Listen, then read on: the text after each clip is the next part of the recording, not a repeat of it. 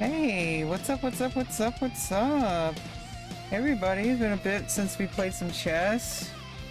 Been a bit since I've been on the desktop setup. I'm a little bit tired. I've been working out a lot. Kind of taking a rest day. And for some reason we're on fitness and health again. I still don't know how to fix this problem. It's like, if I start the stream, oh, I forgot to set the category in Restream, that's why. So I have to set it again in Twitch. Yeah, so that's kind of frustrating. But, you know, it's like, you know, this is like the eternal battle for technical difficulties and technical mastery. Yeah, welcome. I'm kind of like feeling in like a... I'm kind of in like an interesting like era of my life. I'm truly just like, I feel like I'm on this like wash, rinse, and repeat. It like slightly improves like every single iteration, but like I went through all my surgeries, right? And now I'm going through this like waiting list process of like going through like resources for my autism related developmental disorder and housing, which I have now, these resources, but they are slow as molasses. They are slow as molasses. And it's really frustrating trying to go through bureaucracy when you're just trying to get your basic needs met. And so, I don't know, I'm just so frustrated. Sometimes I feel like I've lost my mind. Sometimes I feel like I've truly just, there's no end, and that this is just the rest of eternity for me, but I don't think that's the case. I think it's just, you know, the good news is that regardless of how I feel, things are moving forward. And eventually I'm going to be in my own apartment, and things will be a lot better. And I'll be able to, you know, focus on, you know, more career goals and stuff like that. But until then, I'm just focusing on the basics. You know, I'm focusing on fitness, and I'm focusing, you know, it's been a couple of rest days. Last week I did an extreme challenge, a bit of an extreme challenge last week. Like last Friday, I did like 20% of my body weight in my backpack on a incline manual treadmill for an hour, which is like military grade training. So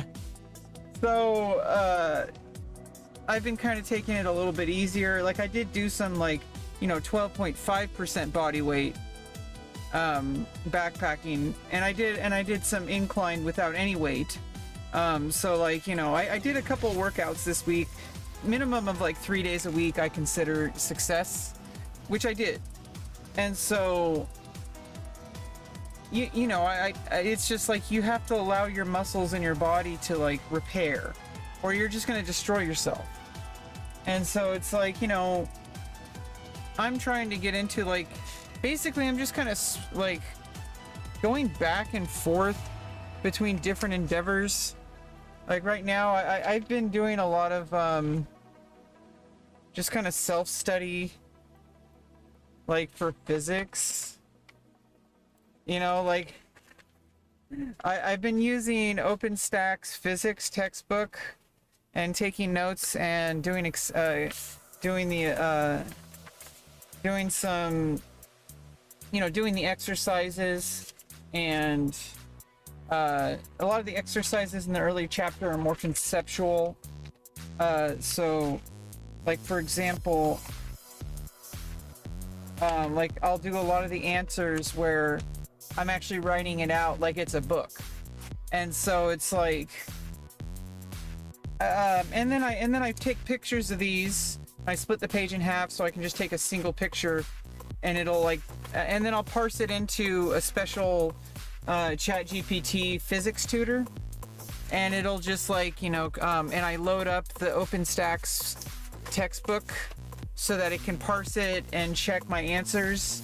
Obviously, the goal in like self-study for math is that you work through the textbook, you do everything, you do all the work, because that's the whole point of the exercises, and then you don't check the answers until after you've already verified yourself with your own self-correction. And then I think, like, you know, it kind of expedites the process when I can just take a picture of it and ChatGPT will do the checking for me. And it might even offer additional insight because it's not just the textbook, it's like also ChatGPT. So I think that's like the way that you should use ChatGPT for studying. You should not use it to cheat on math tests. You're only cheating yourself. Plus you know, because you're not learning, but also you're gonna get like kicked out of school. Right? Like that's like defeats the whole purpose. The whole purpose of going to get an education in something is so that you actually learn. So that because they're not hiring your degree, they're hiring you. And if you can't do anything, I don't know. I'm fascinated. I've always been like really into math and science my whole life, and I've never really felt like there was anything I could really do with it. And now with like the advent of like AI, I feel like anybody can really like contribute to science if they really work at it. Like if you truly dedicate yourself to self-study and collaboration, especially with like Stack Exchange and like Reddit, and with the advent of AI, which is only improving, you can verify all your work with you know, like cheap labor. So you know, it's like, and plus every time you contribute something to AI, it's learning from it. And so I think like that's really what AI should be used for, which is what its like primary focus is, like, you know, science. You know, like so that we can solve the world's biggest problems. That's what AI is for. Obviously people are gonna misuse it, but you know, I think like all in all, like in order to advance.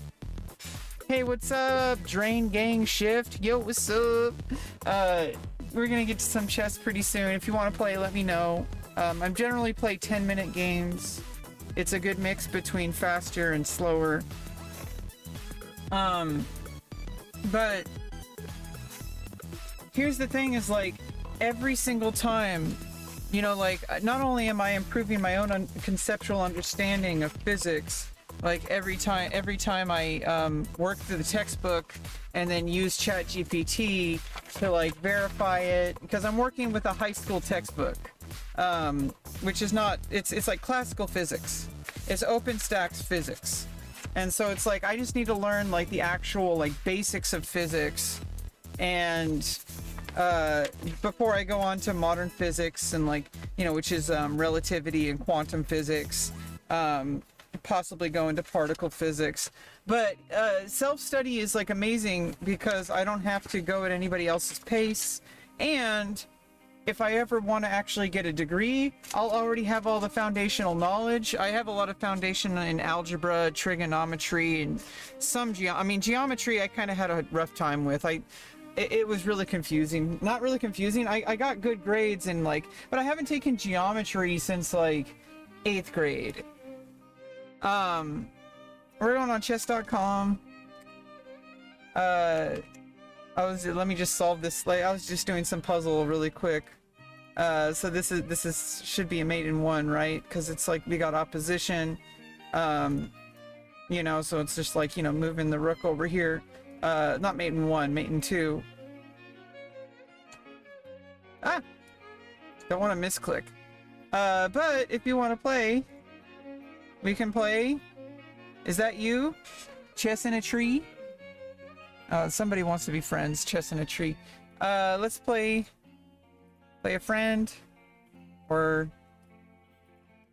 let's see, custom challenge, 10-minute game, unrated, random. Well, Chess in a Tree wants to play really quick. So challenge me, rebeccaloran on chess.com. So let me just play Chess in a Tree really quick. Since, you know, like first come, first serve, right? I mean, it seems fair. I mean, you were here first technically in chat, but this person was here first in chess.com. So I don't know. I don't know. I mean, you snooze, you lose. But I'm gonna be here for, you know, the whole day. So, you know, don't worry about it. So I'm, like, deciding, like... Oh, Chess in a Tree is also on stream. So, you know. NWS? What does that mean? Notwithstanding?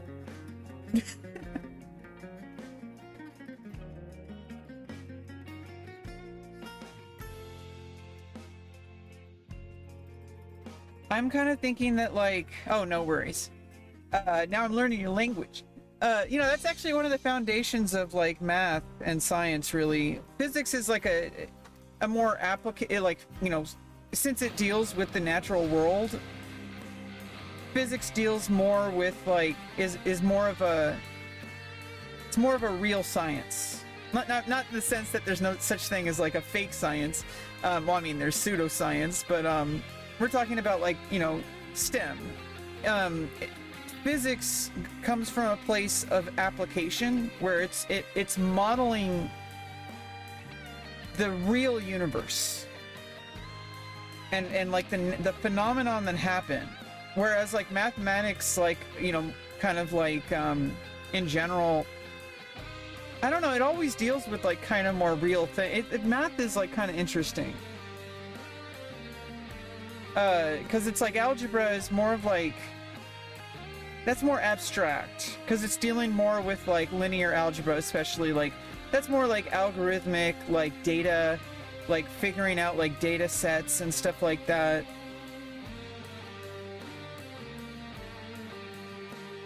Yeah, math is W for sure. I've always had an aptitude for math, but I never found a way to I felt like a butterfly. Felt like a butterfly. Felt like a butterfly. I felt like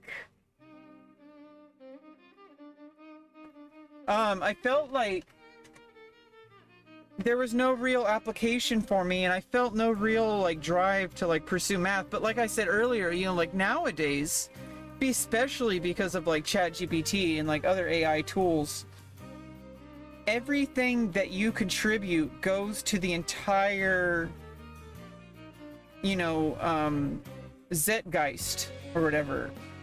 So even if you're, like, a self-study Andy, you can, like, contribute to science.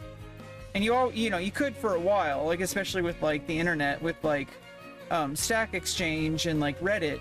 But I think even more so now, because especially with AI, I think you can contribute even more, even if you're a layperson, because you're contributing some kind of fundamental,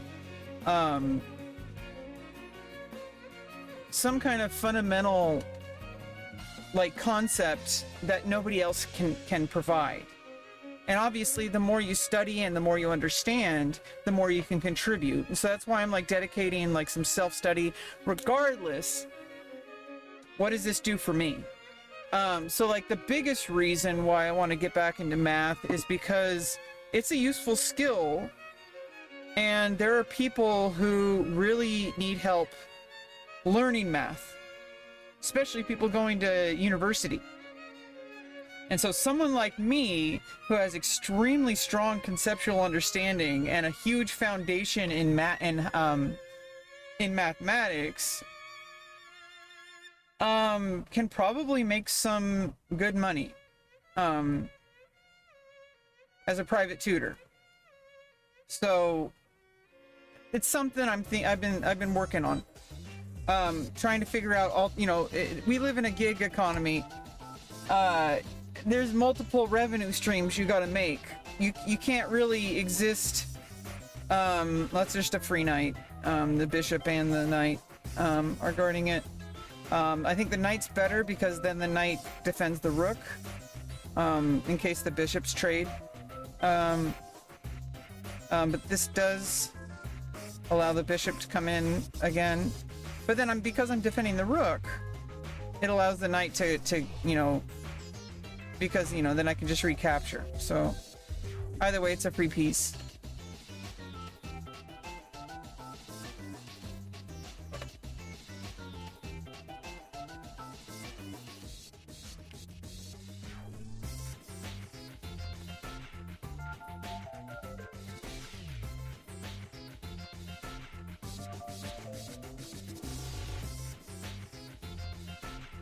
Yeah, the best thing you can do is to just keep, like, if you make a mistake, you lose a piece, don't tilt. Like, just keep going as if you're still winning. Like, I mean, not like that, but like, keep going and just focus on the activity of calculating. Because then what happens is that now, and now I'm just trading off. I do lose the defender, but like, if you're up material, you want to, you know, simplify the position. I can't do this yet. I could offer a trade if bishop takes, knight takes, and I'm still defending the rook, but then it opens up for doubling up the rooks. So now I'm challenging the bishop. If trade, knight takes, and the knight defends the rook.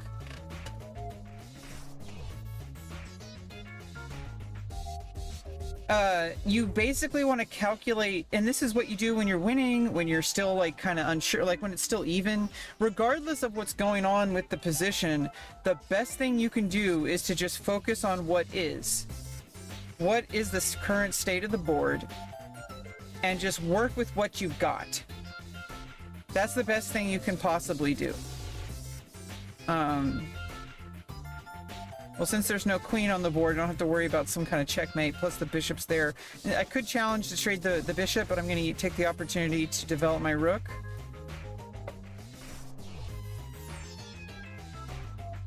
I want to trade off the bishops, so that I can start, you know, attacking the rook.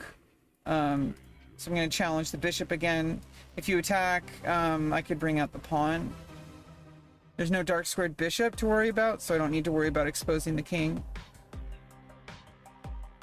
And also it kind of opens up the rook for pushing the f-pawn. Yeah. But, yeah, that's... I think the best option is just bishop g4, attacking the rook. But then I move the pawn, and then you move back. But then what I can do is then I can develop the knight here. It puts pressure on g7, and there's also a checking opportunity. I'm attacking the rook if the rook moves. I can then, I gotta deal with then I take the knight. Or, you know, you don't actually have to, I mean, it's defended by the knight, so you can just move the rook. Okay, and then trading off, it works in my favor as well. I understand that, yeah, okay, so here's what Chess in a Tree said. I always checkmate with my rooks, so my rooks are my most protected pieces at all times. I understand that sentiment, but here's like one of the things you want to understand about chess. Chess is a dynamic situation. And what do I mean by that? What I mean is that every single time a piece is moved, the entire situation changes, and you have to reevaluate every single turn. Sometimes protecting your rooks is the best thing you can do, most of the time. There are other situations where temporarily you need to protect whatever other pieces are in danger. And I'm just going to take here. And so, like, this is like kind of, you're not dumb, you're just learning. You know, but this is like one of the things that can push you to 1,000 rating. Start thinking, you know, the basic opening principles, you know, learn those things. The basic thing you can do, here, let's do a game review really quick. But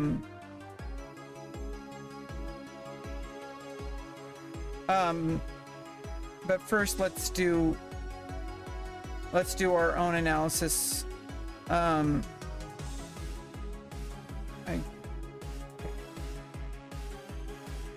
Let's open it, and okay.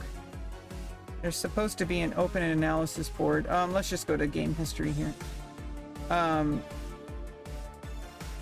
Okay, let's review this game. So basically, you're playing fine from here, trading off. White's at an advantage here. I do block my bishop, but that's why I eventually brought the bishop out this way. Usually the reason you don't trade off this queen is because it benefits me as white, because what happens is once you take it, it allows me to develop the piece. And you wanna focus on speed of development. So usually what people do here is they play Queen A5 or Queen D7 or Queen D6. But like, if you're gonna play this opening, you should know the common lines because this is a very specific opening.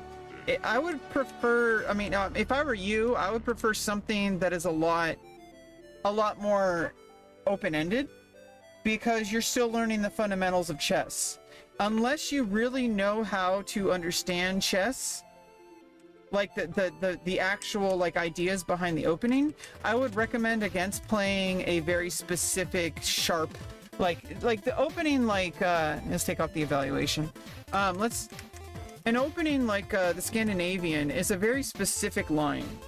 If you're I would recommend playing more open-ended games like after E4, just play an E5. You know, usually the response are pretty, you know, straightforward. You know, there's a couple of variations, but like they're pretty straightforward. You know, you're gonna get your knights out. You're gonna adhere to the general opening principles. You know, like for the most part. But you know, here's the thing: is you need to understand, and this will push you straight to 1,000 if you keep playing with this in mind. There is no one-size-fits-all understanding of chess. There are opening principles, there are general principles, but you need to be able to evaluate the position at every single step of the way because one situation is going to be all it takes for you to make a mistake. And so like if you play situations where it's more open-ended rather than going into a very specific line, like if you play E5 here, like if you play C5, like you better know what you're doing. You know, if you don't win like, you know, over 50% of your games, you should play openings that are more like in your kind of going to give you like, and this is why I play E4 is it gives me more variety. Because there's so many different options to reply to it, really. If I play D4, there's really only so many options. You know, Mantis, is that you, Drain Gang? But let's finish the review really quick.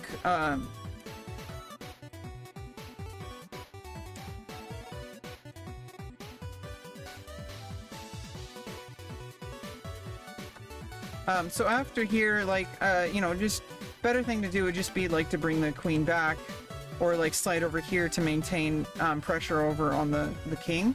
But, you know, my suggestion, like already from the beginning, I could already tell like where the issues lies because you if you're gonna play this opening, you need to understand what the ideas are, and if you're gonna just keep checking the king, you're forcing moves, but like, you know, you're working in my favor here because you're going against the opening principles. You don't generally move the queen out early, and you don't generally move a piece twice. You want to get all your pieces out. You know, this is why an opening like the open game here, this is why you'll do something like just bring all the pieces out, right?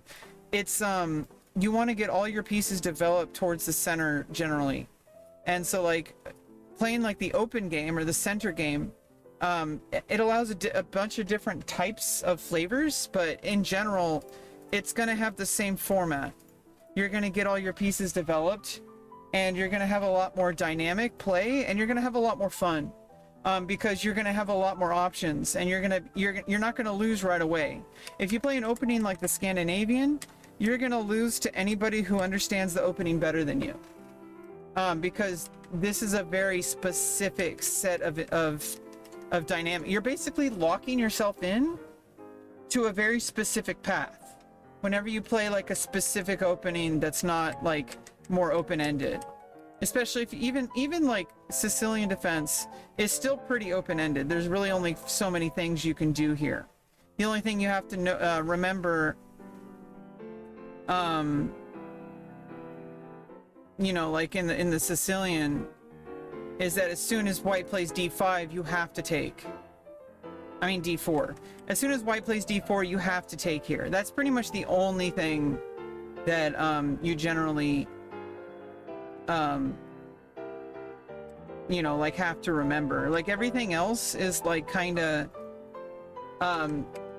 still like, you know, the same ideas, but you have to understand the ideas. So I would focus less on like, you know, trying to do sharp openings, trying to do like a lot of people who are starting out with chess, they try to pick up some chess opening book or chess opening course they found on YouTube. Am I live on TikTok? No.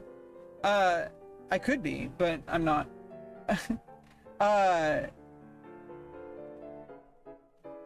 One of the things that a lot of beginners fall into is they see some opening, you know, YouTube video, like win all your games if you learn this opening. But the thing is if you learn the opening, all it takes is somebody who knows the opening better than you to lose. And then they will win every single time if they have stronger chess fundamentals, if they know the opening better than you. And then it becomes a matter of just like, oh, well, I'm just going to play like, you know, you're basically rolling the dice now. You're not really, you're focusing on, does my opponent know this opening lines better than me? And that's not really chess. That's just memorization. I'm on Twitch and YouTube right now. So I would highly recommend going into the lessons in chess.com. Go to the lessons and there's a lesson library. And wait, maybe not lessons. There's a I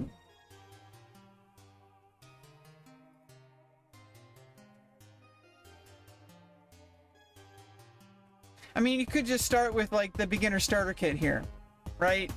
I mean, that's you know, this is probably good. The beginner starter kit.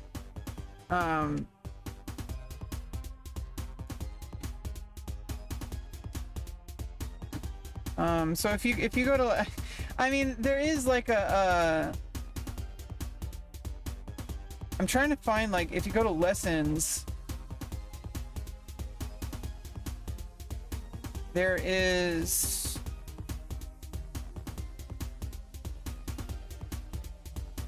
there's supposed to be like a beginner, like just like learn chess.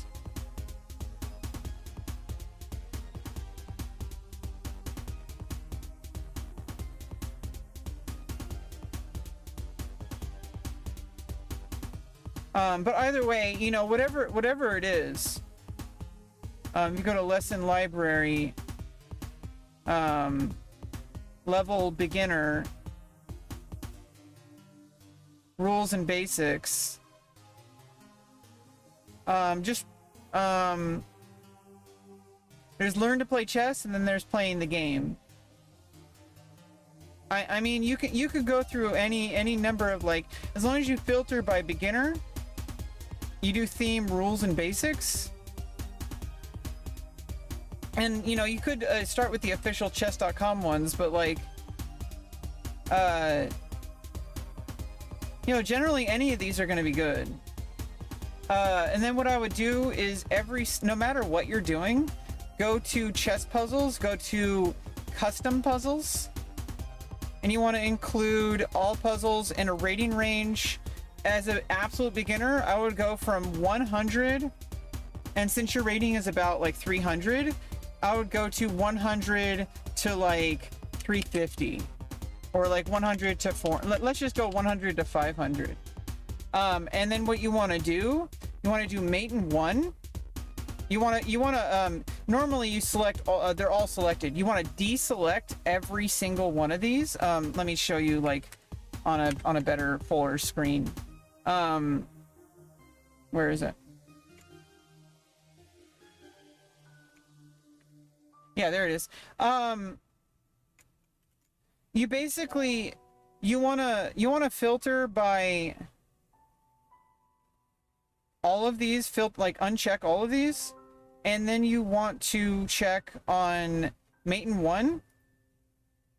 You want to check on pin, and you want to check on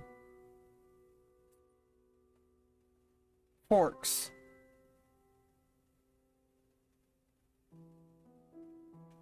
You might even just want to do one of these at a time. Where's fork? Yeah, fork / double attack. You want to just go 100 to 500 rating range. Go to start. And it's only going to give you the most basic of puzzles. This is going to teach you probably more than anything because you're going to learn by doing. The number one thing you want to do when studying chess puzzles, when doing chess tactics. I'm frozen. You want to hit refresh. The number one thing you want to do on chess puzzles is before you even start clicking the answers. A lot of people who are beginning at chess and chess tactics puzzles is you don't want to just start making moves. You want to get into the practice of every single time you have a move to make and it's your turn. You want to look over like what your general like most likely options are. You want to look for basic ideas. There's an order. Checks, captures, threats. Checks, captures, threats. And then variations. So CCTV. Checks, captures, threats, and then variations. CCTV. Checks, captures, threats. So you want to look for checks first. You want to kind of like make a quick overview over the position before anything, like saying like, okay, where the king is, my king in danger. Like you kind of want to just like do a passive like intake of like overview the board, you know, look at all the pieces, and then you go through another stage and then you say, okay, checks, captures, threats. You know, like, okay, I have a check right here. Rook b1, check. Is there anything white can do about it? The rook can come over to e1, blocking, but then what can I do? I can just take, and then it's checkmate. So here we go. And that's how you solve chess puzzles. You're sad today? I'm sorry about that, High Life. Yeah, we're taking a little bit of a break up from exercising, because I just kind of overdid it a little bit, and I need to kind of rest for a few days. So we're just playing some chess. Drain gang, are you there? Is that you?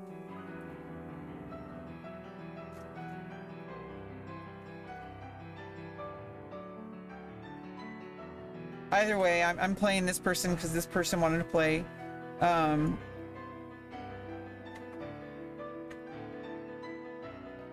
Okay, so I've been kind of working more on like kind of 4 knights, but Actually, I've been kind of going with this opening more lately.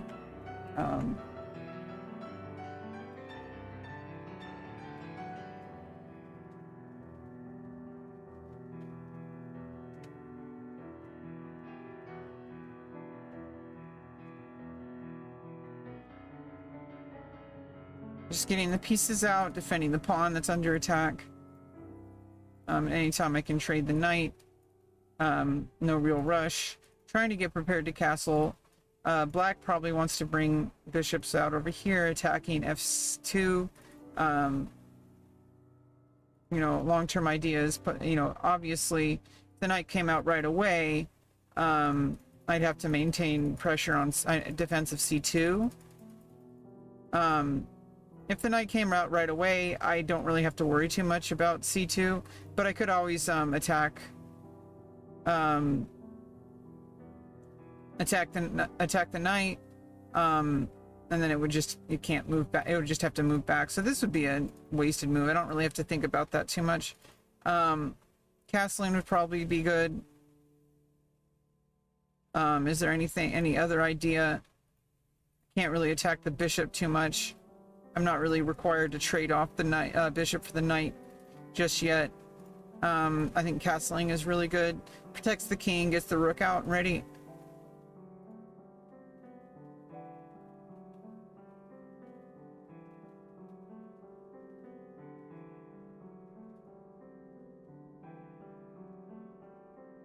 Okay, so black's probably going to bring the bishop out to defend.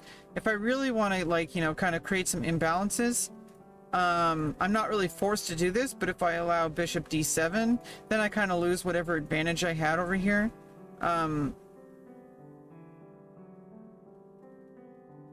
I can't attack the knight directly because to take advantage of the pin.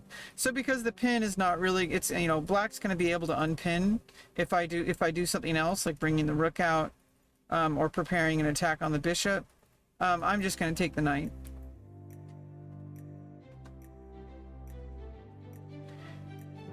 Do you still living in trailer? Yeah, I mean, nothing's really changed. Oops. I'm still, like I was talking at the beginning of the stream, like, I'm kind of in a situation where I kind of just need to hold tight. I'm kind of in a weird waiting list situation right now, and it's frustrating because nothing I do seems to matter. I wish I could build, you know, if I could do things on my own, obviously I'm not going to give up. Like, you know, you see me here live on stream right now. That's something. You know, but like, if I could have figured out how to, you know, build, you know, employment and have a career of some sort that would actually make some forward momentum to get my life moving forward, I've been trying to do that on my own for like the past like several years. That's why I'm waiting for these resources like North Bay Regional Center. But they're so slow and it's really frustrating. And I wish it would go faster, but nothing I do can make it go faster. And so I'm just like, you know, studying physics, and we're getting back into chess, and you know, stuff like that. Okay, let's kind of, not really required to deal with this pin just yet. I could create a pin of my own while developing the bishop. If takes, I can just move back.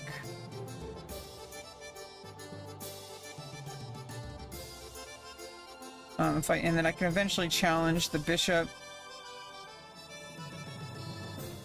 Yeah, I'm gonna be a little bit weakened here because of the pawn structure. No, you're not bugging me at all, High Life. Basically,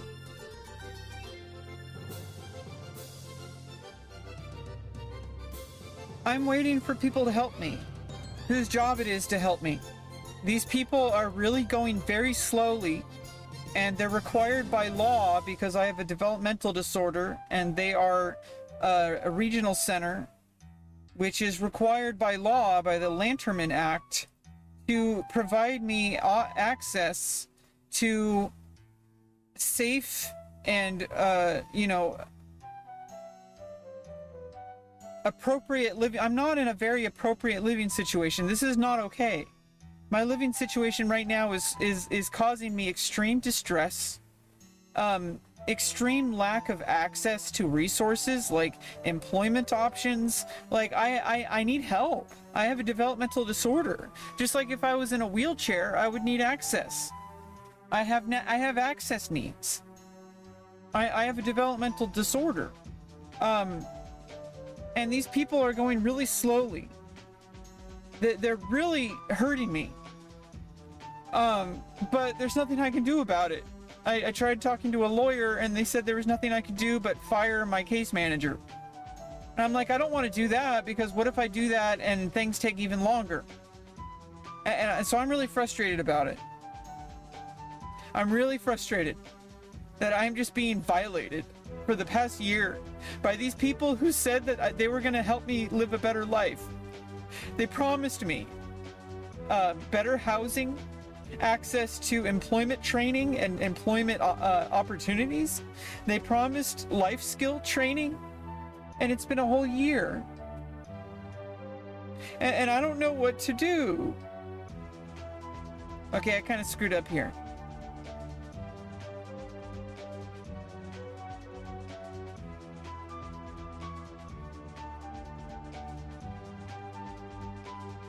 I could start with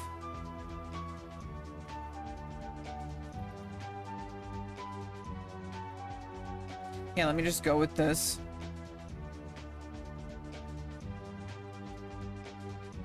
Because then it at least forces some imbalance. And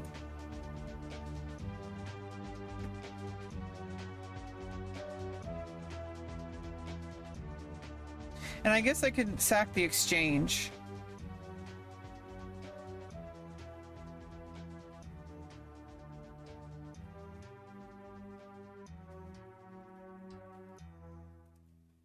My rook's a little bit misplaced in that situation. Yeah, and so I'm just basically focusing on things that I know how to control, which are like my physical fitness levels, studying physics, you know, playing chess, you know, doing my stream.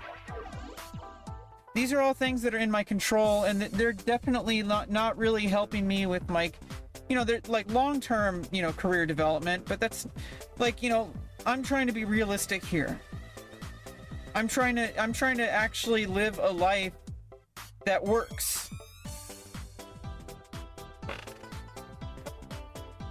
There's realities. Hey Farzad, how are you doing? Thanks for the follow.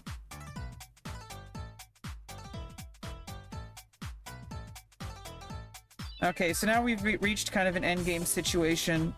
I think what I can do, try to close the center because I have the knight.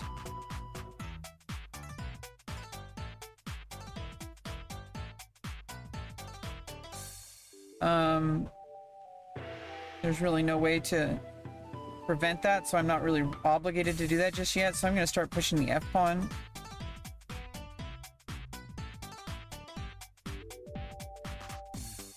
And I could really... yeah, this is going to take a lot of time. I could start pushing here to defend against the rook. Okay. Oh, there's like a mouse in my room or something.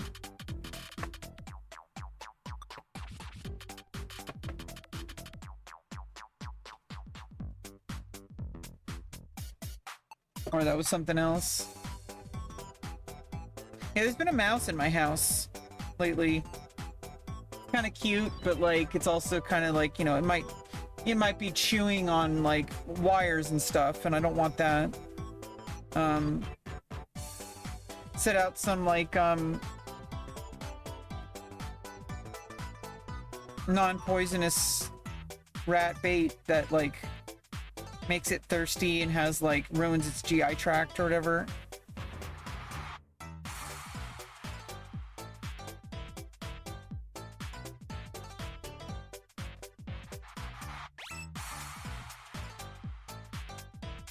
Yeah, I mean, here's some unsolicited advice, High Life, but like, you know, I understand things can be challenging and you're in the same boat with stuff. My first recommendation is to quit, you know, quit drinking and smoking weed. That's like my number one. That's the best thing you could possibly do to improve your life right now.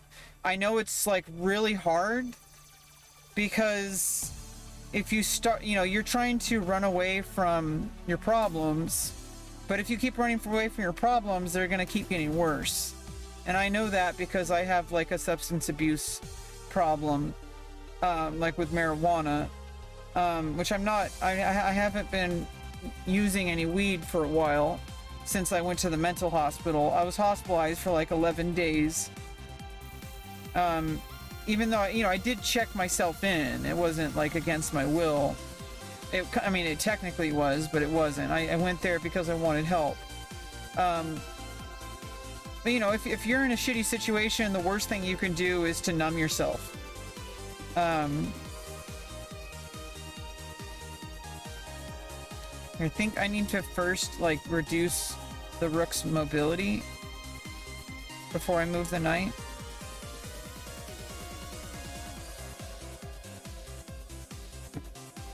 Well, not just lose the pawn. I'm stupid. Hey, Sand Viking, thanks for the follow. Yeah, I mean, sorry to be a little bit rough. It's just I'm only speaking from my own experience. I'm good. I'm actually feeling like kind of good today. Just like resting from some. I've been going through some extreme like kind of physical fitness. I'm just stupid here. Yeah, yeah, we can play. rebeccaloran on chess.com.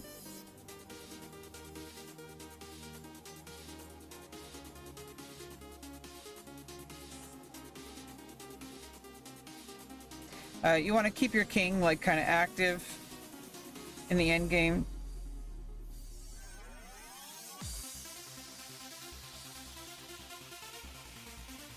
Yeah, I've lost this game. But once you have a winning game, you gotta prove it.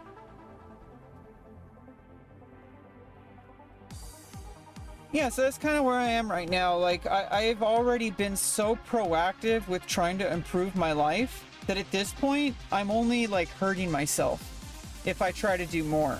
If I could have, you know, done this on my own, I would have already. I'm 37 years old. Okay, like, I need external resources, and I have those waiting for me. Oh, you gotta be really careful here. Unfortunately for me, I didn't have a... I had a pawn move. Yeah, and checkmate was allowed. Let's just do a quick game review here.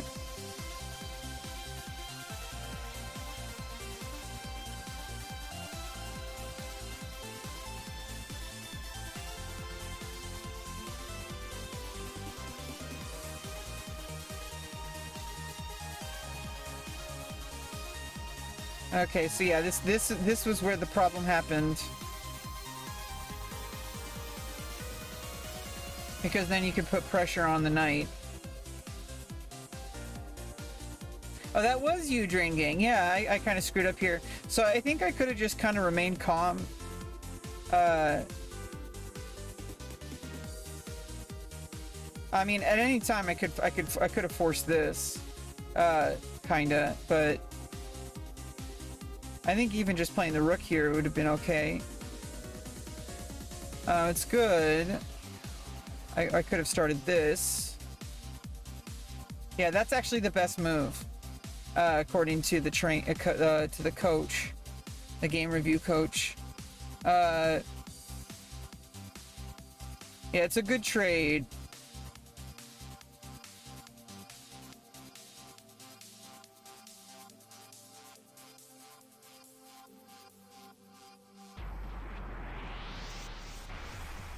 Because after takes, and now the king's exposed.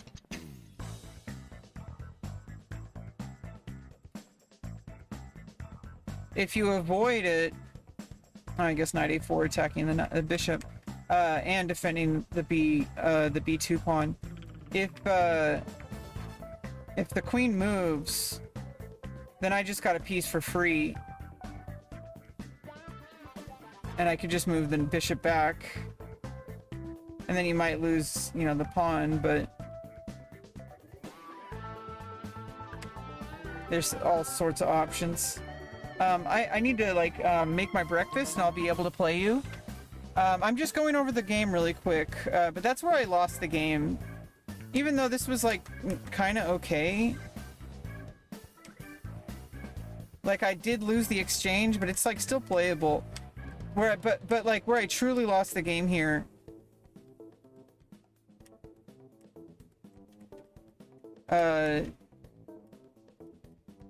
Pretty sure there was something later on.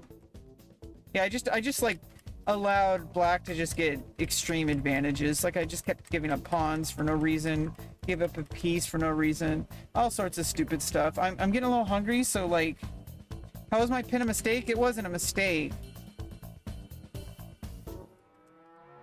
I don't know why that sometimes the engine thinks it's a mistake. Let's see.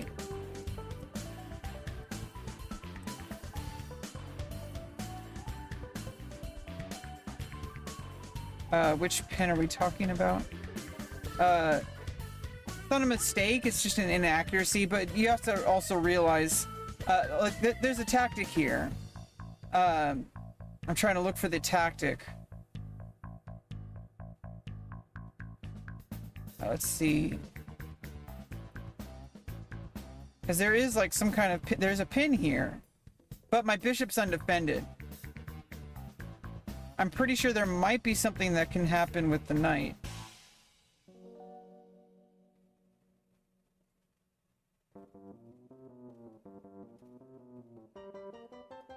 Some kind of tactic here for black. Let's see, there's a check, but you just take with the queen, and then I defend the bishop.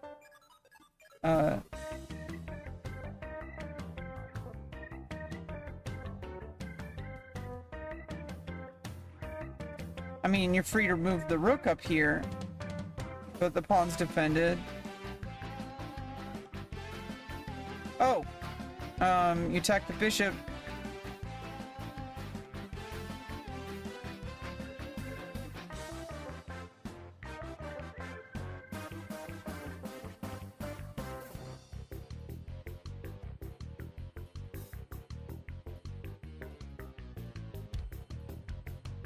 Huh,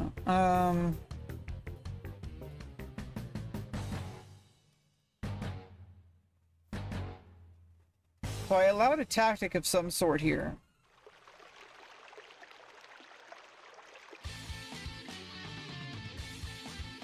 Most forcing is to attack the bishop, but I don't really see what that does. Oh, that attacks the queen. And then if takes... Nice defending. Can attack the queen.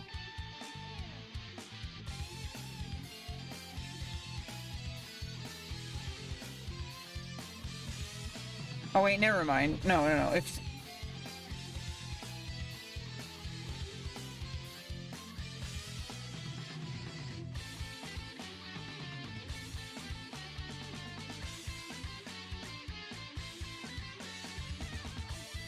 I definitely can't take with the queen. I guess I moved the queen here. I'll accept your game in a second. I'm just going through the review. I want to find this tactic, and then I'll accept your game.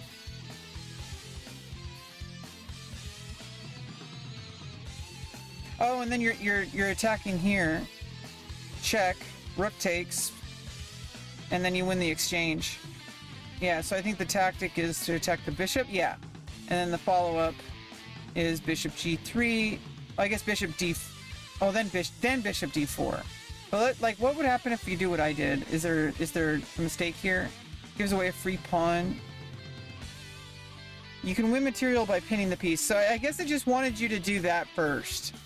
See, this is what you have to kind of take the game reviews with a grain of salt sometimes, because this is, yeah, like, this is like objectively better according to the engine, but like what you did was absolutely perfect. Like, you played absolutely perfectly here. Like, I made a huge mistake. I got rid of the defense. This is where I lost the game. At least it's where I lost the exchange. Because then, you know, I had to sack the exchange. And then I just slowly lost because I kept giving away pawns. Okay, I'll accept your challenge now. Wait, where's the list of challenges? Go to play. Oh, there we go. Yeah, we'll go in the order. There was another person who wanted to play Sand Viking. Good luck. Have fun. Okie dokie. Yeah, so like, take those game reviews with a grain of salt. Oh yeah, I need to make my oatmeal. Let me just get into a better, like, out of the opening first. Go here.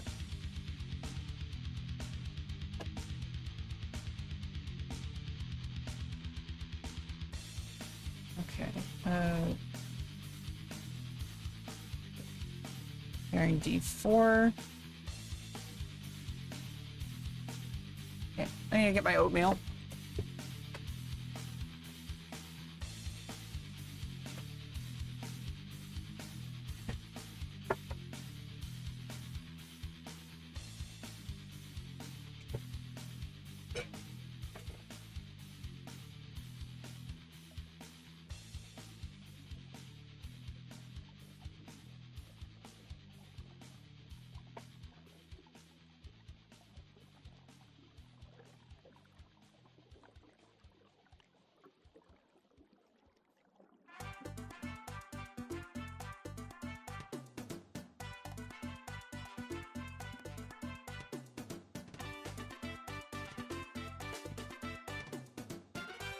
So yeah, like, this stuff I was talking about to High Life about, like, you know, my general, like, life issue right now. Right now, I'm in a fundamentally different situation than I was 6 years ago. I have put so many things forward that I needed to move forward. And now I'm just in a situation where, you know, I'm blocked by bureaucratic waiting periods. And so now it's a very, like, fundamentally different situation than in 2019. In 2019, I had absolutely nothing going on. All I had was Twitch. I was playing chess on Twitch, teaching some chess that I lost my job in, and I found out I never want to work with kids again. They're too much pressure, and there's too much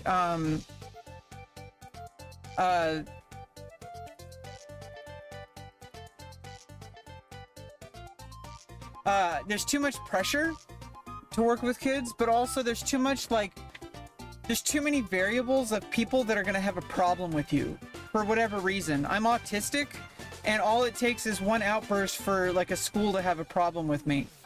And I lost my job.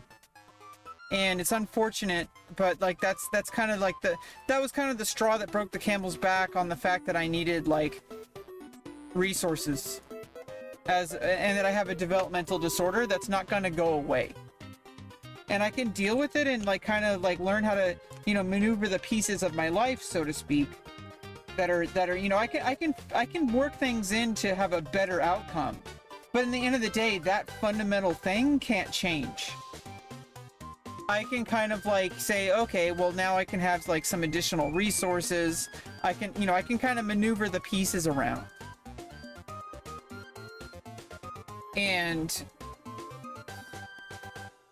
you're a little bit of similar, Sand Viking. Yeah, I mean, a lot of people are in the same boat. Everybody's kind of the same, but different. And,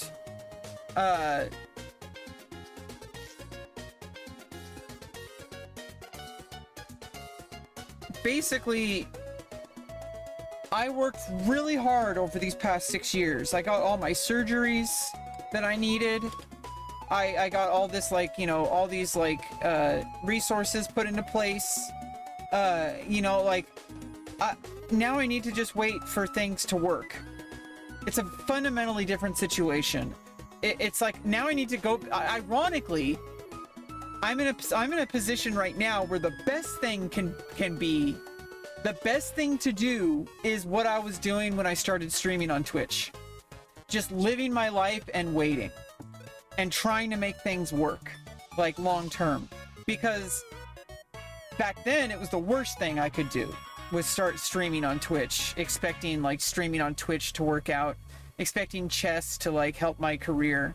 Like, that was, like, the worst thing I could do. Because I had nothing else going on. I had no school going on. I had no employment. Like, that was, like, the worst thing. Now I'm in a situation where I have so many things backing me up. It's like the fundamentally, like, best thing I can do is just to hold on and wait for the resources to start and then go from there. That's where I am right now. I actually, like, am gonna have a better outcome if I slow the fuck down and stop getting in my own way.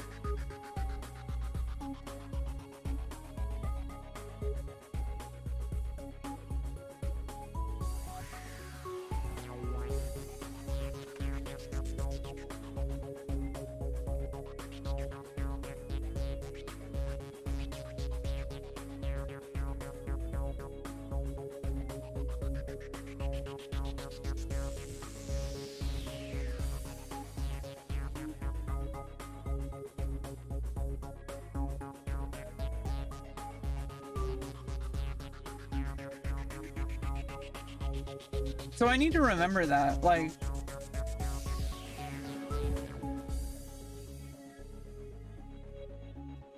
night coming in looks a little bit dangerous.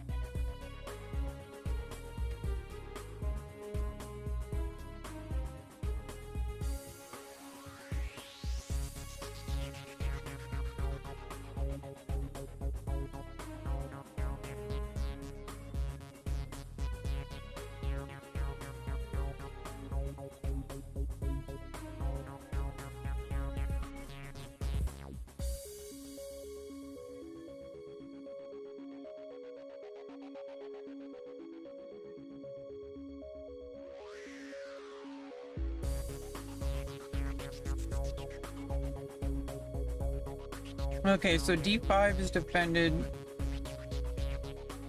twice.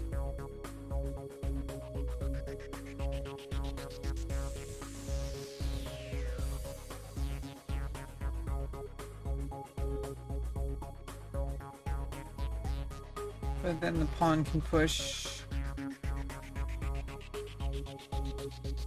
I could attack the bishop first. Then it just has escape squares. But it does kind of solidify and prevent any kind of push eventually on b5. Bishop.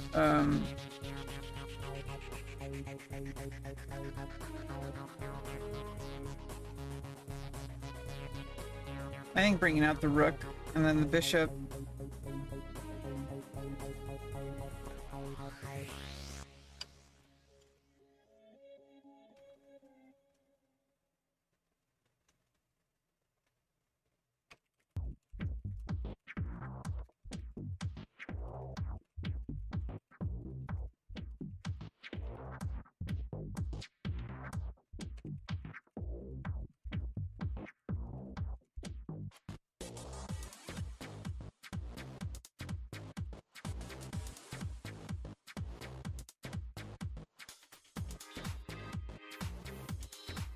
Yeah, you know, so like I know I have some huge strengths, you know, like I'm able to really like power through situations that are seemingly impossible, which is a very strong skill to have.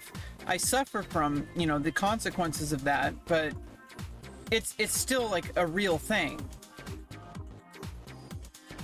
that like nobody can take away from you. Like I was able to get all my surgeries to happen by exercising and controlling my diet so strongly that I lowered my A1C to even better than what the doctor wanted me to get it to when I thought all else was hopeless.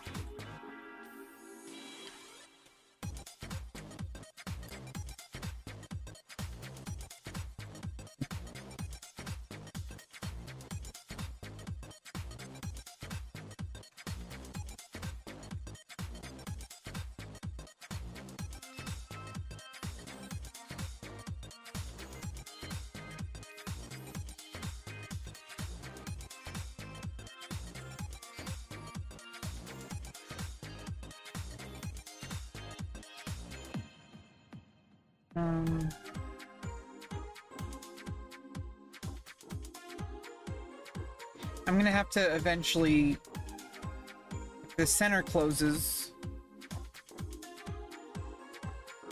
Now bringing the bishop in is a bad idea.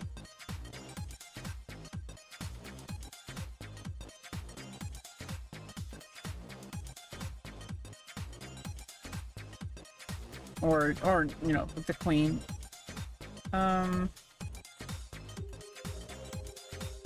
Oops, I ran out of a lot of time.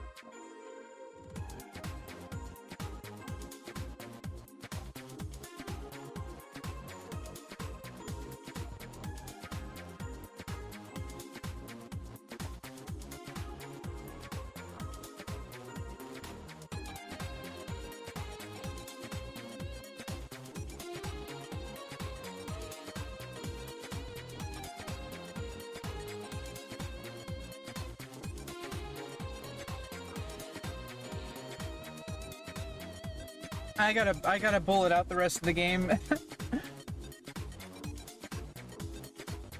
I was yapping a bit too much.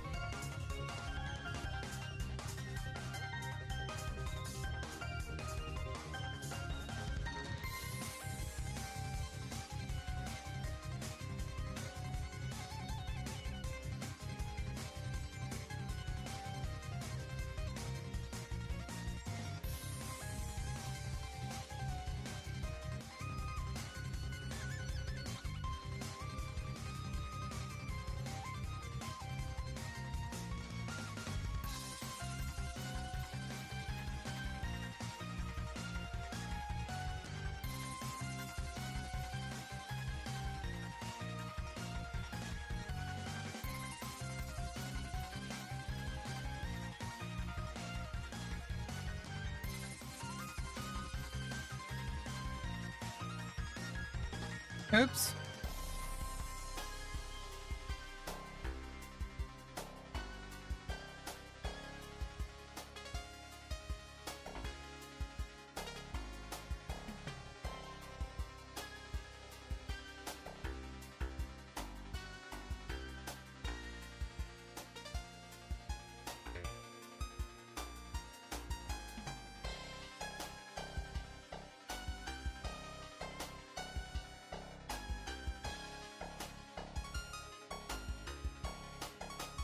Oops.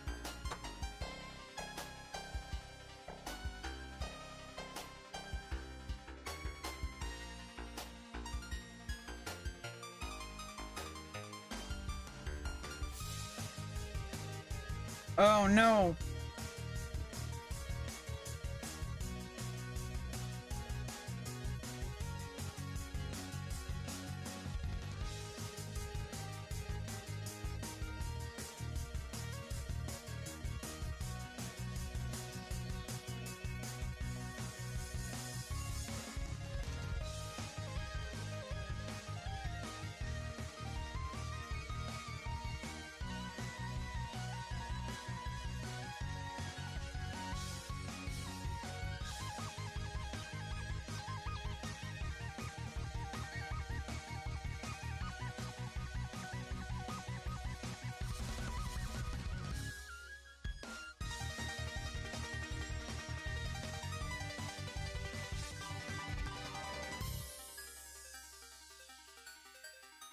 No, don't ever worry about time wasted. I got nothing but time.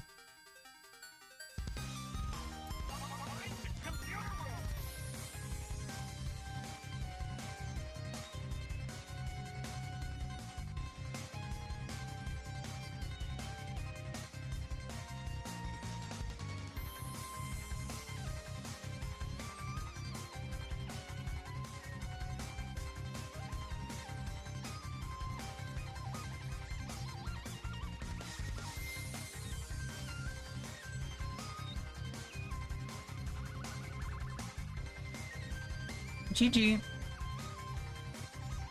Let's look at it really quick. Oh, we got like multiple copies of the...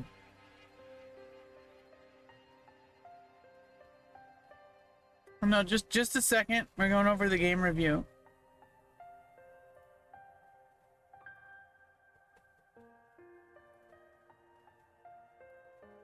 Okay, you know, stronger option, probably castling.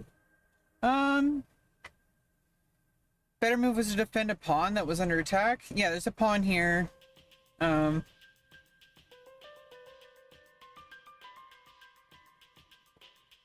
yeah, I missed out just taking the pawn.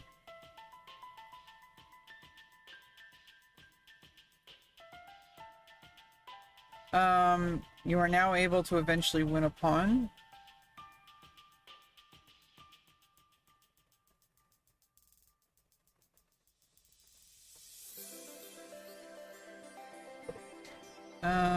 What's the best move here?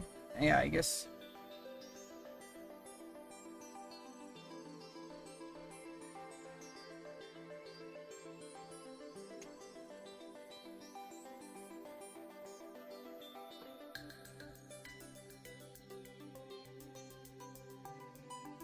I could tactically win a pawn here.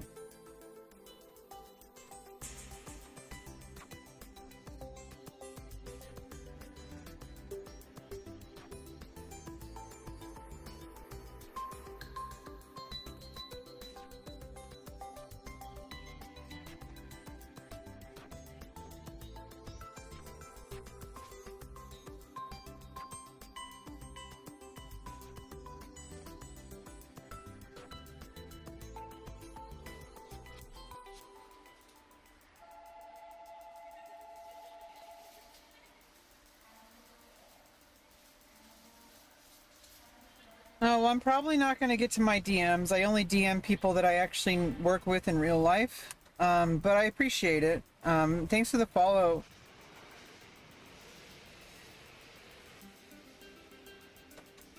I hope you understand I kind of keep a professional distance.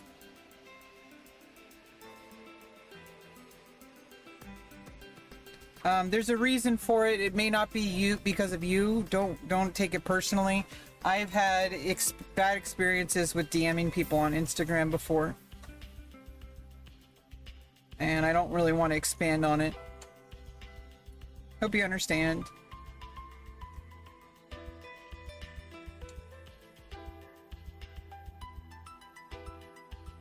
Yeah, we're just getting into like nitty gritty here. It doesn't really particularly matter.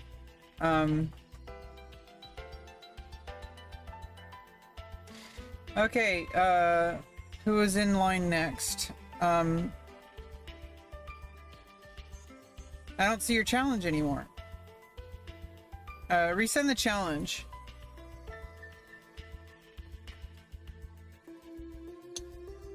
Probably not, unless I met you at a chess tournament, and if you're an adult, 18 or older, then I might talk to you outside of stream, but I'm not really likely. For now, like, you're happy to play me on chess.com and to talk to me on stream. I am here and I'm available. I don't really need, there's really no reason to DM. So this is why I get a little bit fishy when people want to DM, because there's no reason to DM me. There's like zero reason. So like, you know, you can talk to me here, it's fine. And if we're playing a chess game, you can talk to me here on chess.com.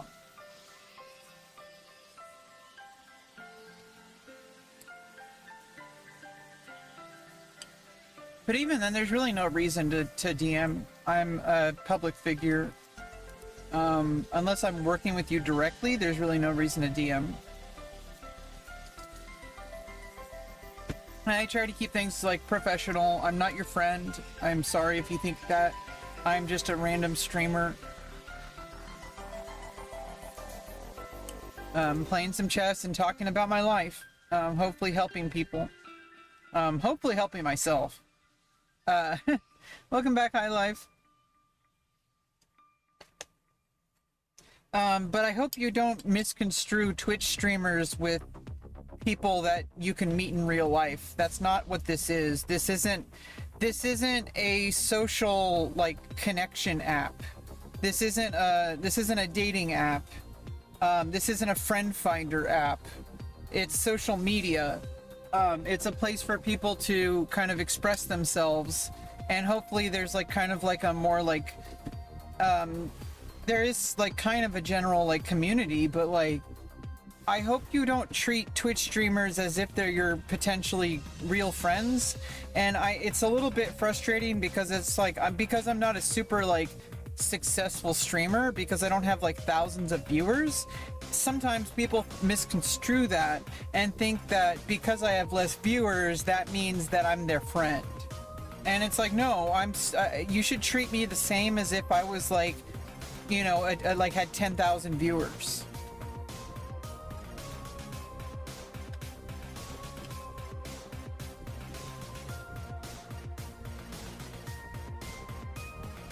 I kind of dislike that sometimes people will try to take advantage of you because they think that because you have lower view count, that means that like, oh, well, you know, you need me. I don't need you. I'm sorry. If that's what you think.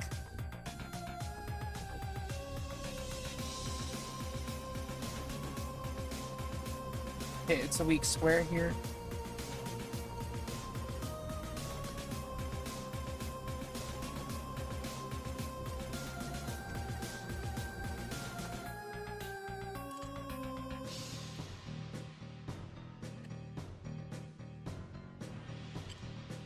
And remember, I have plenty of time this game.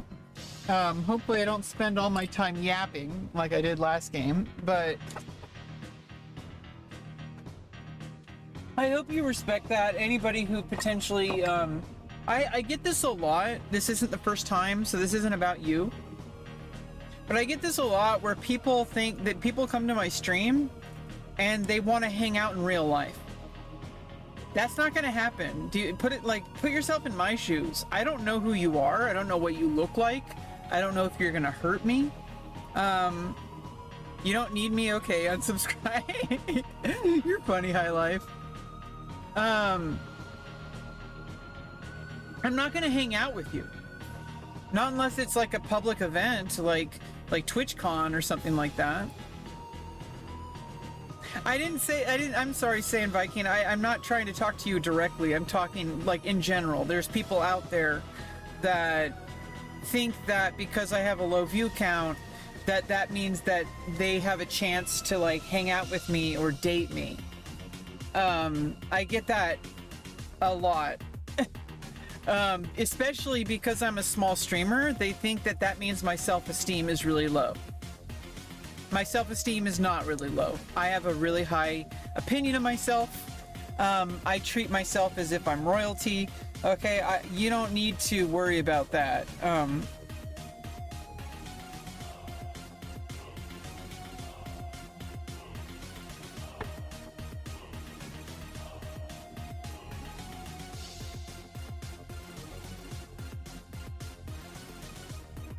I mean, you shouldn't really think about it that way. You say maybe in future. This is kind of a lot of the issue that some people who are really desperately lonely, I would know because I'm extremely lonely.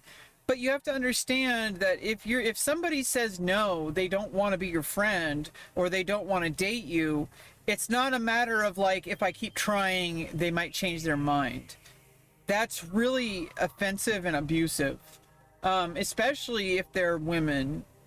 Because women are used to being targeted by people for sexual or love interest reasons that maybe a lot of men might not particularly understand because they're not used to it. They think they're doing nothing wrong because in their point of view, it's only one person. And they think they're special. And it's not that you're not special, it's that you're just one person among a sea of people who assume that because I have a low view count, that means I'm going to hang out with a viewer.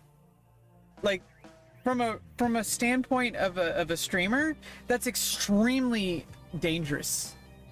I don't know you, I don't know what you look like, I don't know what you're going to do once you meet me. Like, there's all sorts of stuff like that. And so, like, I have to think like a chess player, right? Like, the only, like, real reason I would ever meet someone would be in a professional context. And it's not going to be, like, it's not going to be, like, you know, like, if your goal is to, like, infiltrate my social circle so that you could be friends with me, so that I might change my mind about you, like, that's already, like, very, like, aggressive. And makes me feel like I'm in danger.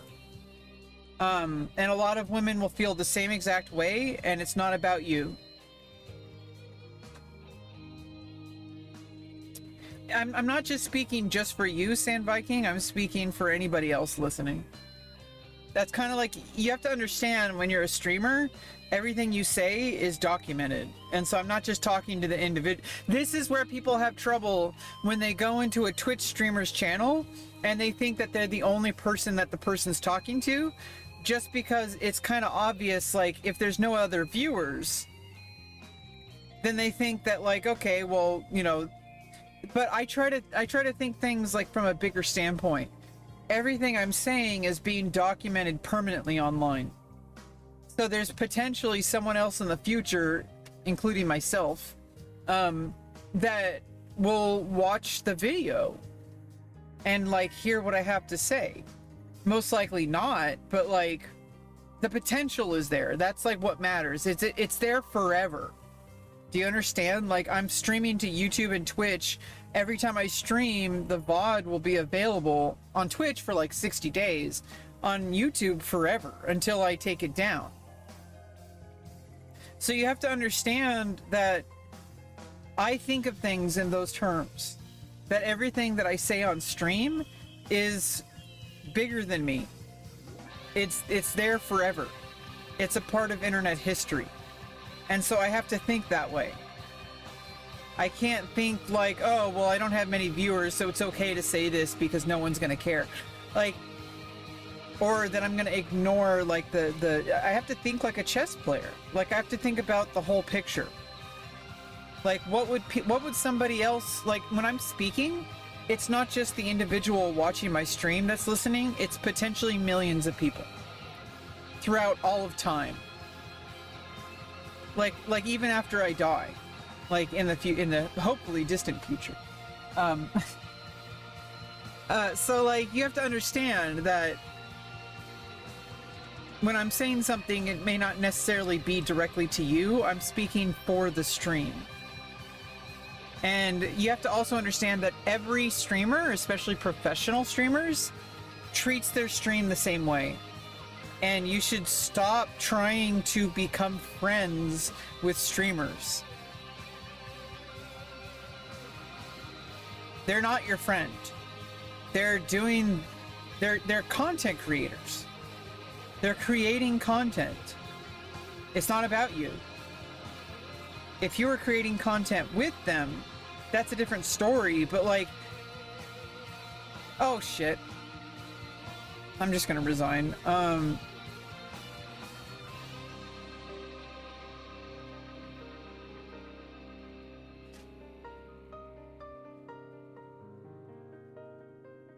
I probably shouldn't have resigned, but still.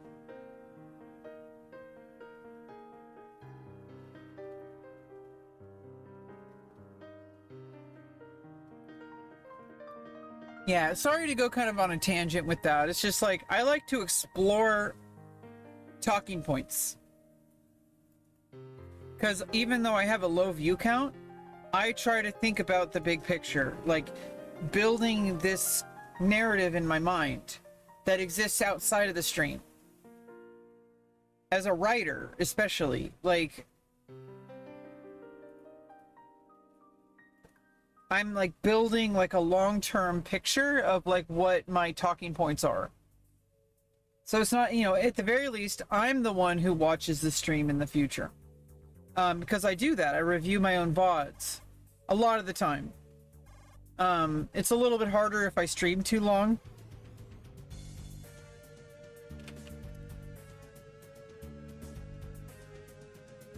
But I like to treat my stream as like an open canvas that I can explore concepts even if nobody else is watching. I treat it as like, you know, I'm creating a document. It's a document of me at this exact moment with what I know about the world at this exact moment, where my life is at this exact moment. I find that historically valuable, even if it's not gonna build my career. I mean, it's something, right? Like, if I'm going to pursue some kind of career as a content creator, I have to create content, right? Even if it's not like, you know, the absolute most efficient way to grow my content career. Like, I need to calm the fuck down, right? Like, sometimes, you know, you just gotta chill and slow down a little bit.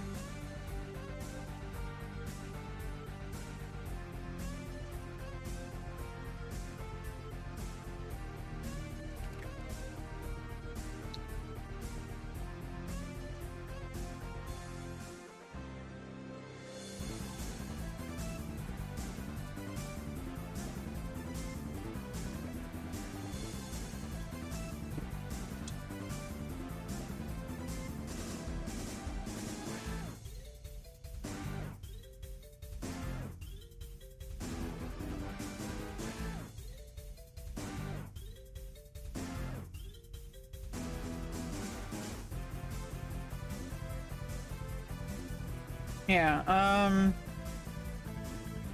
Thin Viking isn't, I guess Thin Viking has to go. It's okay. If you need to go, resign the game.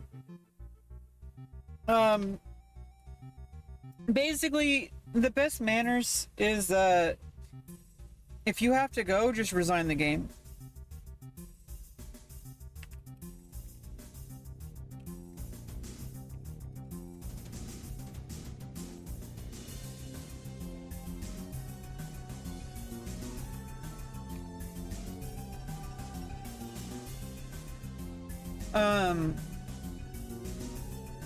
Yeah.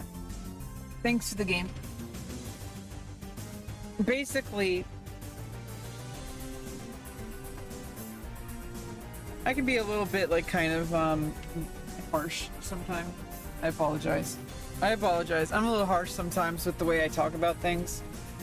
I'm not really gonna apologize, but like, I would like to be a bit softer of a person, like to people. I want to be kind, right? Yeah, we can play. Send me a challenge, rebeccaloran on chess.com. 10-minute games unrated.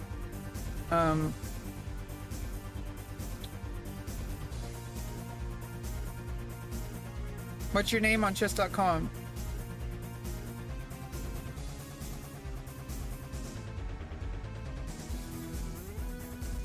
Oh, you're Low Nomer. Okay.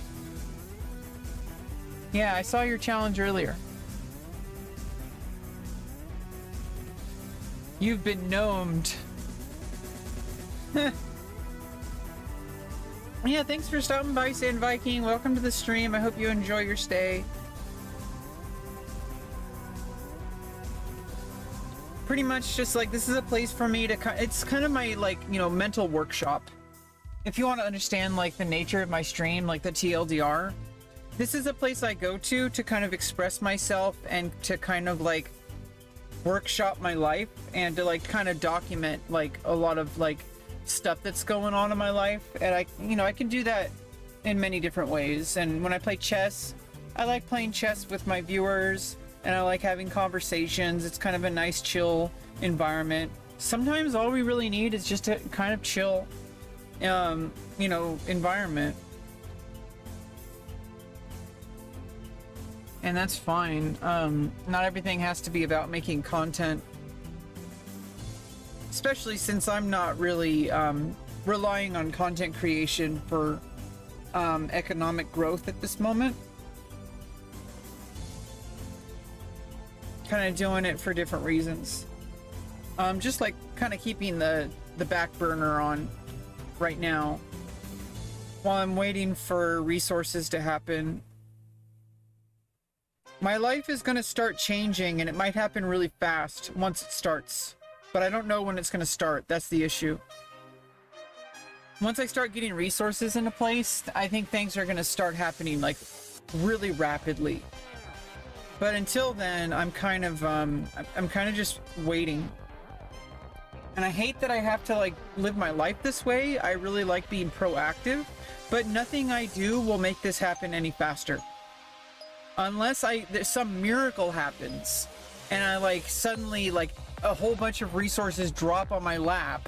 Like if I start getting like a personal mentor and life coach outside of North Bay Regional Center, like randomly, or I win, or like someone drops like $1 million on me.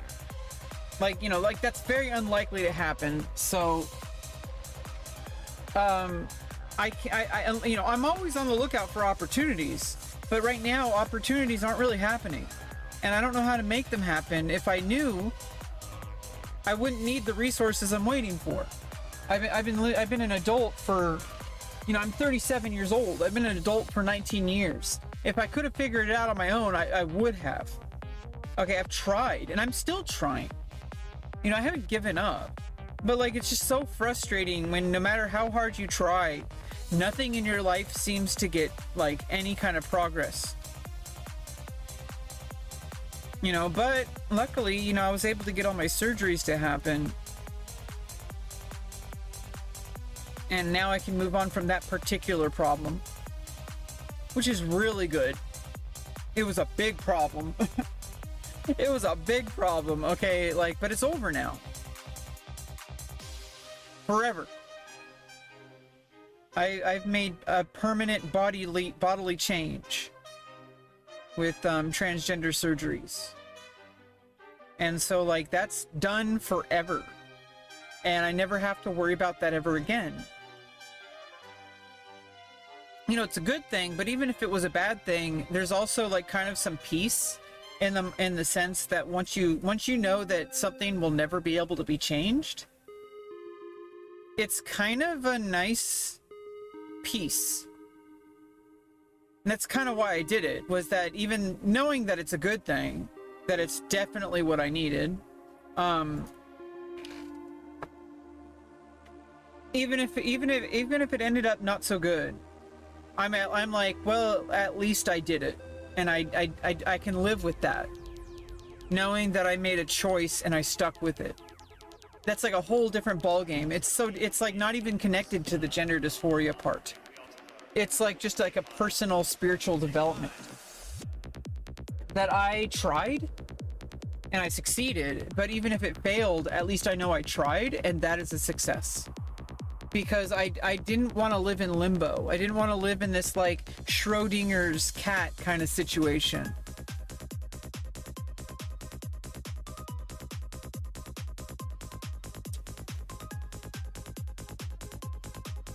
And so I made a decision. I'm like, I'm gonna do this. Screw everybody else. Screw all these other decisions that I'm, oh, you know, but once I commit to it, I can't, you know, it's gonna be hard. It's gonna take many years. Like, okay, well, that's like something that I overcame. And I had to commit to that knowing that it was going to be difficult. And once I committed, I didn't stop. That was really important. I think a lot of people who go through transgender medicine, some people don't really have the greatest outlook because they flip-flop a lot. Once you make a decision, stick with it. I think it's like really, I think it also helps in chess. That's why decision making is the important part. You don't want to make decisions willy-nilly. You want to kind of think about why you're making the decisions you're making, because once you make the move, you can't undo it. So it's really important that you put in the work to analyze and understand the options to the best of your ability. And you'll, you know, like with my surgery decision, I like signed on like a whole bunch of doctors, and like, you know, I had a whole bunch of support. I wasn't alone. And so that was like really important. Okay, I need to kind of do some long-term thinking here.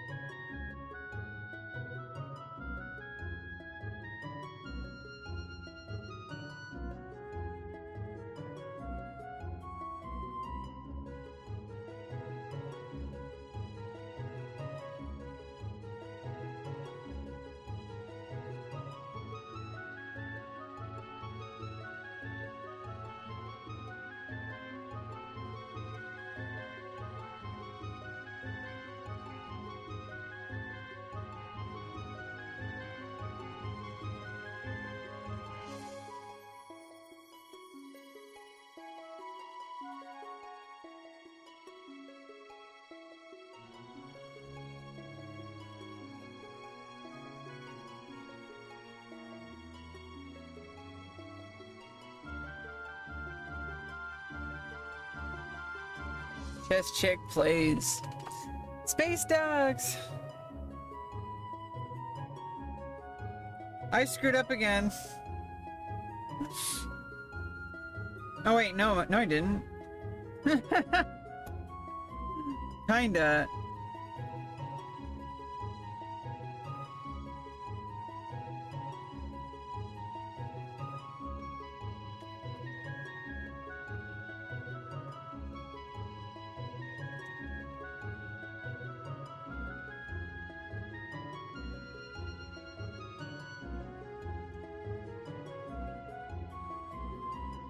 I should have just taken the rook.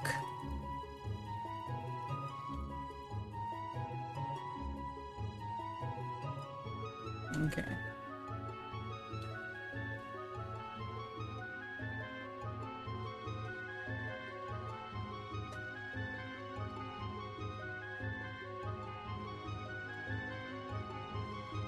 At least I exposed the king.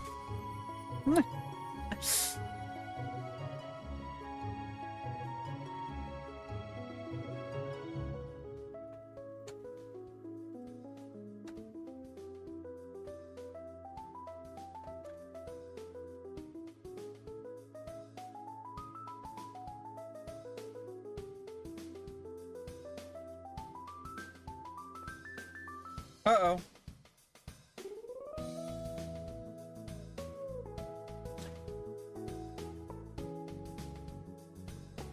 So, like, you know, the biggest, like, lesson I learned about myself while going through that whole process was that I'm extremely capable at doing what needs to be done.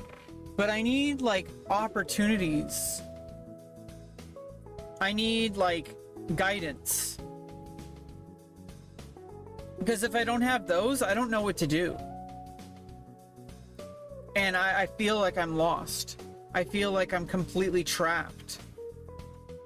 Just like in this position.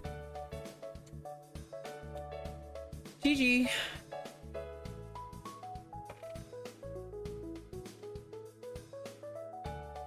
Capable chick is capable. Yes.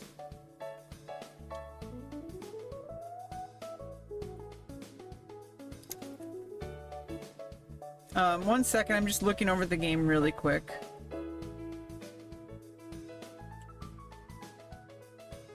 Trying to see, like...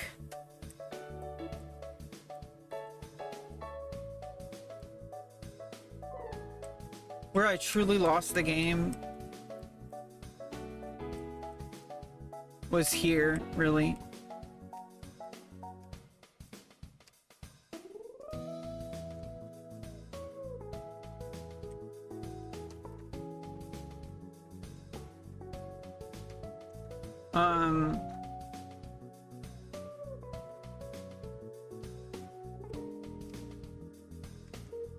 I mean, because of this, I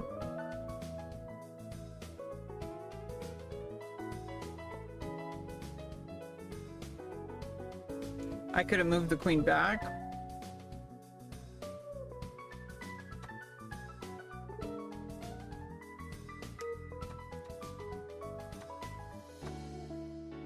Knight was actually here better.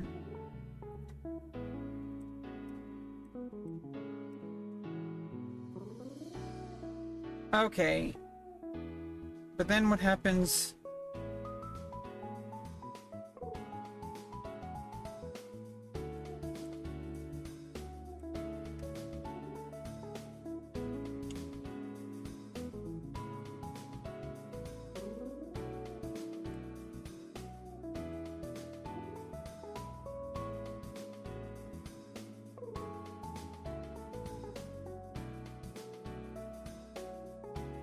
Oh, but then I can just escape. Okay.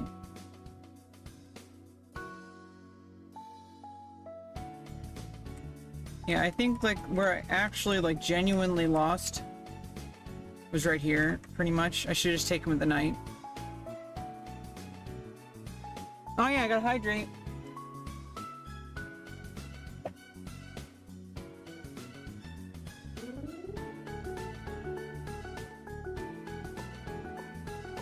Alright, let's play again, Low Nomer. When you said capable chick, I thought you said Capablanca. Game aborted. What happened, Low Nomer? You've been gnomed.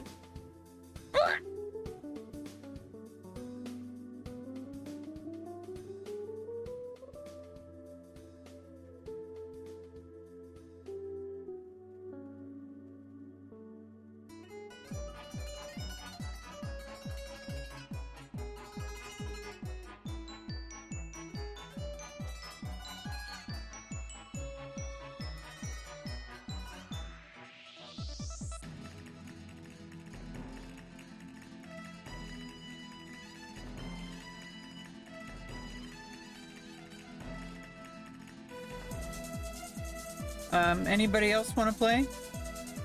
Otherwise, I'm just gonna, we do some puzzle battle.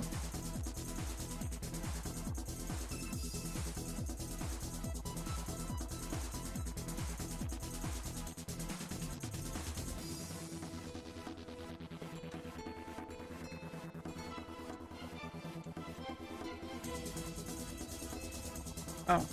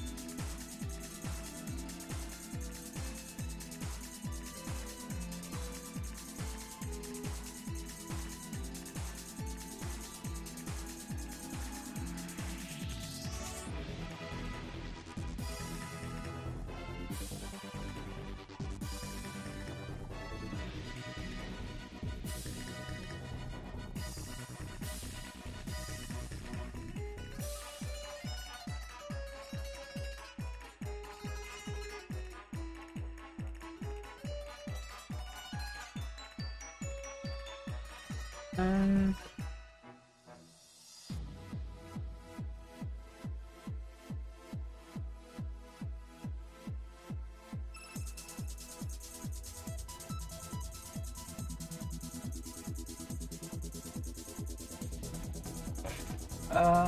Oh.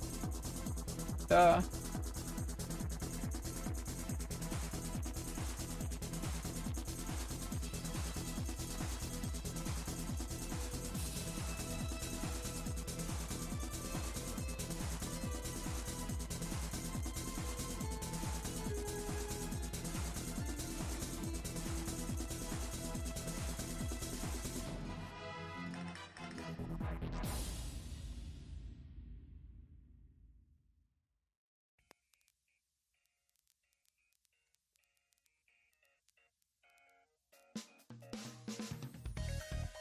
Oops.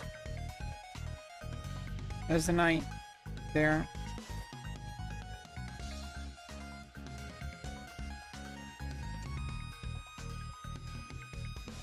I think I need to solve this one. There we go.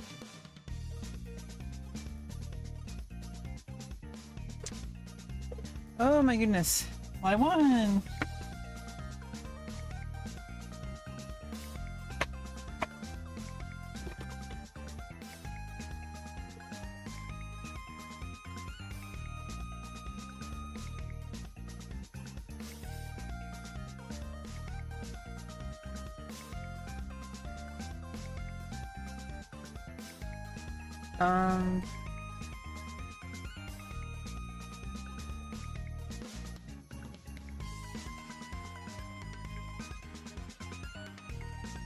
Yeah, there we go.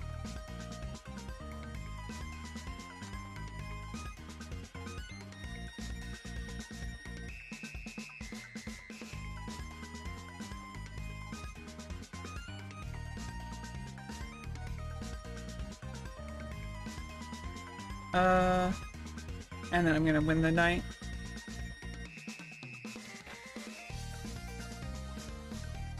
Checkmate.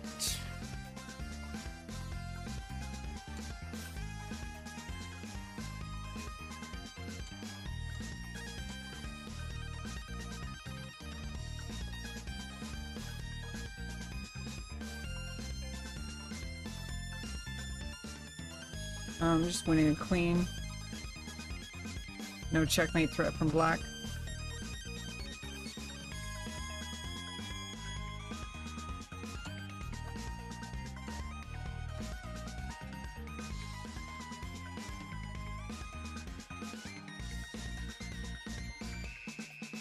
Yeah, here we go.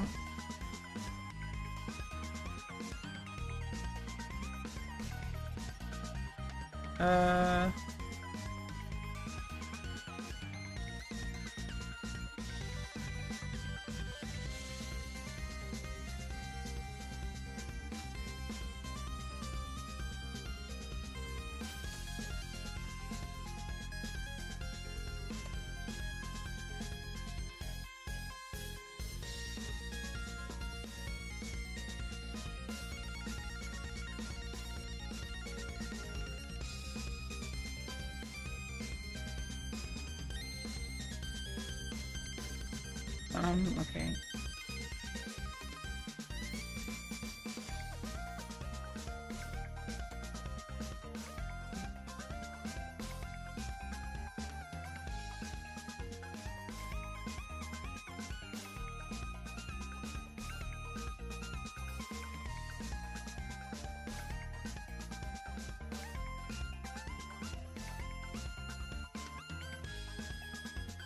And then I'm gonna win a piece.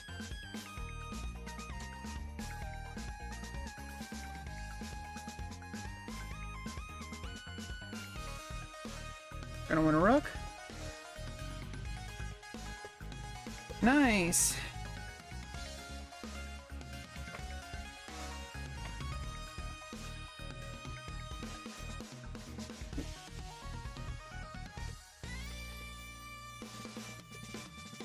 Okay, just checkmate.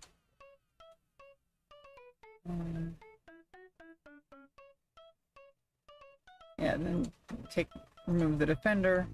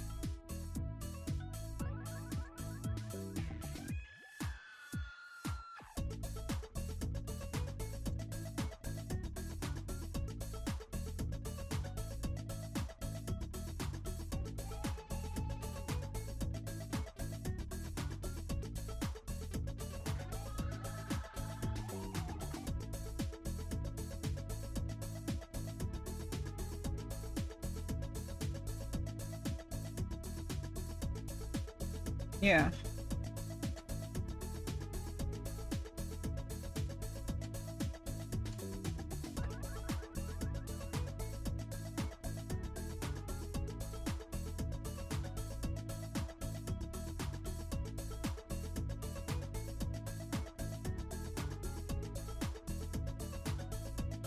Oh yeah, 10.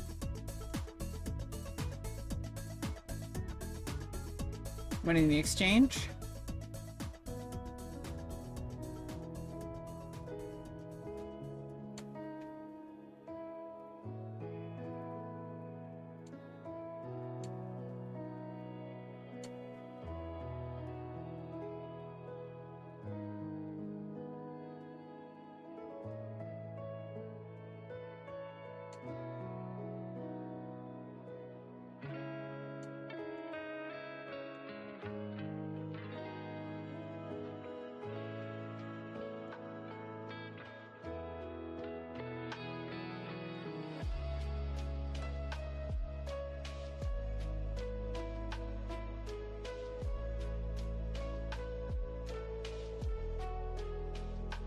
Uh,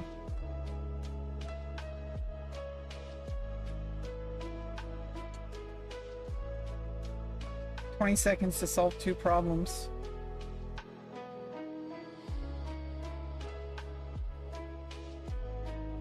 Oops.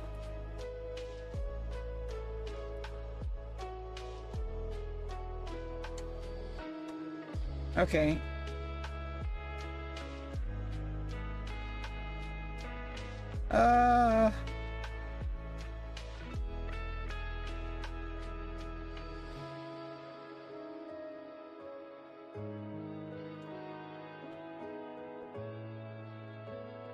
All right. Getting some season points. Let's see what tournaments are here. Play the 3-2 Blitz Arena. Just for fun.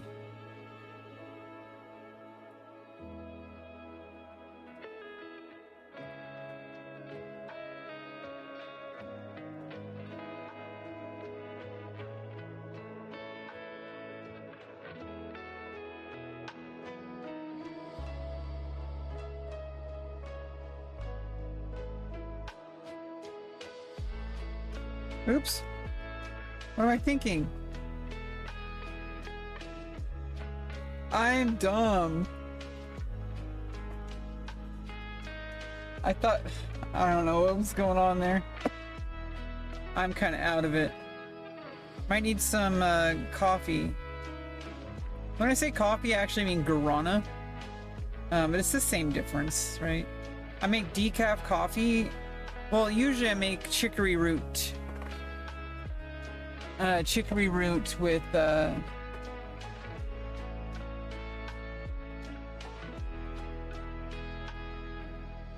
me just resign. Oh, after move 10. Oh.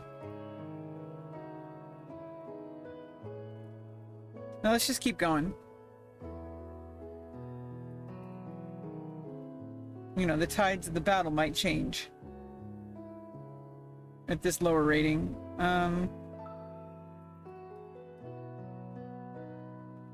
We're all kind of like noobs. I can't seem to break past my barrier, my rating barrier. No matter how much I study or train, I can't seem to get past my rating barrier. I don't know what it is. I think it's psychological. This is like the same issue I have with the rest of my life. It's like I seem to have something like broken in my brain that can't seem to break past a rating barrier, no matter how much I study or train. And it's really frustrating. Because it's like when you put a lot of effort into something, you want there to be some kind of like, you know, outcome that's like in your favor, right? Like you put a lot of effort into something, you want there to be some kind of like show of progress. And it's like a lot of the time I don't really seem to get that in my life.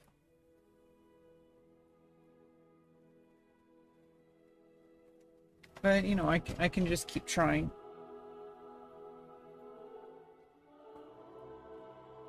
Obviously, with, like, Blitz games, it's going to be a little bit worse. I mean, a lot worse. But, you know, it's all relative. It's like, you know, my opponents are also going to be having the same, like, time restraints.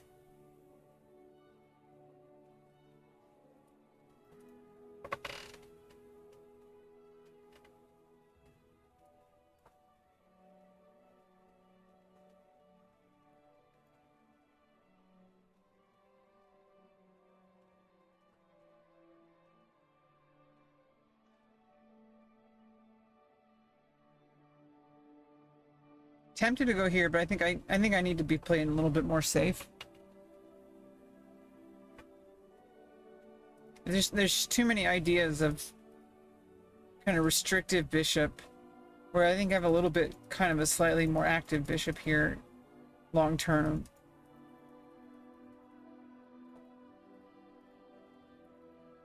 Now I could try to do this.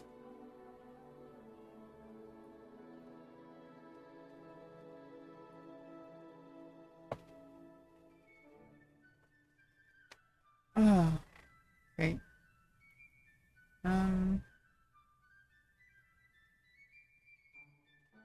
Let's just trade.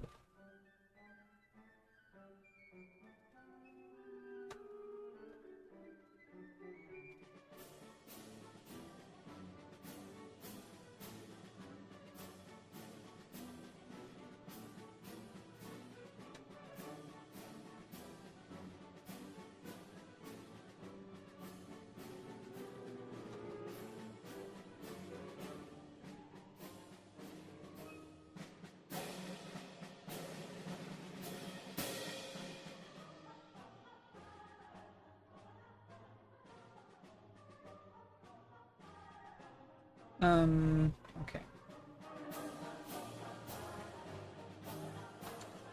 Now I just get a queen. And it's a royal fork.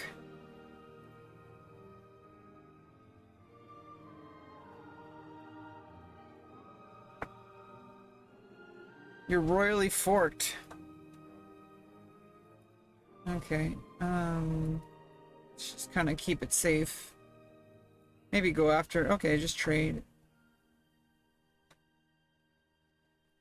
Just trade. Yeah. Oh, okay.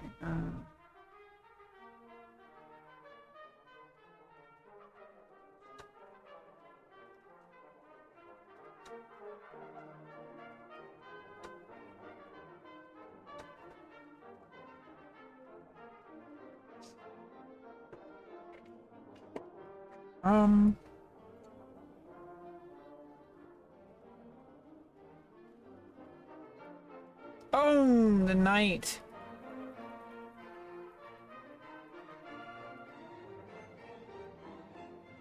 Uh-oh. Not really. Fine. Okay. In that case...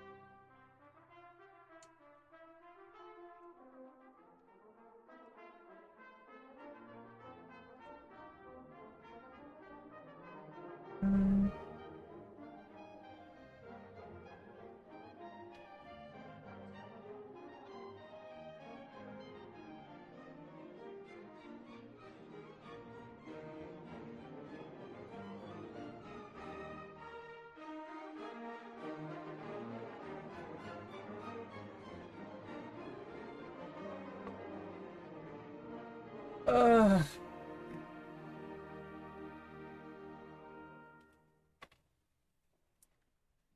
Yeah, my whole body's been kind of sore. I always make sure to do like minimum, like light exercise even during my rest days, like active rest.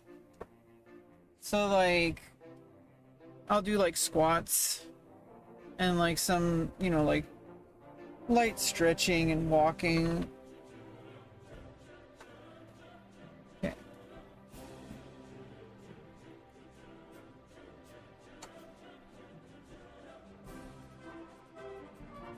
Okay.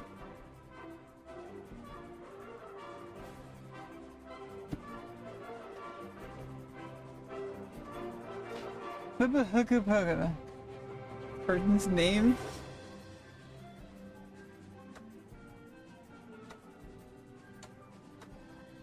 Okay, we're in endgame already.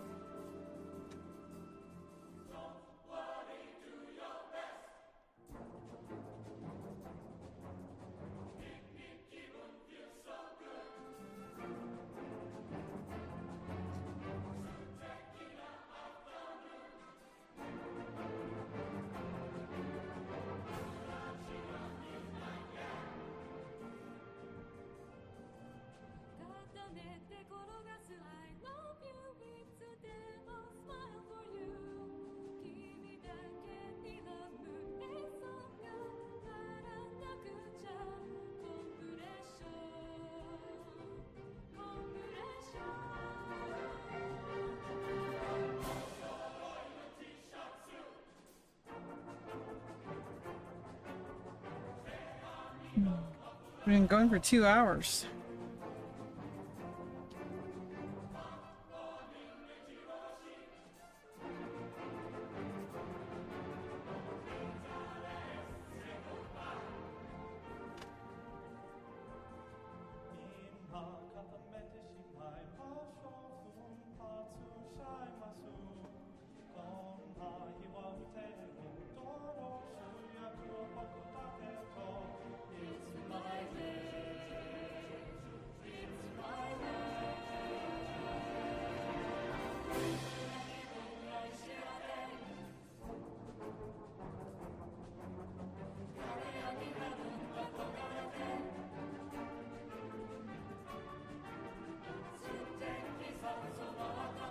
Yeah, creating a pin.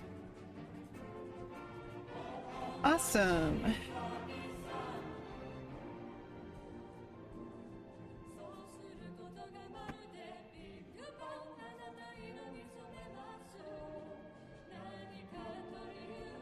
Yeah, this allows me to go after the E5 pawn.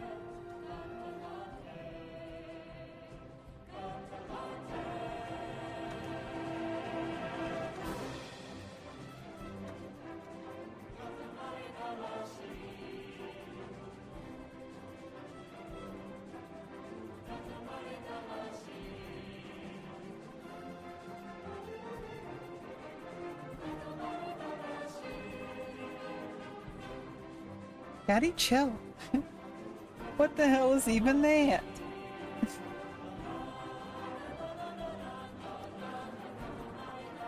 Mm-mm.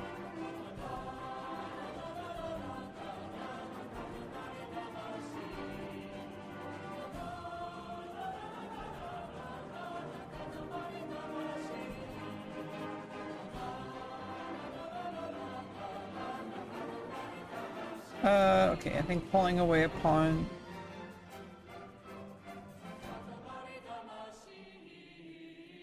Yeah, it's kind of an issue.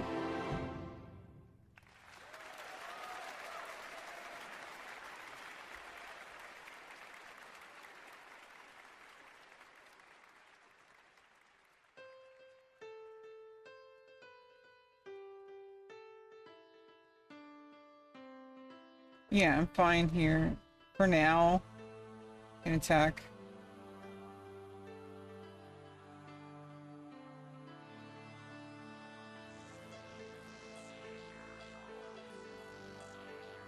Some ideas here.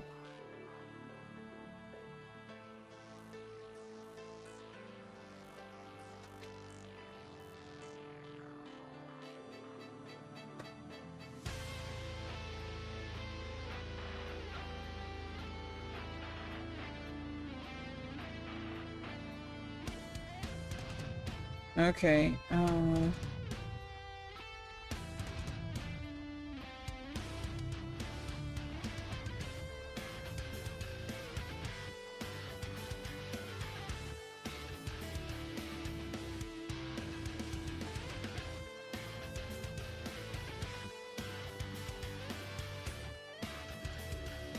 no!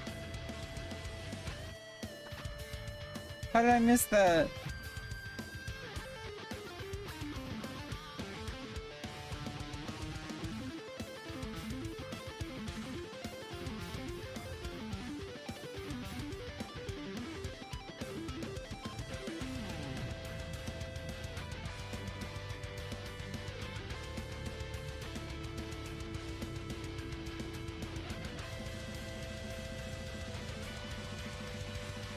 No! Did it again.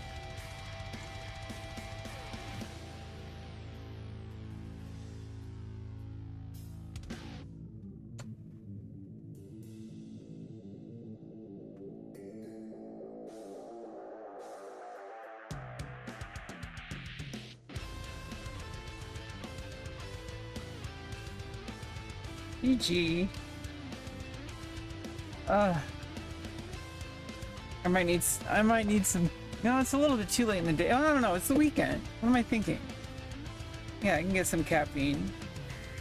We're going for like the kind of like Saturdays. I want to be like kind of a, you know, like kind of chill, like chess is a good go-to. I think having like once a week at least, like doing like a really kind of a marathon chess day and just kind of chilling.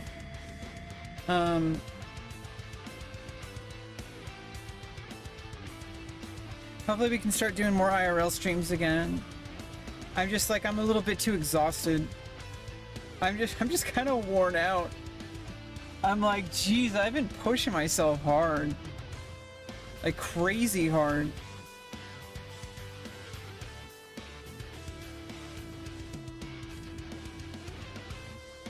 I think I keep pushing myself harder than I think I even realize. Like, I keep pushing the bar higher for myself, and then it's like I keep forgetting that what I do is already like extremely strong, like with my fitness.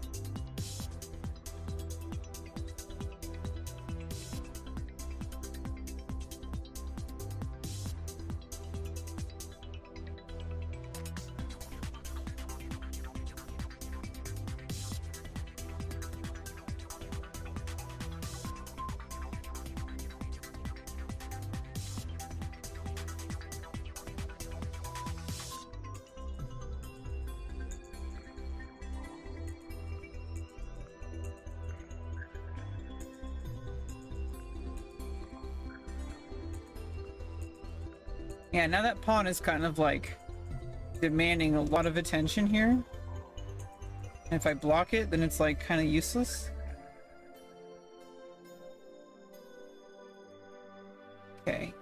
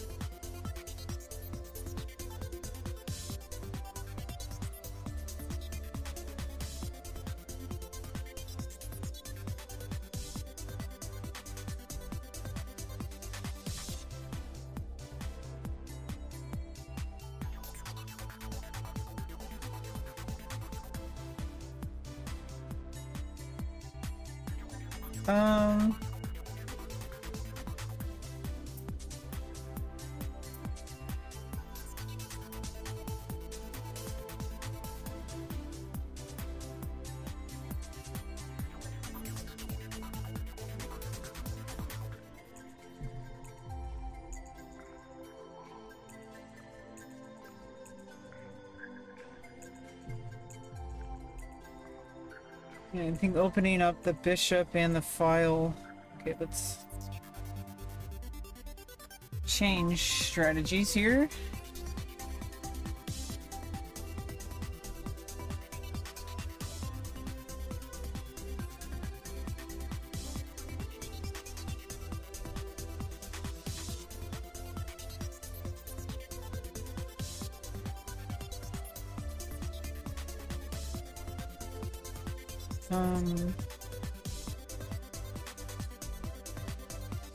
Play a little slower.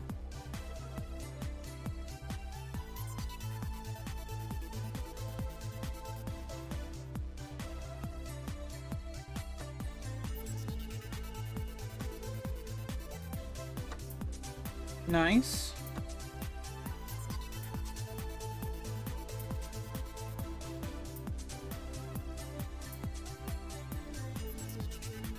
Okay. Oops. I had something going too.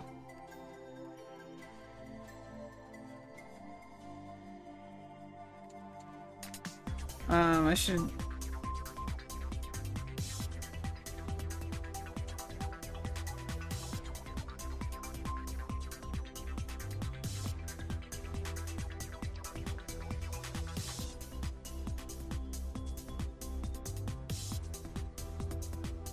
Maybe not.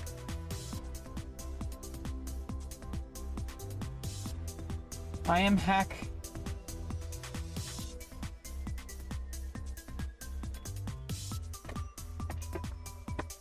Okay.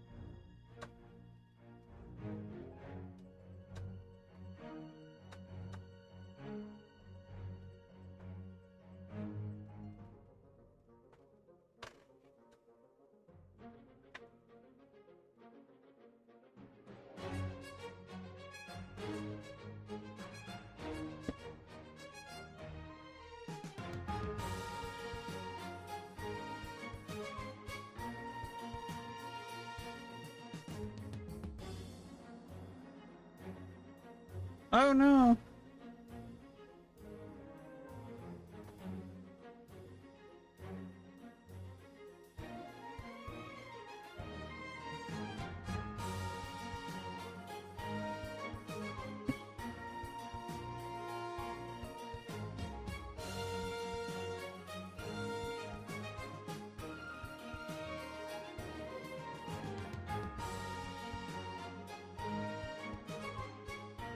Um...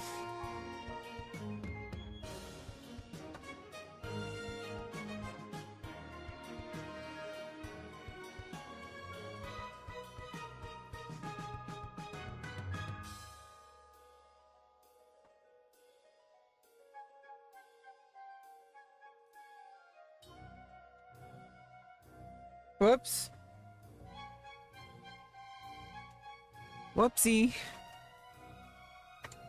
Oh. Okay. Um...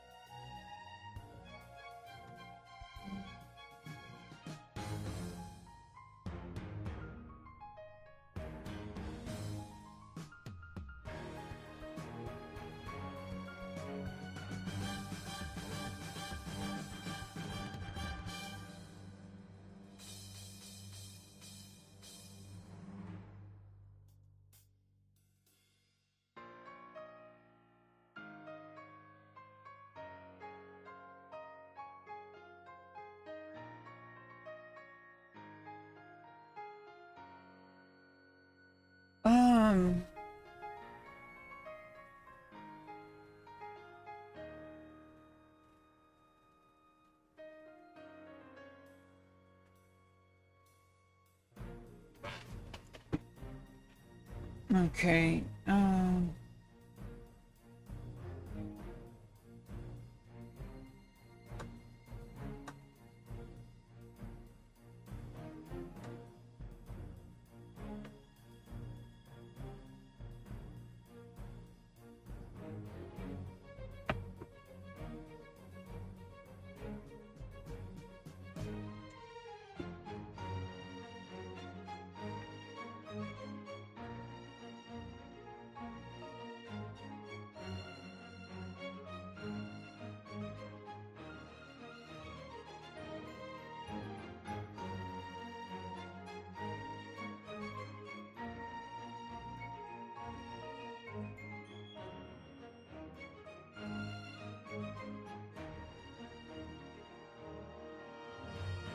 gosh.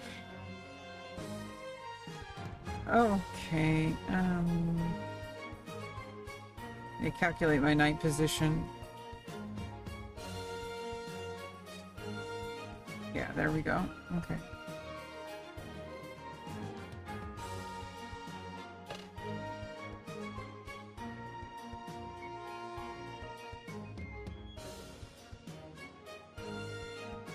Oh no!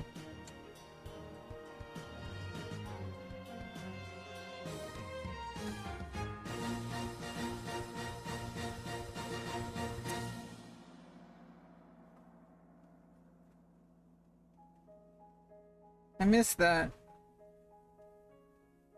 Oh my goodness.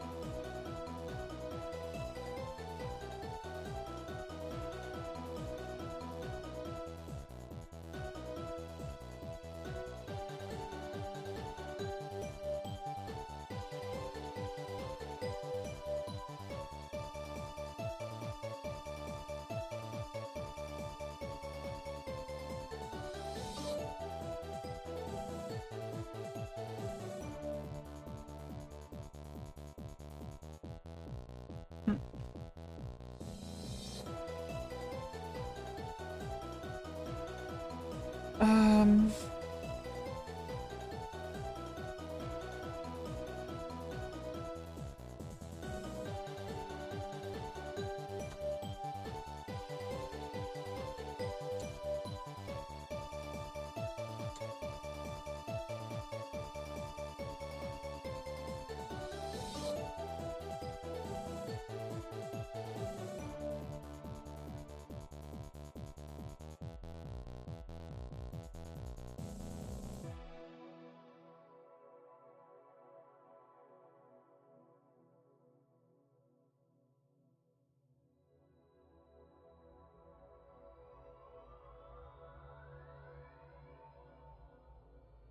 Gee.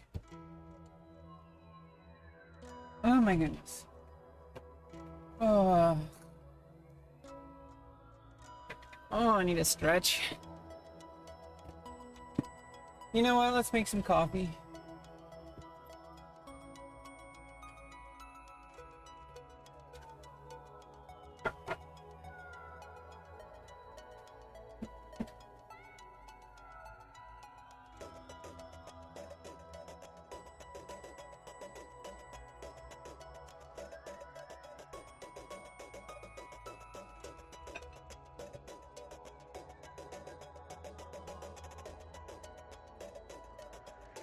Yeah, not really sure what's going on. We're just chilling, playing some chess.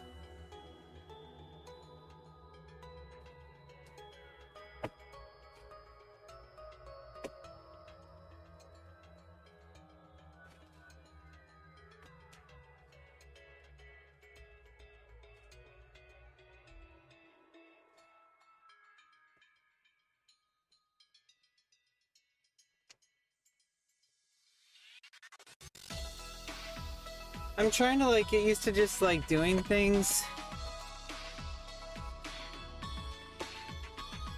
Just kind of like learning how to have more endurance with like sticking to an activity, which is kind of why I stream and why I've kind of had some trouble the past couple like year or two. I've kind of run out of steam, but it's okay, we're building it back up. We're gonna keep fighting.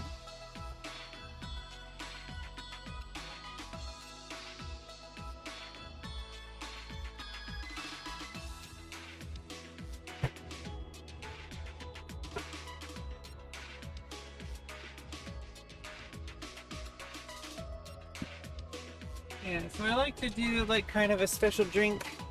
It's Anthony's Instant Cherokee chicory powder, not Cherokee powder, and some guarana.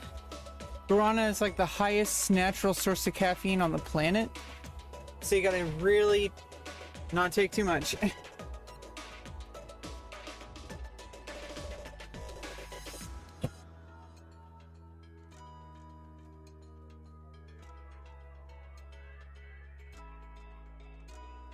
Yeah, like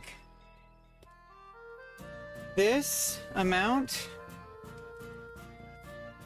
like just about like this amount, this little teeny tiny scoop, that's 2 cups of coffee in that amount.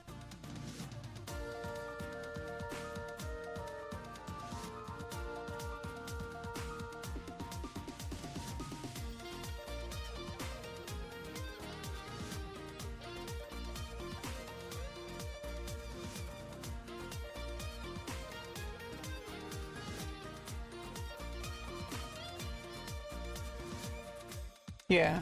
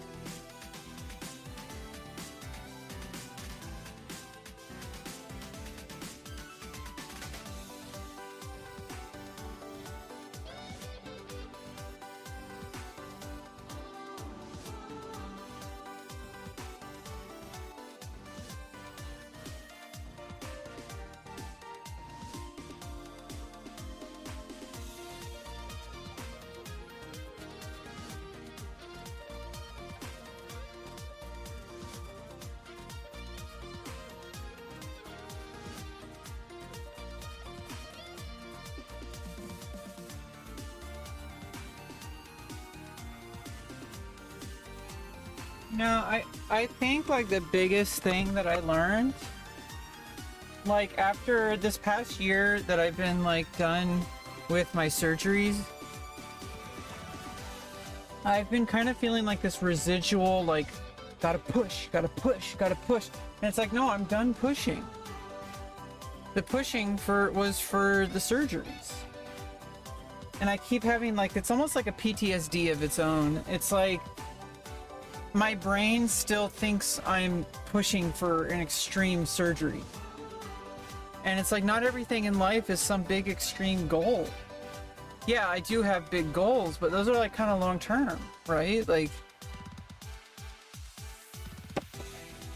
and I think basically what I'm trying to learn is how to slow down as I drink extremely caffeinated beverage. I mean, for me, it's kind of like caffeine kind of calms me down.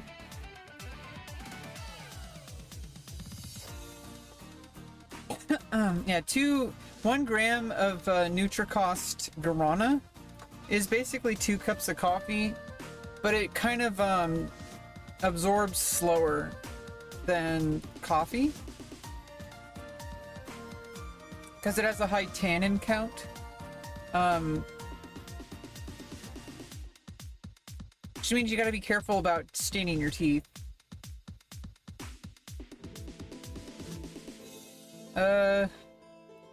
Let's just get the queen out.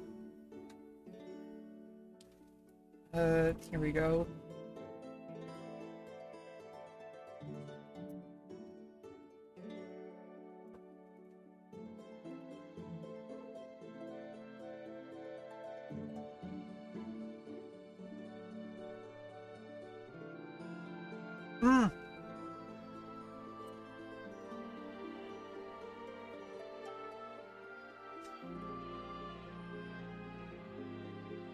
Attack the queen.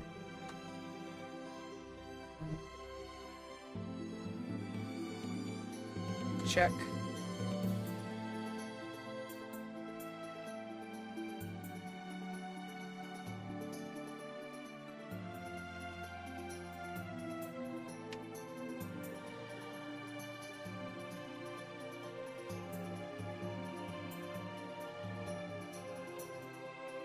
Okay.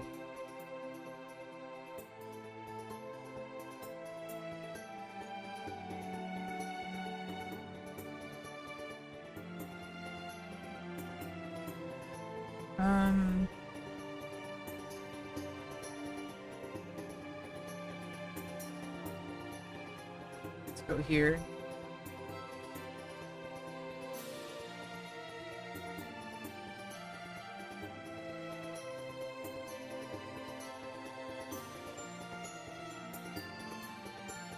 Let's keep pressuring the queen for now.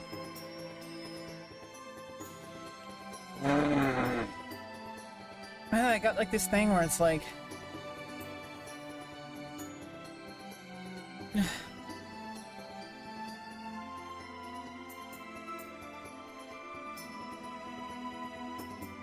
like every now and then like it kind of closes, it feels like it's like closed up or whatever, and it's like you kind of hear yourself too much. I don't know, it's kind of this thing. I don't know, it's not like a huge problem. It kind of feels like even though I don't have the headphones on, it kind of feels like when I have the headphones on, I hear my voice a little bit more.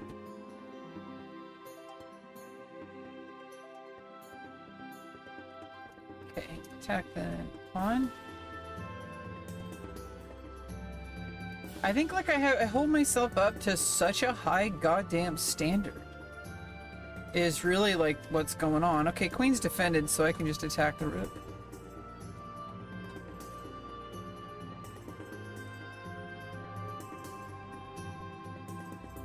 Try to get a rook lift and then double up rooks.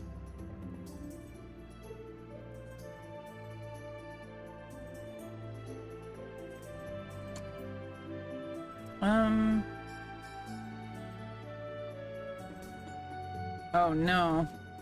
Stack the exchange here.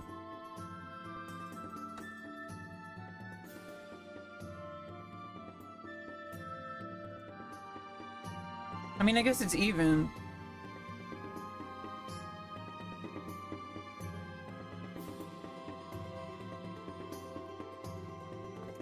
Pretty sure.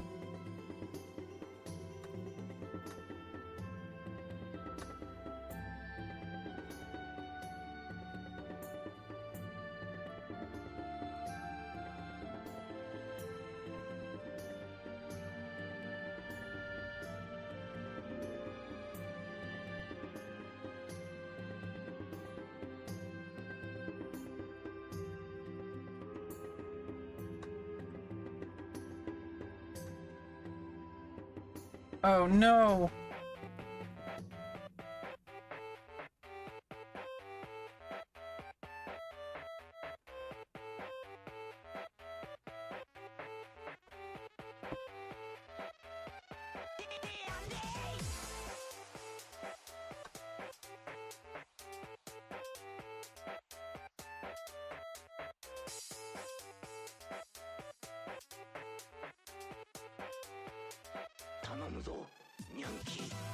Hey, One Gun! Welcome, welcome, welcome.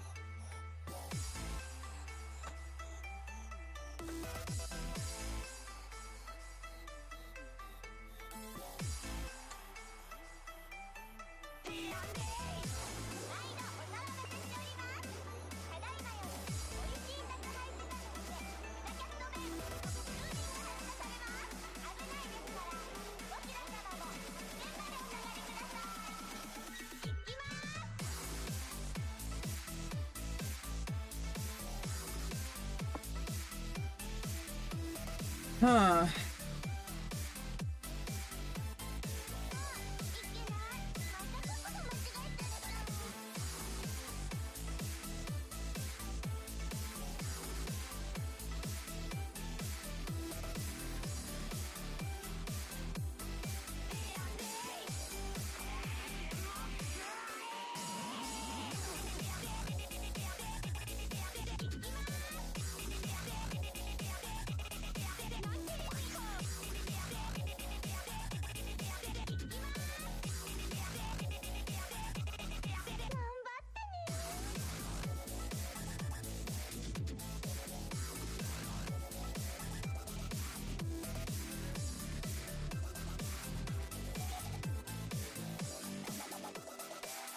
Gotta be careful.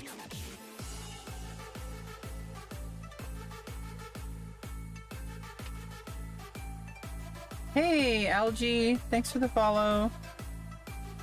Gotta be careful here.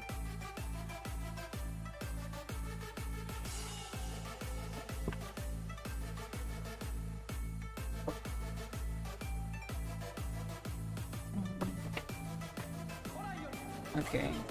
I think Black knows what they're doing.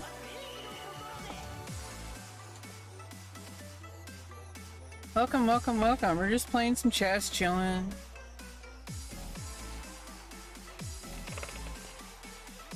Kind of trying to spend trying to learn again how to just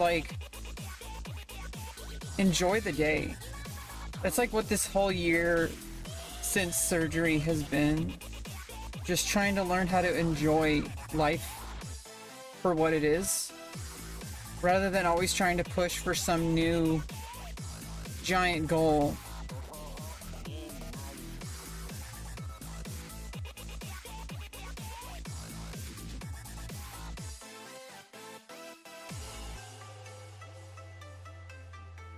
Not really sure what I was doing in here with this bishop, but we're gonna roll with it.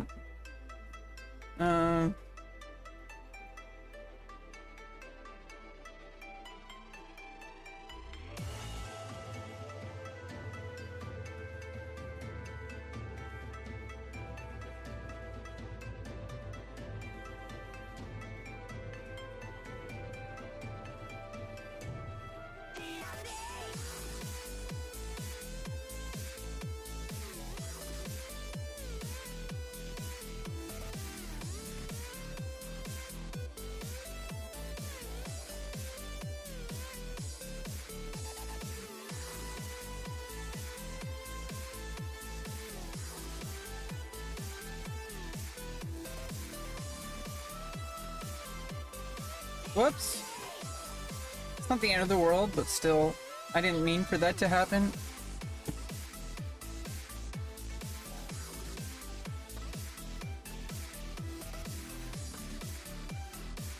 At least I doubled up pawns and got a central knight outpost.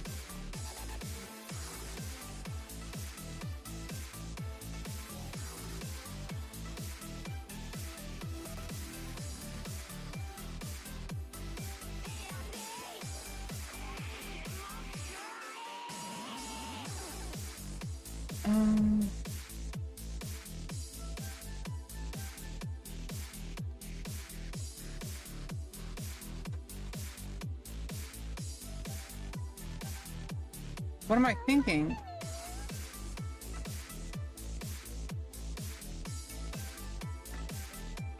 I'm so dumb.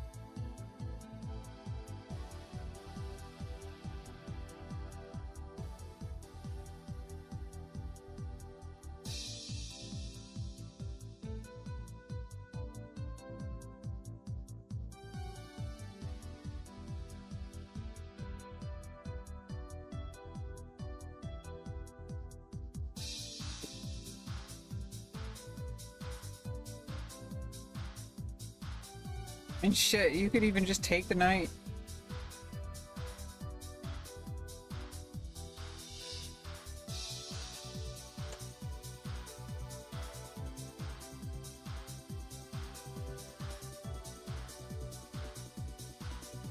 Yeah, welcome, Algae. Hey girl, what's up, adult diaper? What's up? How you doing? You gotta get more fiber.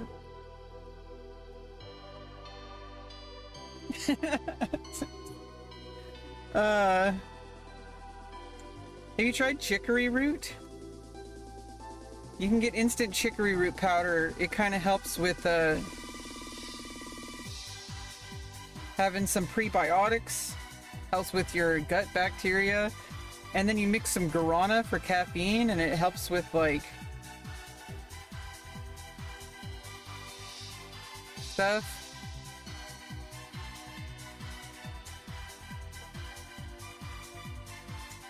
Or it'll just make you fill up that adult diaper even quicker. I mean, come on. What are we even talking about here? Hey, welcome to the stream. We're just playing some chess, chilling. I'm trying to like figure out how to like enjoy life.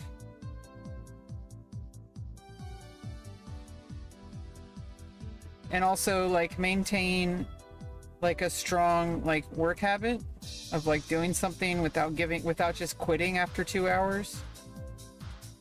Which is not the end of the world, but like I'm trying to like strengthen that specific skill. Oh good, you filled up your diaper earlier. That's good. It better be filled at all times.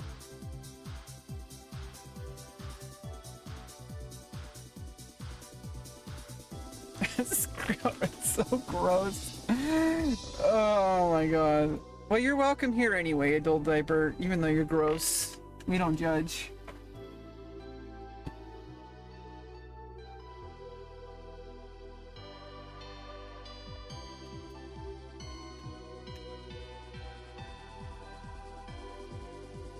We're just like playing some random blitz.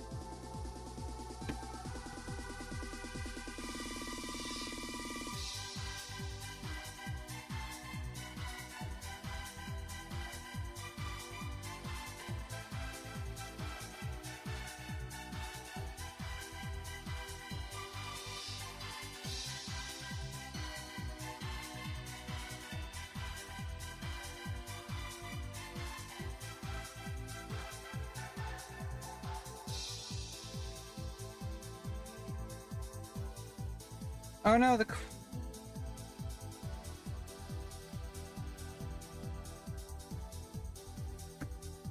what am I even doing?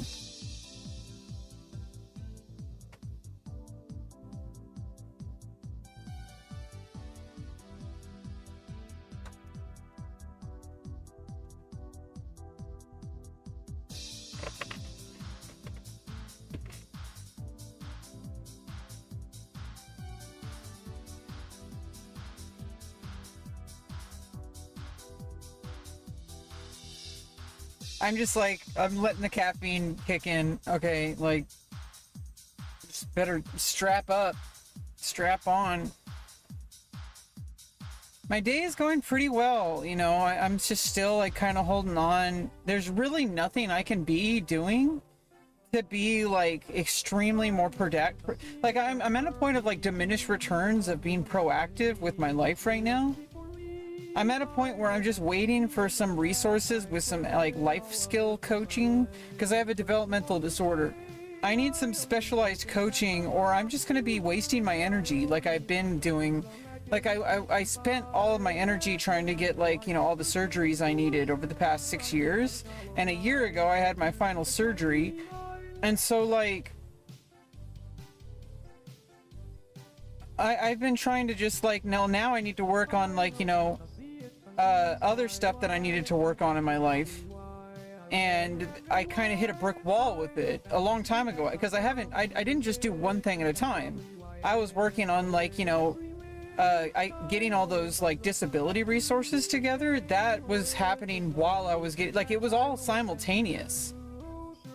It wasn't one or the other. It was like I was doing both. But now I don't have to focus on the surgery stuff anymore, and so now I'm just completely focused on trying to get my regular life stuff in order, and there's nothing I can do to make it go faster until I start working. Because like at the end, like here's like a parallel. At the very end of my surgery, and that saves me actually. At the very end of my surgery, oh no, it doesn't, because I'm in check. I'm dumb. At the very end of my surgery,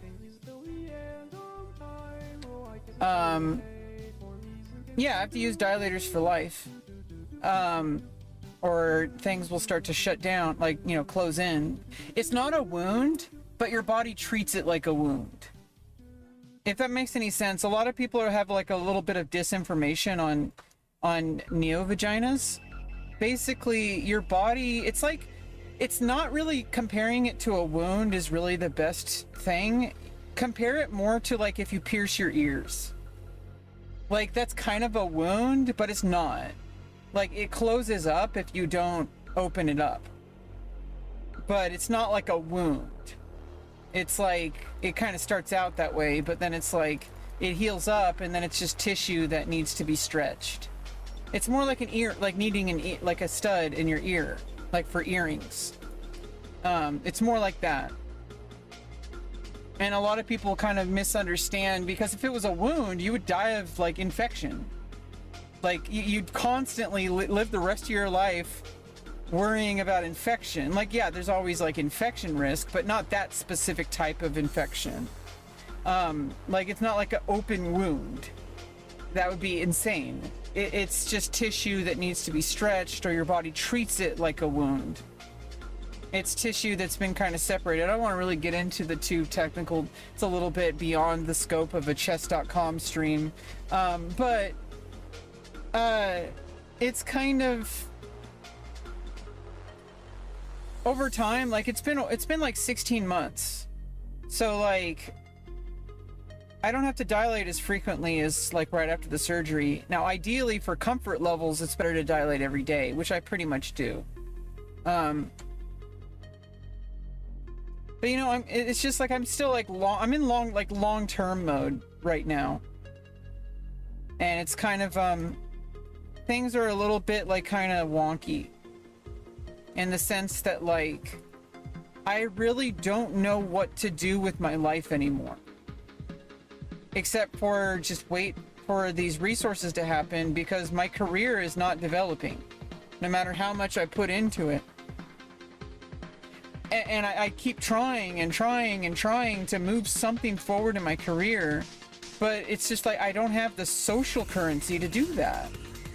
And so like, I'm waiting for North Bay Regional Center to start working with me so I can have more resources, because it'll give me more additional resources. It'll give me a better chance at like, you know, I need to level up a few skills and also get involved with the community more. There's a whole bunch of stuff that's like moving parts. And it's like, you get diminished returns if I just keep trying to force myself to do things that are out of my skill house, like my wheelhouse or whatever, out of my skill range. right? So instead of trying to force myself, which wasn't really working to begin with, even if I wanted to, I'm just kind of trying to learn how to just like relax and just focus on things that are actually going to be always important. Like that's why I'm exercising every day. That's why I'm trying to like, you know, I'm studying physics with OpenStack's physics textbook and ChatGPT to check my work and to help tutor me. Because there's a custom like physics GPT tutor. And you know, I've kind of like the past couple of days taken a break. I'm trying to work on my writing, like journaling more. I'm trying to like I'm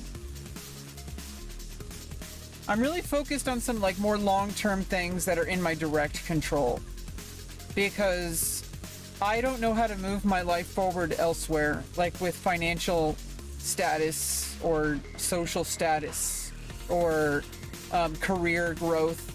I don't know what to do. And it's because I have a developmental disorder. I don't have those particular skills trained as much as most people.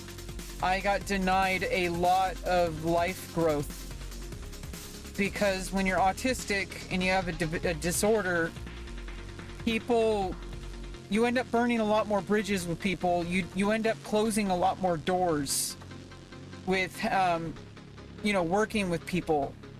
People don't want to work with somebody that's hard to work with. It's just kind of common sense a little bit. But it's frustrating.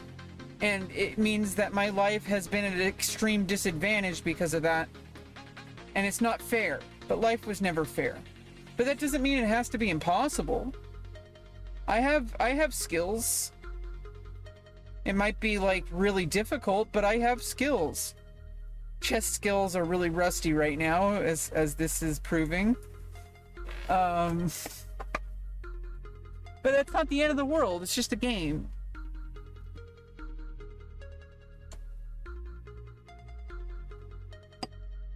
You know?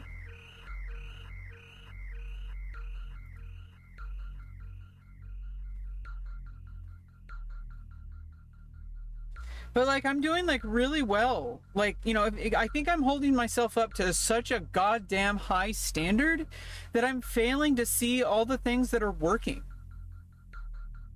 Like there's so much going on in my life. That's like most people, I think I take it for granted.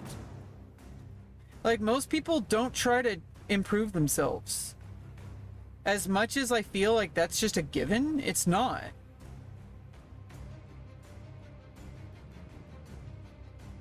Like, most people don't do that.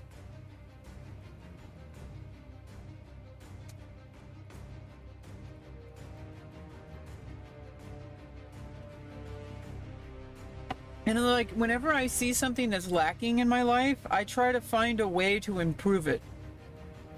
I think about life the same way I think about chess. Sometimes to my extreme disadvantage, because it wears me out. And I get burned out, and then I get really weak. And I'm trying to learn how to, like, you know, slow down. And, like, just play a game, play stupid games of chess where I don't care too much about stuff.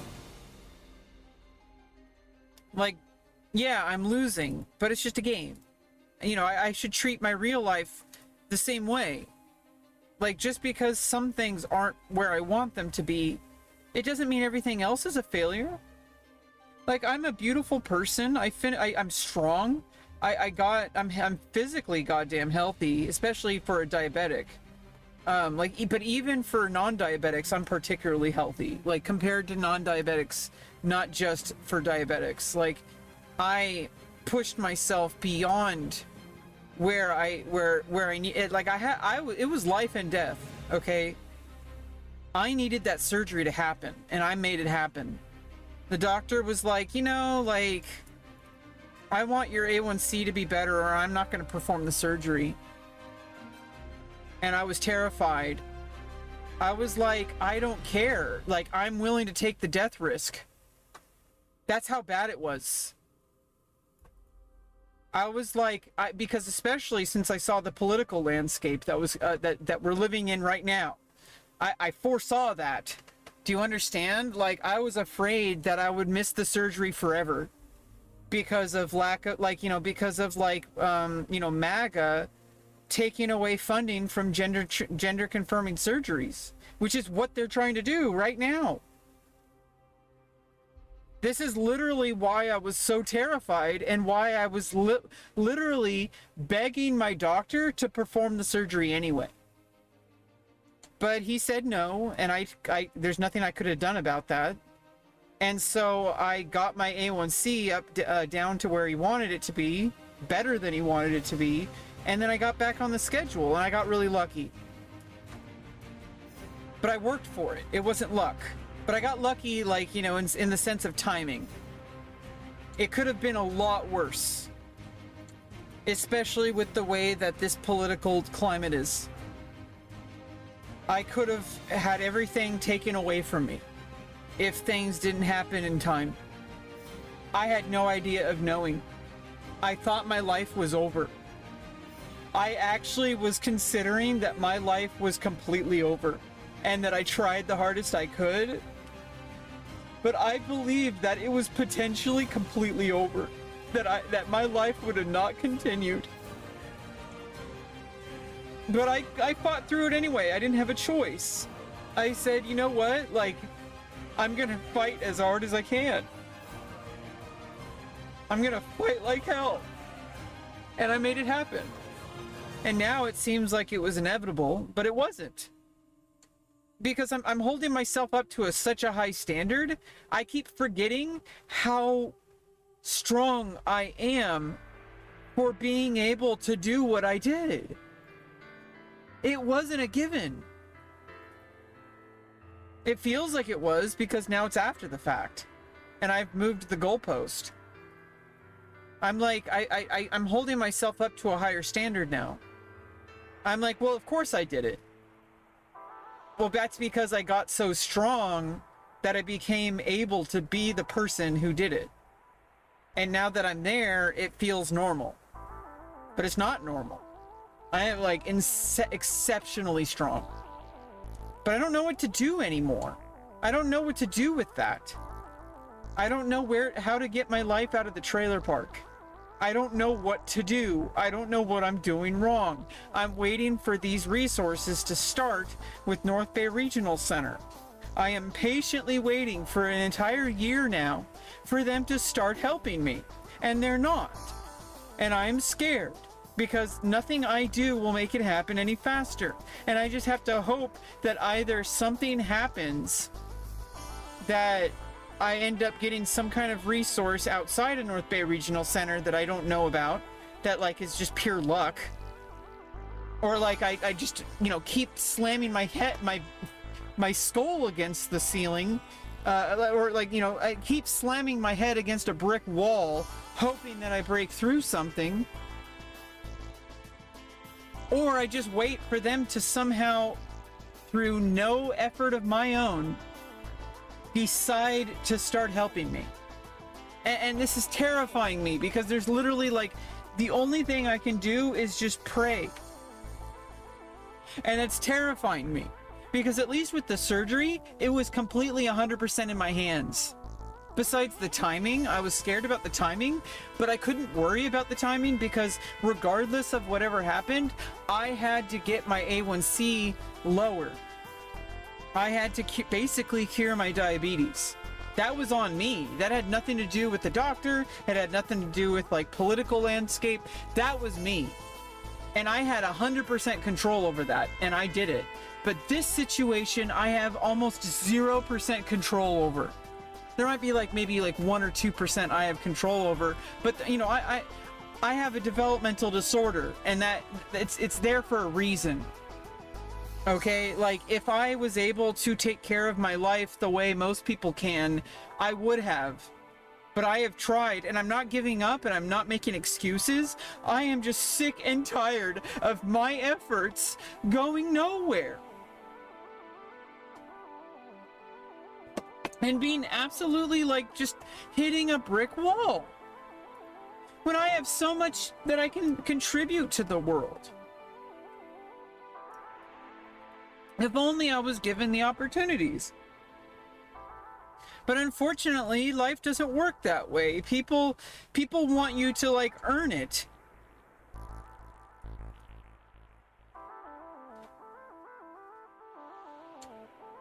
And if you don't have the social skills required to do that, you're kind of screwed.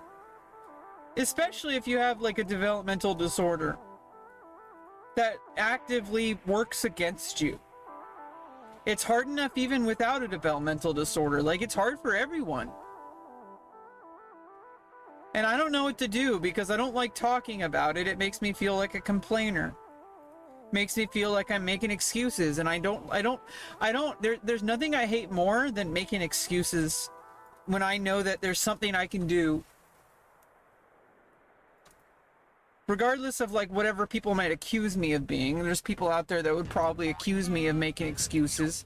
They have no idea how much it hurts me to make excuses. They're not excuses, they're legitimate reasons that I have absolutely calculated and worked on and tried to find solutions for and have hit a brick wall.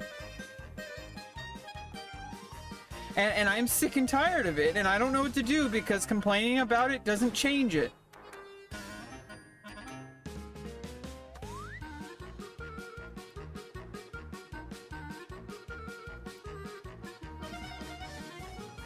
So I guess I just have to kind of suffer through it until things get better, because once things get better, it won't matter as much anymore. Because, I mean, eventually this thing will change. It's way different than in 2019. In 2019, I started streaming on Twitch, and that was pretty much 100% of my opportunity, of my chances at survival. I've manipulated my life to have a better outlook than just relying on content creation. But that's all it was in 2019. Besides, I was like working at I was teaching chess, but I lost my job because I have a disability. Because of like my inability to maintain and like, you know, you're working with children, and so you can't have an autistic meltdown or they're gonna fire you. Because they don't want to scare the children. And unfortunately, there was nothing I could really do about that. And you're kind of screwed. Like, nothing you do matters. Because you can't claim... It doesn't matter if you have a disability or not. They don't care. They deny you access to opportunities because there's somebody better equipped to handle the job. People don't want to hire someone who's going to be nothing but problems. And it makes me feel terrified. But I can't stop fighting. I can't. I've worked too hard to get here. I've underwent like years of pursuing gender confirming surgeries. I'm not ready to give up.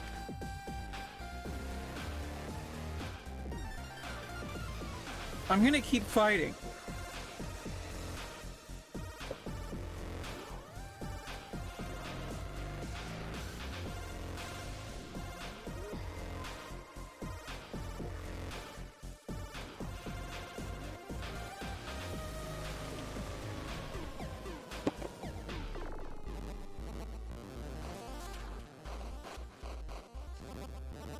So yeah, sorry to get a little emotional there, but that's where things are right now. I feel like I'm in a loop.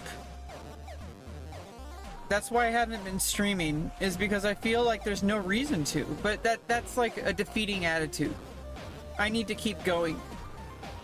Even when all feels like hopeless. I might be able to pull a draw here.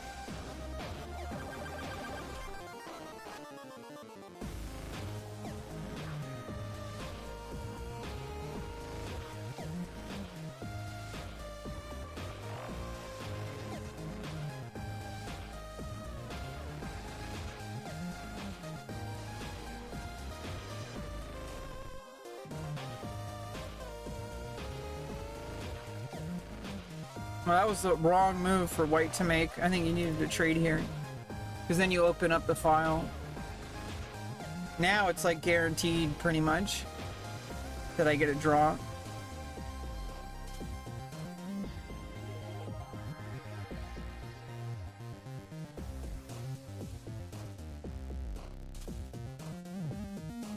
I don't really know how to make progress here. I mean, I'm gonna keep looking, but I'm pretty sure it's a draw. I don't want to risk anything.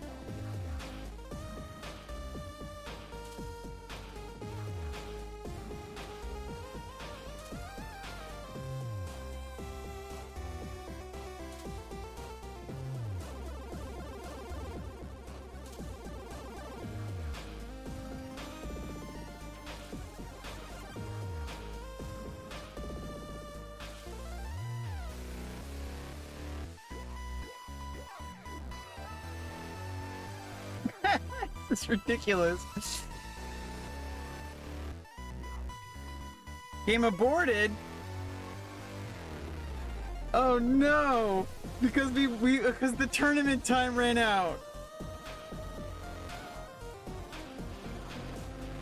Oh my goodness. That's some S tier arena tactics, by the way. Get to a point where if the time's almost out and you want to make sure that your opponent doesn't get any additional points, get to a point where it's going to be a draw. Like you can, you know, draw the game and keep drawing the game out to get to the 50 move rule, or run out of time in the tournament, and then the game gets completely abandoned.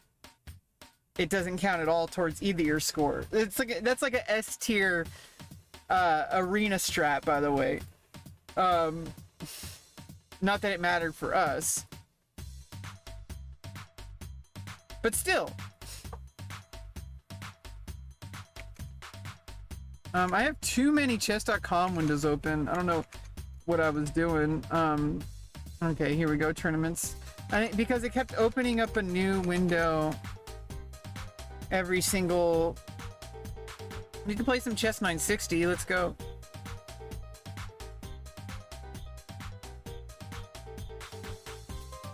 Okay. Let's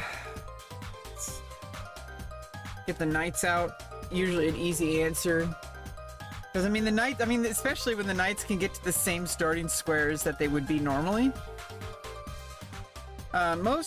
For the most part, the same principles apply. Like, basically just develop towards the center.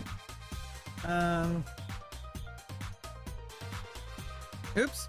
Yeah, I can just castle that way.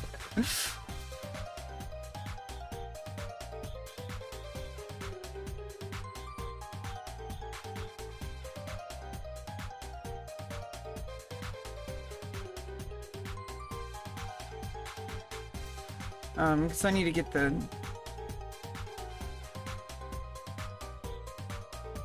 Need to get the queen out somehow. I think maybe A4?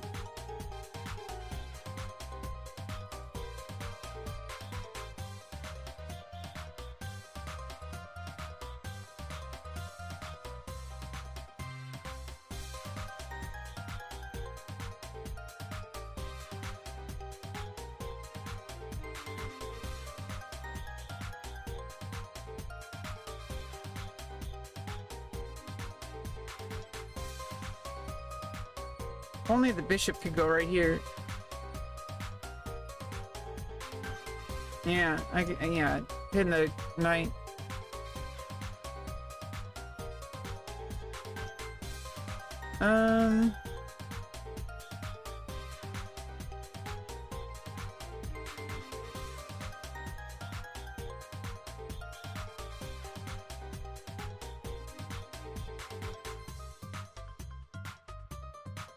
Yeah. Oh. I should have pushed to B5, B4. Oh well.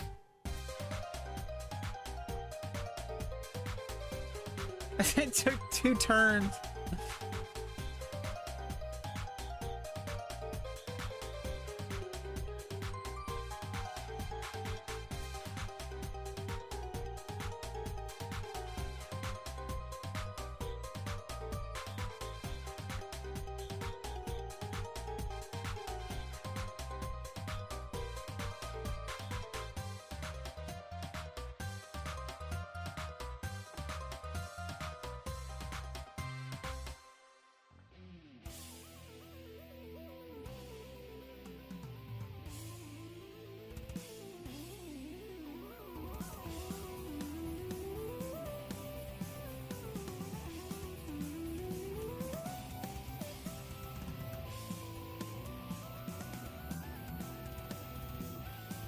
Yeah, I went up. Oh! I'm dumb! Okay, at least pin that pawn.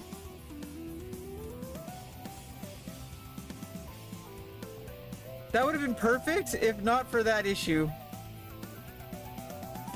I am, like, not correct about anything. But it's okay. I mean, hey, I don't need to always be correct about life.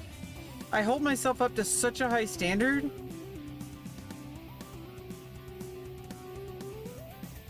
Which in some, you know, obviously it's not a bad thing. That's how you achieve things. You hold yourself up to a higher standard. But I don't have to always be on. I can, like, kind of, like, you know, hey, like, you don't have to always be holding yourself up to an insanely high standards. Okay, you're gonna burn out. Like, calm down. Okay, this is good for me.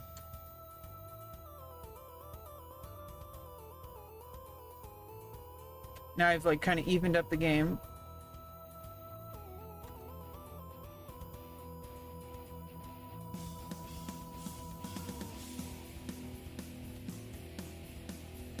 And force a trade here if the bishop stays.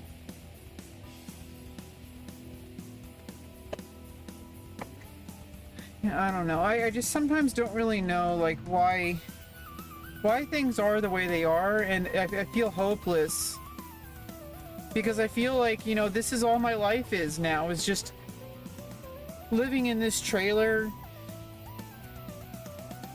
eating, exercising, sleeping, just rolling over in my bed. Like, I've been having absolute, like, panic the past couple of days.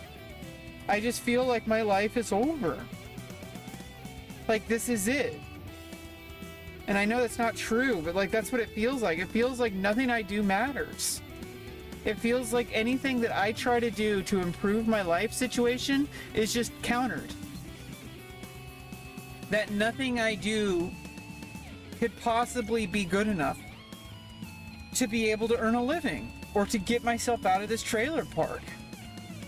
Even though, like, I have people like North Bay Regional Center and North Bay Housing Coalition who are putting me on wait lists for all sorts of services because I have a developmental disorder. But I want there to be more I could do. I want there to be, like, hey, what? I want to be proactive. I don't want to just sit here and twiddle my thumbs. But honestly, like, that's all I can do. I don't know how to manipulate society in the way that most people can do. I failed high school. I dropped out. And, you know, like, I do really well at, like, understanding things, like, from a conceptual level. Like, I did really well with getting my GED. And, like, when I study things and go to school, I have a problem with the social part of it. Like, showing up. It's constant effort at all times to try to maintain some kind of, like, forward momentum with social structures. I screwed this up. Maybe not. I think I actually saved it.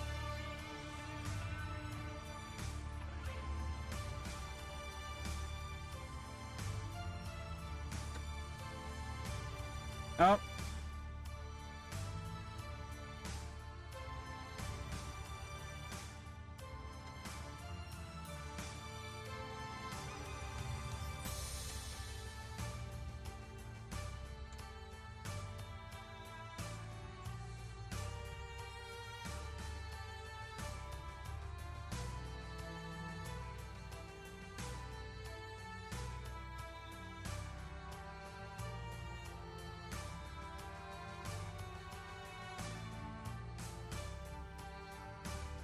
Like, when it comes to, like, learning skills, I am, like, 100% focused.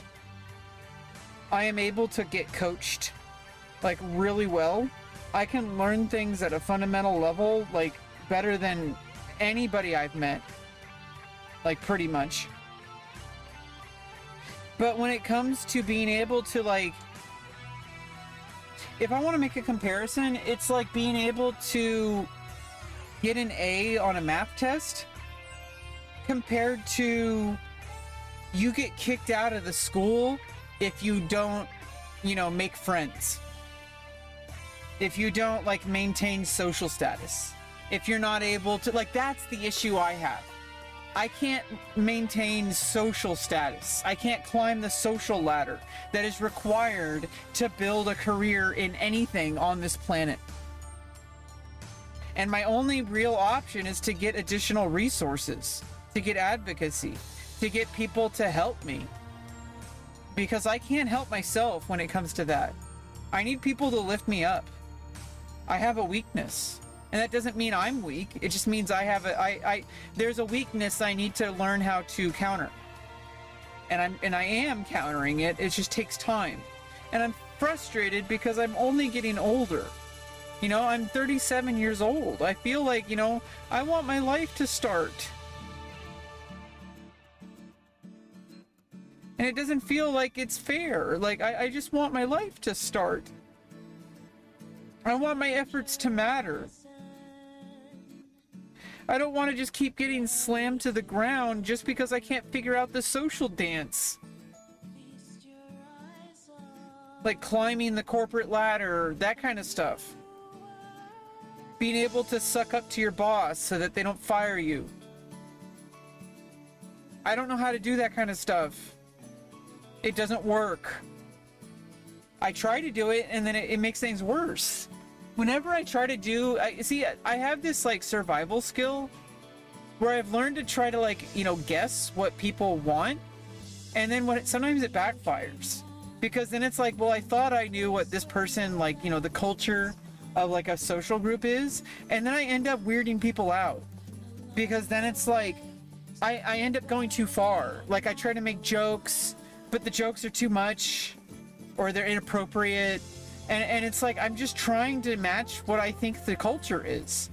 And that's kind of where I am with like social media, for example. Like, I tried to guess like what all the like social media, like, you know, kind of jokes are and stuff. It's a little bit easier on social media, because on social media, there's a lot less, standard. There's like, it's like lower standards of like social behavior. So it's a little bit easier to like kind of test things out on social media. And so that's why I kind of gravitated towards social media for like the past 25 years. Is because on social media, if I say something inappropriate, nobody cares. Because on social media, there's like literal like Nazis. Nobody cares like what you say on social media, okay? Like, so I can like practice. Oh, hey, Shorts. Welcome back. We're just playing some chess, talking about life. I'm a little bit upset about my situation, but, you know, there's really nothing I can do about it. It's kind of where I'm at.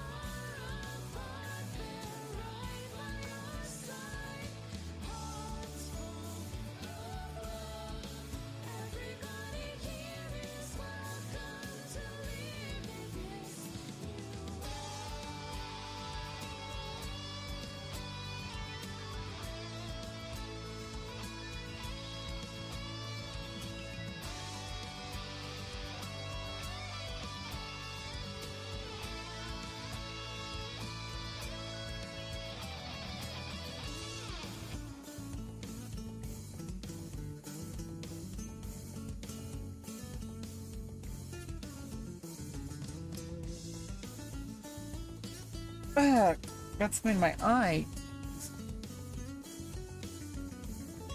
Ugh. Oh god. Oh god, what the hell? That's weird. Oh Fuck, why is it... God damn. Yeah, I think it's just kind of from crying a little bit and it got a little itchy.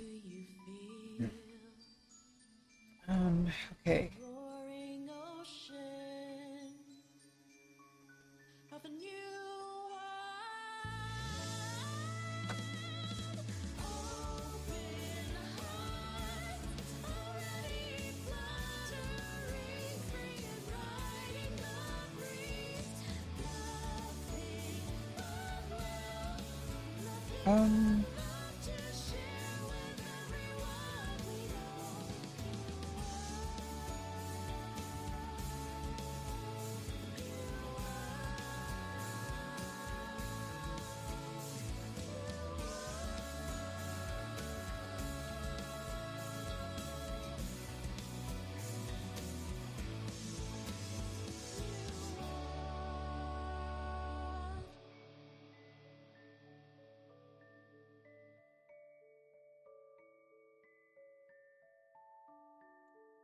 Oh no.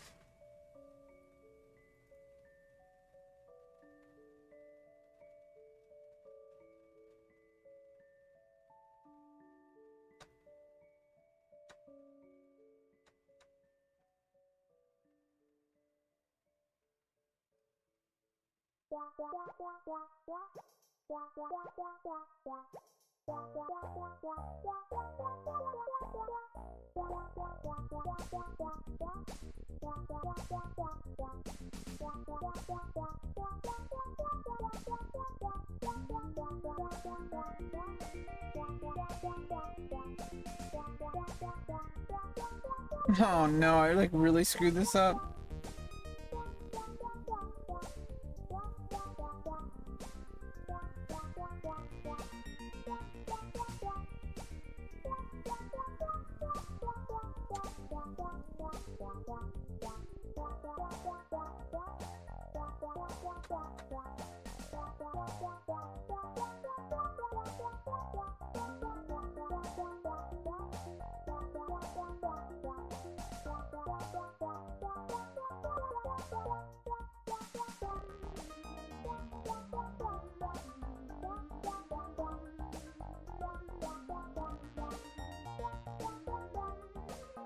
Oh, I screwed this up. Oh, never mind. Oh, still. Oh, no.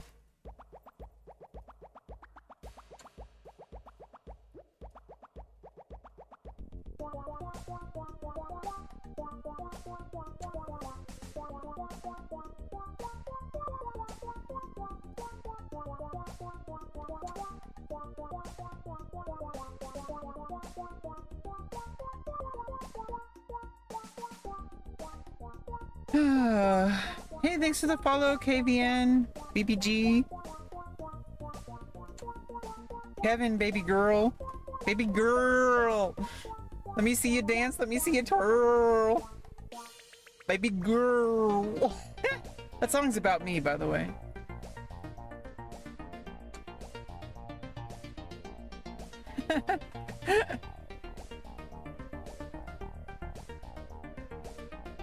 Okay, next game. Dust ourselves off.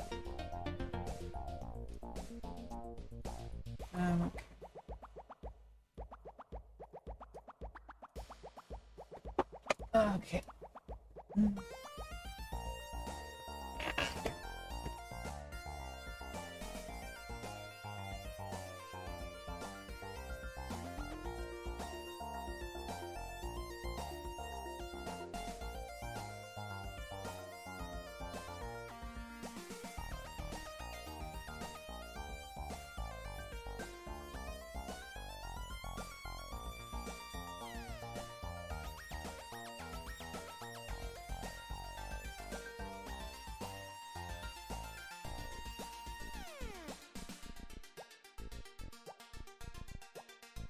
That's just a nice fork right there.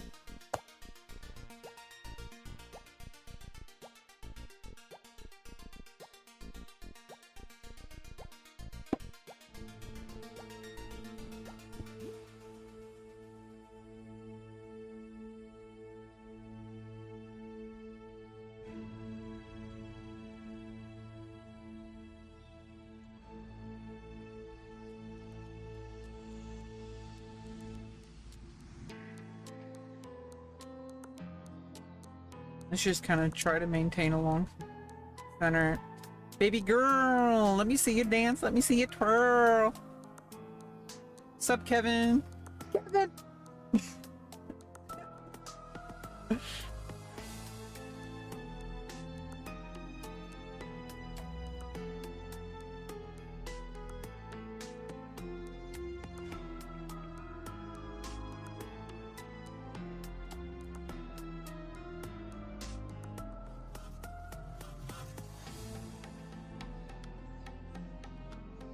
Oh yeah, in this 960 game, the rooks and the king are on the exact same squares they normally would be.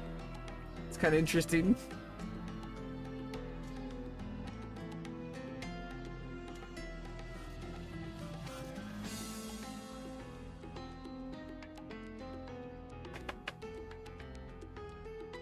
Oh, that was a really good crack of the neck.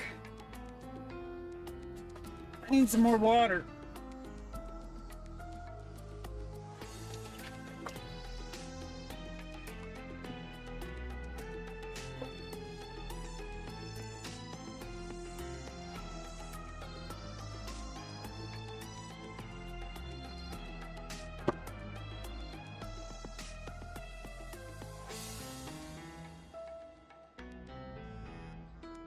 Now you can't en passant with the knight.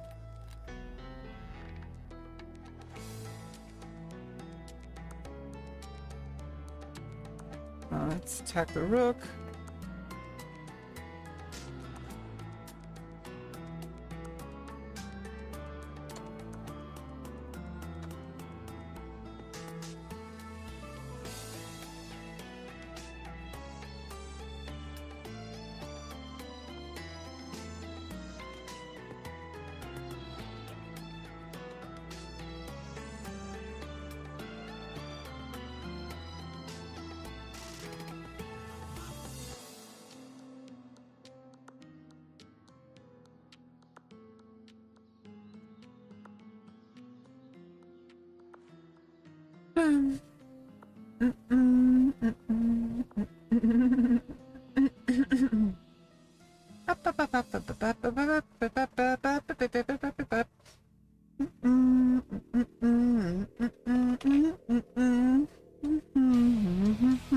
Well, that's just dandy.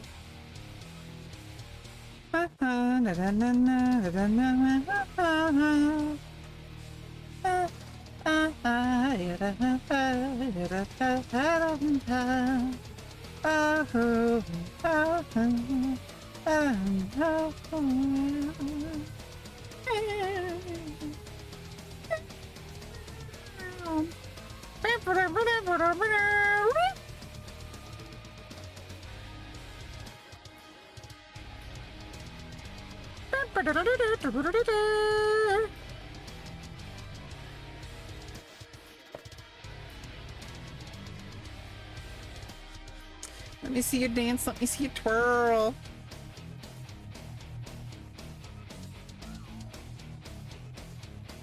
You know, sometimes I don't really know why I do this. Here's like the kind of like TLDR over what my specific experience is with like autism related disorder. I almost never do things because I want to do them. The reason why I act the way I do, especially in social situations, is because I think that's what people expect me to do. It's not that simple, but it's kind of like that. It's not that straightforward. It's not like it's like, you know, that black and white, but that's basically like kind of the TLDR. Is that basically I'm like performing.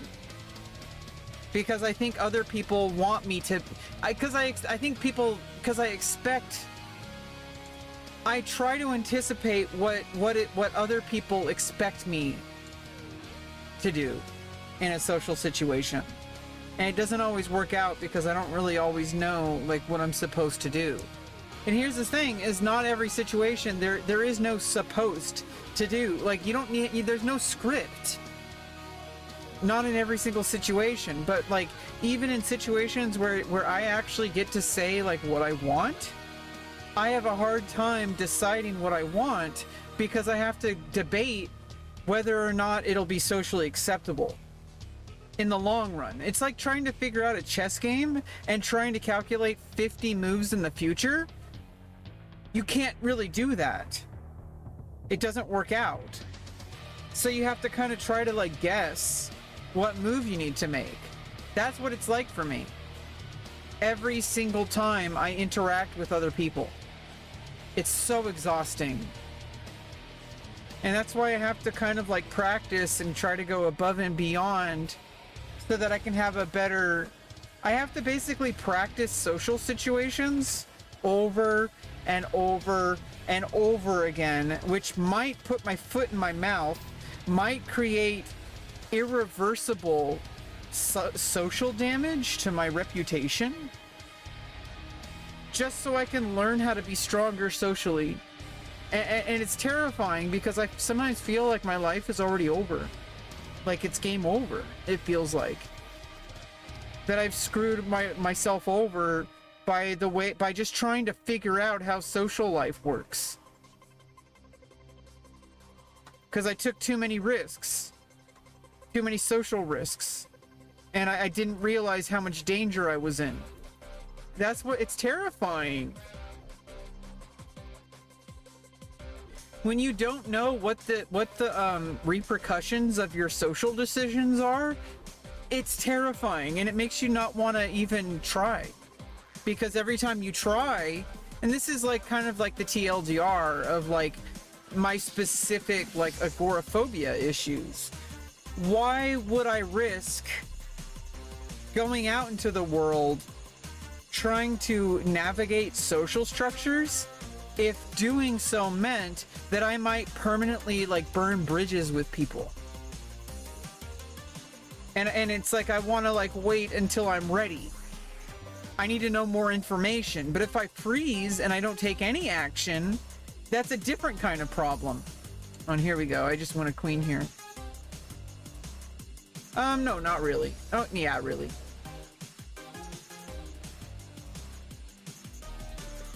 So that's kind of where I am.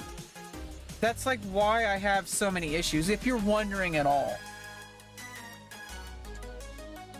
Like, that's kind of why I have so many issues. Is because it's like you're damned if you do and you're damned if you don't. And because if I don't take action, I end up wasting my life away. Never trying, never pushing myself. If I try to make leaps, like I took an acting class last fall, I risk making an ass out of myself trying to navigate social situations, which may have permanently burned bridges with people. Because some people are just like, some people see things as like false red flags because they, you know, it's like they're, even when you explain that you have a developmental disorder to people, I think I might be fine, but I feel like I permanently damaged my reputation with certain people that I wanted to be friends with. And it's like, I tried, I really tried. And it's like now it's like you leave a bad taste in people's mouth because they're like, oh, I don't really feel comfortable around this person because she's just always like kind of like really autistic. And it scares me. And it's like, if it makes me feel like such low self-esteem. Like when people are scared of you because they don't want to upset you. That's not a good place to be. I don't want to be that person. And it's not even my fault. Like, I tried really hard to, like, just, like, navigate the situation, but you only get really, like, you really only get one shot at first impressions. And, like, if you screw things up, sometimes people might think that you're, like, a terrible person. They might be scared of you. They might be weirded out by you, and you can't change their mind. And it sucks, and, you know, you just kind of have to move on. But it's just like, how am I supposed to navigate the world like this? How am I supposed to, like, make, like, career advancement? Like, there were people that, like, wanted to help me, you know, grow as a model. And I feel like I blew it. Because I tried too hard. I pushed too hard. Because I tried to go too fast. Because I feel like my situation... Oh, God. Just gave up a queen. Because I feel like I'm running out of time. Because I'm like 37 years old. It's like... I literally can start a modeling career at like any age. I could start an acting career at like any age. Like I'm not like running out of time in the traditional sense, because you know some people, especially nowadays, like there's a lot.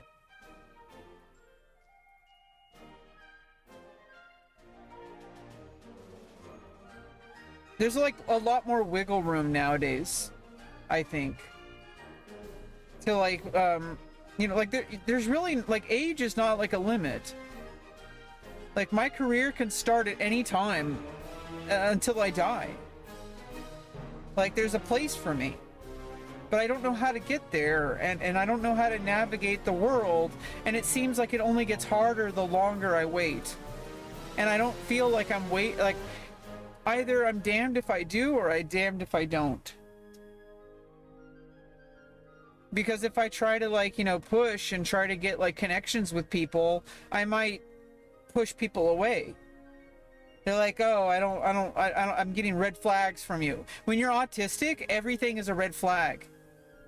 Even when it's not. Because certain behaviors, if you weren't autistic, would be really bad red flags. But it's because I don't understand the social rules all the time. I try. I've adapted my whole life. I have a superpower, in fact, because I've had to survive. I've had to basically get to the point where I learn how to survive. You know, because I would get actually like bullied and like my physical danger. If I, you know, it's really hurt my self-esteem, but like I've learned how to survive that way. Because there's people who will really try to hurt you in this world. And so I've learned survival skills that aren't necessarily making me equipped to thrive. And I'm trying to learn how to like navigate the more subtle parts of life. And I don't have any assistance, even though I was promised it. Like the North Bay Regional Center, they promised that they would help me. They're required by law to help me, but they're just taking forever. It's like, it's almost like this, like, it's like they trick you. They say, you know, we're gonna help you, but they don't tell, but they take their time doing it. They're like, we're gonna help you, but you know, we're gonna take our goddamn time doing it. Because there's other people who need help. And we only have so many resources. And so you're just a number to them. They don't care about you as an individual because they have to care about everyone. And it's frustrating, especially when you just really need help. And you've been pushing for years and years and years. And when you're finally starting to feel like you make progress, you get a bottleneck. And they're technically not breaking the law. Because they say, oh, well, you know, we're moving forward. But moving forward might take years. It's already been a year. How much longer do I have to suffer before these people help me?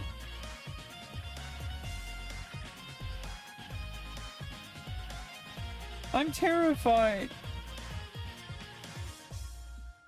And so I don't really have anything to do except for, like, you know, just keep trying to push forward.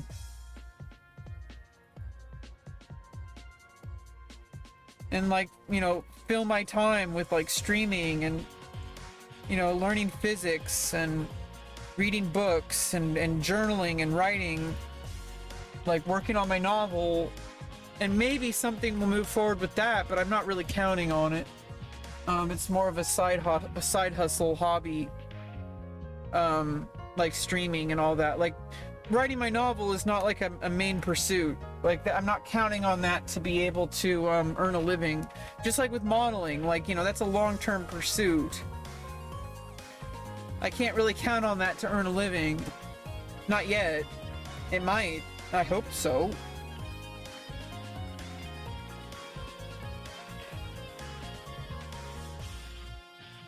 But I just don't really know how to do it.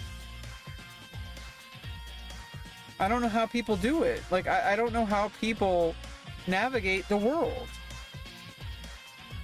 And it's not even just me, it's like hard for anybody. But like, I have like a disability. How am I supposed to even potentially like... It's hard enough to just like navigate like normal society. How am I supposed to go above and beyond? It's terrifying. When my whole life depends on me being able to overcome something that's difficult for even neurotypical people to do. And you know, but the thing is I know that that is possible. I overcame like the need for like, you know, gender confirming surgeries, transgender surgeries. That's hard for anybody, not just autistic people.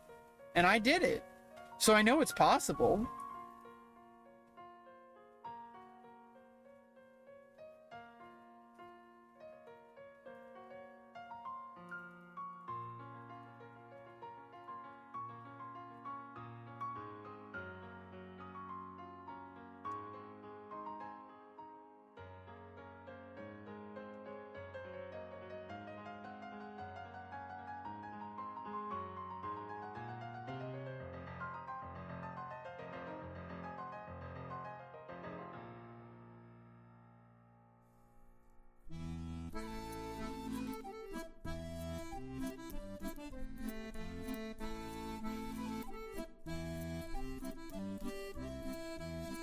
Keep an eye on that pawn.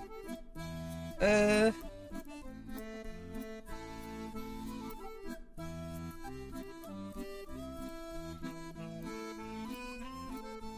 here's the thing.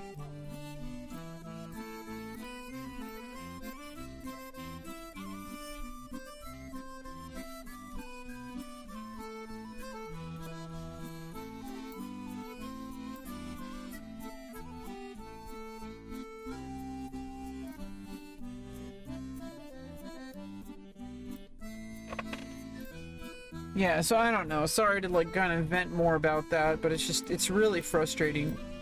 And I don't know what to do. Like, everything I try to do to solve the problem seems to just make it worse.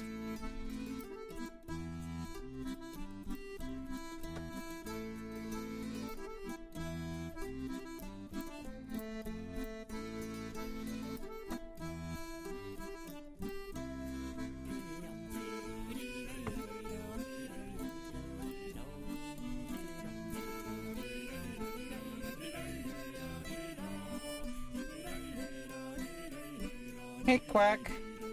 Quack, quack.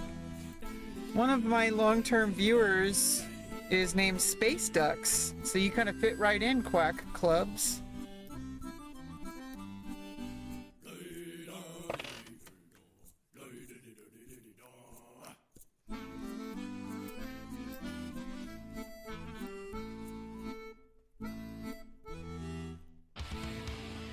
Yeah, here we go.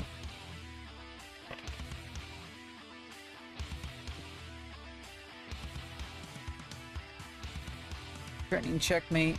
So you gotta move the rook here.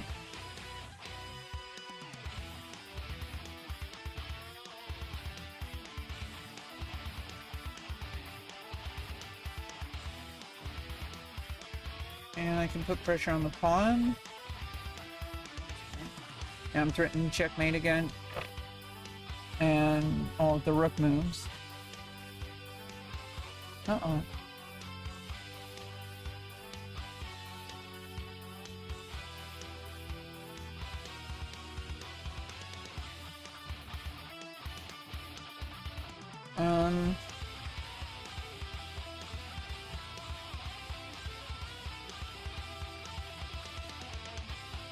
Yeah, I don't know.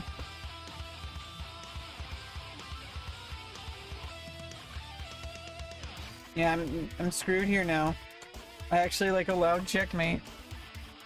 You see like where the problem is? Like if I put it in chess terms, like I keep doing stuff like that to myself, but in my real life. Where it's like I'm actually like, you know, doing somewhat okay for a while. And then all it takes is one stupid, like obvious mistake. And then I completely screw myself over and people don't want to... I don't know how to navigate real life. like social society. Like I don't understand. Like if you give me like a path forward with like a technical like if it requires, it doesn't matter how hard it is. If it's something that has like a guaranteed like success if you get strong enough, I will train my ass off. And like if it's like you know, like I don't know, chess is hard. You have to understand that. But if it's something like, you know, that has like a very obvious like this is why I excel at stuff like mathematics. Is because like mathematics, there's like all you have to do is just keep following the rules and doing the exercises, and you'll eventually learn the like fundamentals. And then it's like you can kind of, you know, maybe I'll be able to start solving some real problems. Regular chess is easy. No, regular chess is not easy. Chess is like still unsolved. Soup. What's up, Soup? How you doing? I hope you're having a good day. I'm kind of a little bit like kind of on a rant about how difficult life is right now for me, but things really are like way better than they were 6 years ago. Like I went through like an extreme ordeal over these past 6 years, and now I'm like have all these resources lined up that are just taking time, and I just have to sit around and like kind of like twiddle my thumbs, and that's a little bit frustrating for me, because there's like nothing I can do, it seems.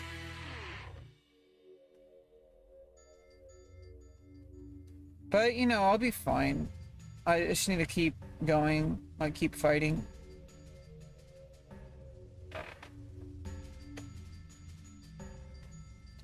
Yeah, you always survive. You know, I'm surviving, you know, it's just, I feel like I'm losing my mind. I'm stuck in this trailer for like the past 10 years, and like, I've been trying to push for like, while I was getting through all my surgery stuff over the past 6 years, I was trying to get all these resources together, and now they're working so insanely slow, like molasses, and I just want things to start working like moving forward. I'm like, what's the holdup? Why are we not getting me out of this trailer park? Why am I not having like employment options? Like, why am I having to sit here wasting my time playing chess on Twitch? Like, I want to do something to move my life forward, but nothing I do does anything except make me wear myself out, because they're not giving me proper options. I'm basically left trying to figure everything out on my own. And if I do that, I'm just going to wear myself thin until like I actually have like a path forward when they start actually working with me. When they start working, because I have a developmental disorder, and like I got all these resources together. I'm a client for life with North Bay Regional Center because I have a developmental disorder and, you know, autism related issues that are much more complicated than I care to explain right now. I kind of spent the past like 30 minutes explaining some of it, but I really don't think it really helps anyone explaining it. But I keep trying. Like, I could have given up like everyone else I know. Like, I know there's people in my life who have every opportunity in their life to try to accept help, and they refuse to. And I'm like kicking and screaming, like trying to get support from everywhere around me, and I'm just kind of mad at some people in my life. Like they have it easy, like in my opinion, because all they have to do is accept the help that's given to them. I'm like, what are you doing? Like, why aren't you accepting that? That's because, to me, I've developed some strength in being able to follow like, I take it for granted that I have the ability to follow through once I have a task ahead of me. That if somebody lays out a task for me, I am really good at following through with it, because I know that it's a finite, like, you know, temporary situation. I'm like, I will withstand like the absolute torture if it means that in the long run I'm gonna be okay. But this psychological torture I'm going through is like harder than anything I've ever faced. because there's no real hope of escape. If there's hope of escape, I will go through like anything. I need to know that there's some path forward. But like right now, I'm just saying, oh, you know, we're doing everything we can. We're putting you on wait lists. We don't know when it's going to open up. That's terrifying. I'm like, what's the holdup? Like, I want to get to work. I want to build my life. Like, I want to build, like, employment skills, like, social skills. I want to build my career. You know, I'm a very, like, skilled, like, intelligent person. I deserve a better life. I worked really hard, and I continue to work hard. I'm not trying to get the easy way out. I just want opportunities. I want mentorship. I want sponsorship. I earned it. But I can't seem to navigate the social society situations to get things to open up. Like, how am I supposed to convince someone that I earned it? How am I supposed to get somebody to, like, I don't know how to play that game of, like, convincing people that you're worth it.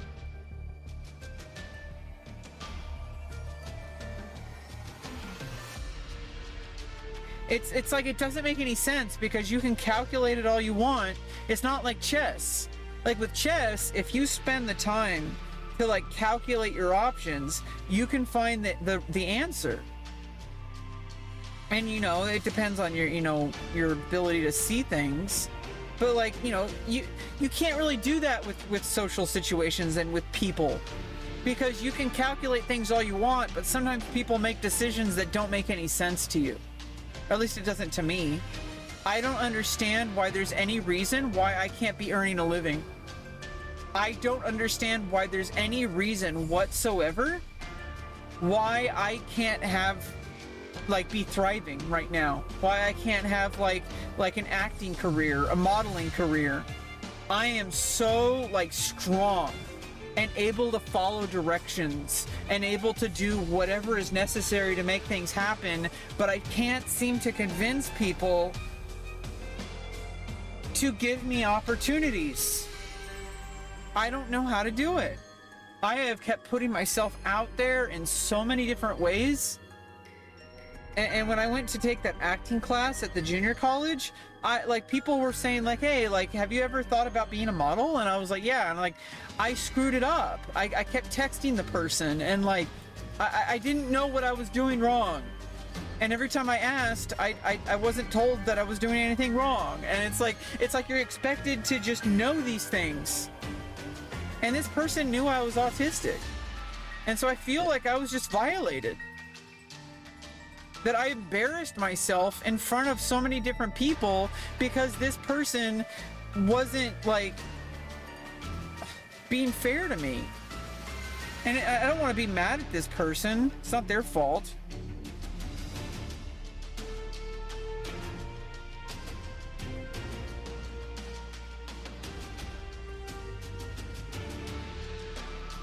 Yeah, fuck Anson.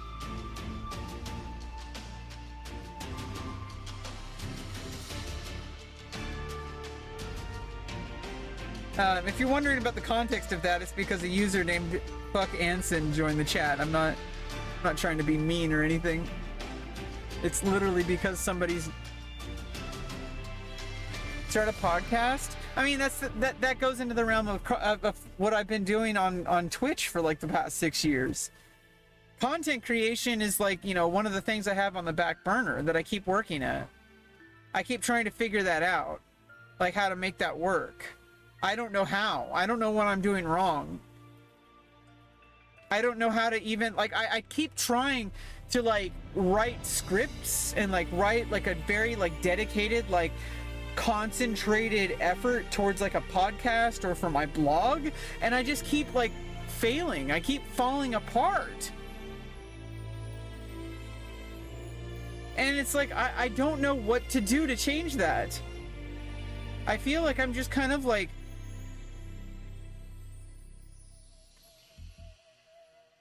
I don't really know.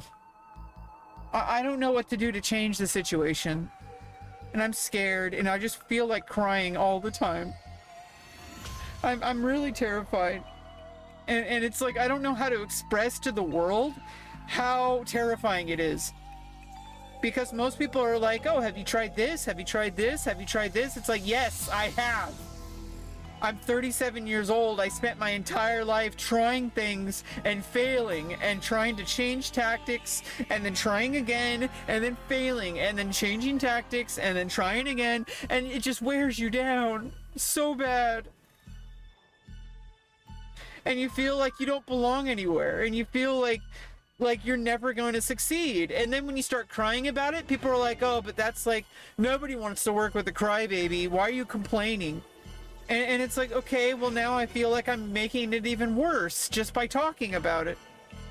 And then you just keep digging yourself deeper and deeper and deeper into the problem. And I don't know how to escape. So that's what's going on with my life right now, and I don't expect anyone to do anything. I appreciate your support. I don't expect anyone to fix it for me. I'm just trying to express what is going on in my life right now. And it's been going on for a long time, okay? Way before Twitch. Way before, even before social media, which was like, I started social media like 25 years ago, okay?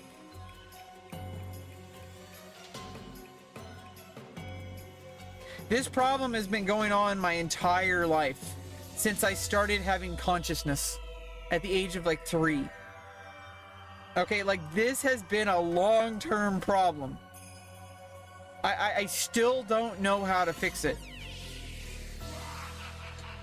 And maybe I should stop trying. Maybe trying to fix it isn't the answer, but I can't give up, you know? I want to get better. Yeah, I mean, I've been using ChatGPT and Perplexity AI.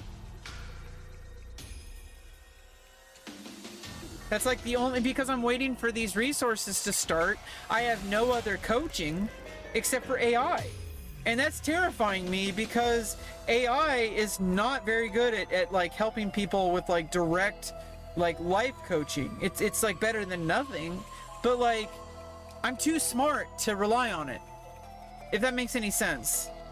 Because I know what I know, like the pitfalls. I've researched AI for years. Okay, like I'm too smart for my own good, which is actually for my own good, because I don't want to, you know, destroy myself then. Use Stockfish? Stockfish only works for chess. Doesn't work for the rest of your life.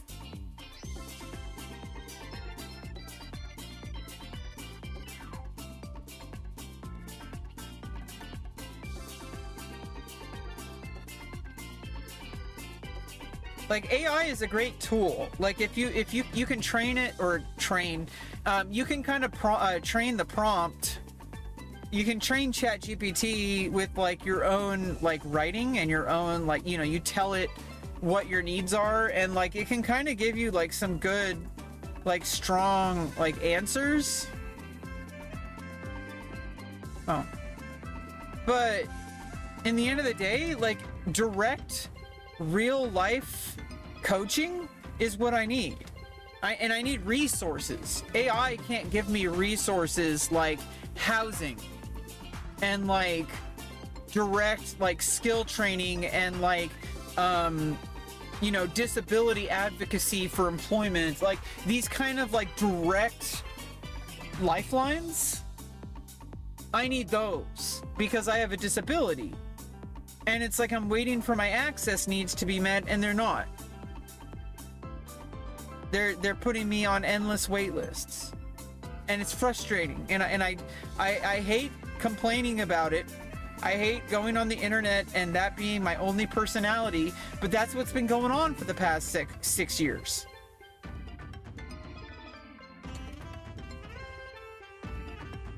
Is I've been just like trying and trying and trying to make my life better, and it just won't work.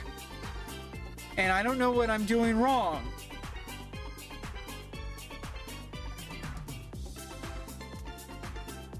And I've tried reaching out to as many people as possible. I've even tried reaching out to people on social media these past 6 years as a last resort. I already know how, like, that's not really gonna work. But, I mean, what other option do I have besides just feeling miserable about myself? That's not an option. Hating myself? Or giving up on myself? Like, that's not an option. I'm not gonna give up on myself. I'm not gonna give up on life. I want to live.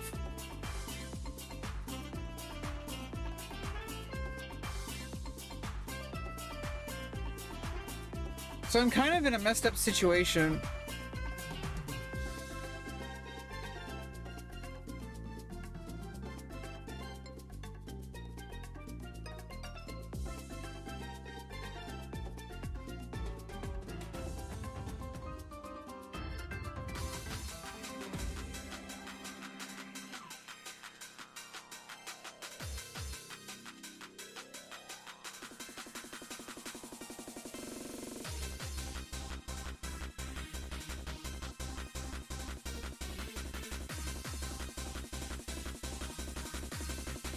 Yeah, it's just kind of sad that, like, you have all these you sign up, you become a client with North Bay Regional Center.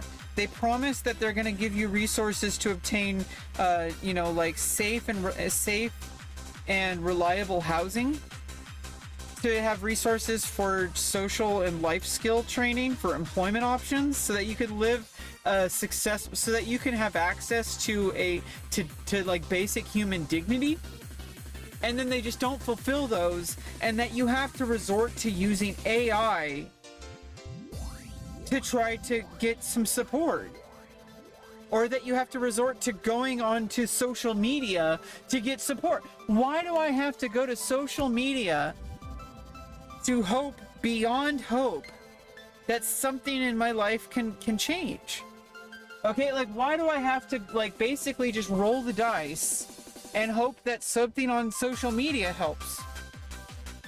Or that I can, maybe, like, make it as a Twitch streamer? Or, like, why is that my only option when I am supposedly supposed to be getting help as required by law by this North Bay Regional Center, the Lanterman Act?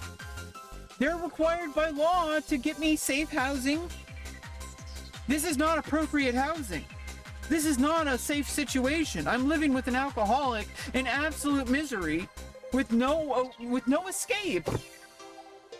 And, like, these people are required by law to help me, and they're not.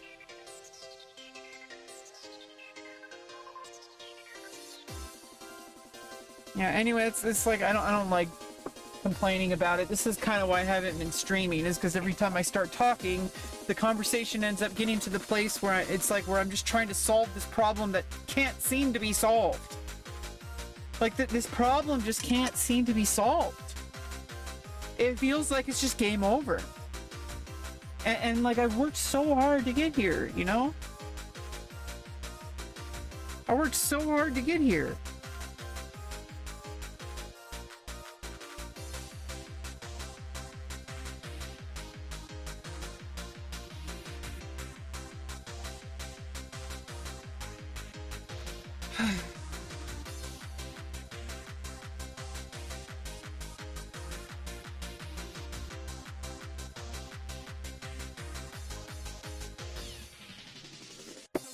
And it's like, whenever I start my stream, I kind of just start going in circles.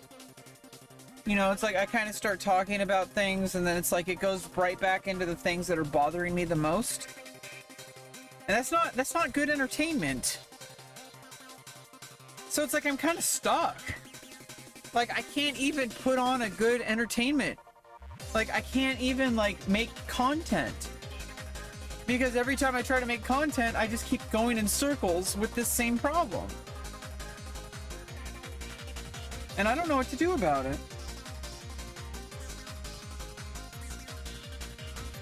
I've tried, like, just, not I've tried avoiding like talking about it. Hey Fenway, Faithful, thanks for the follow.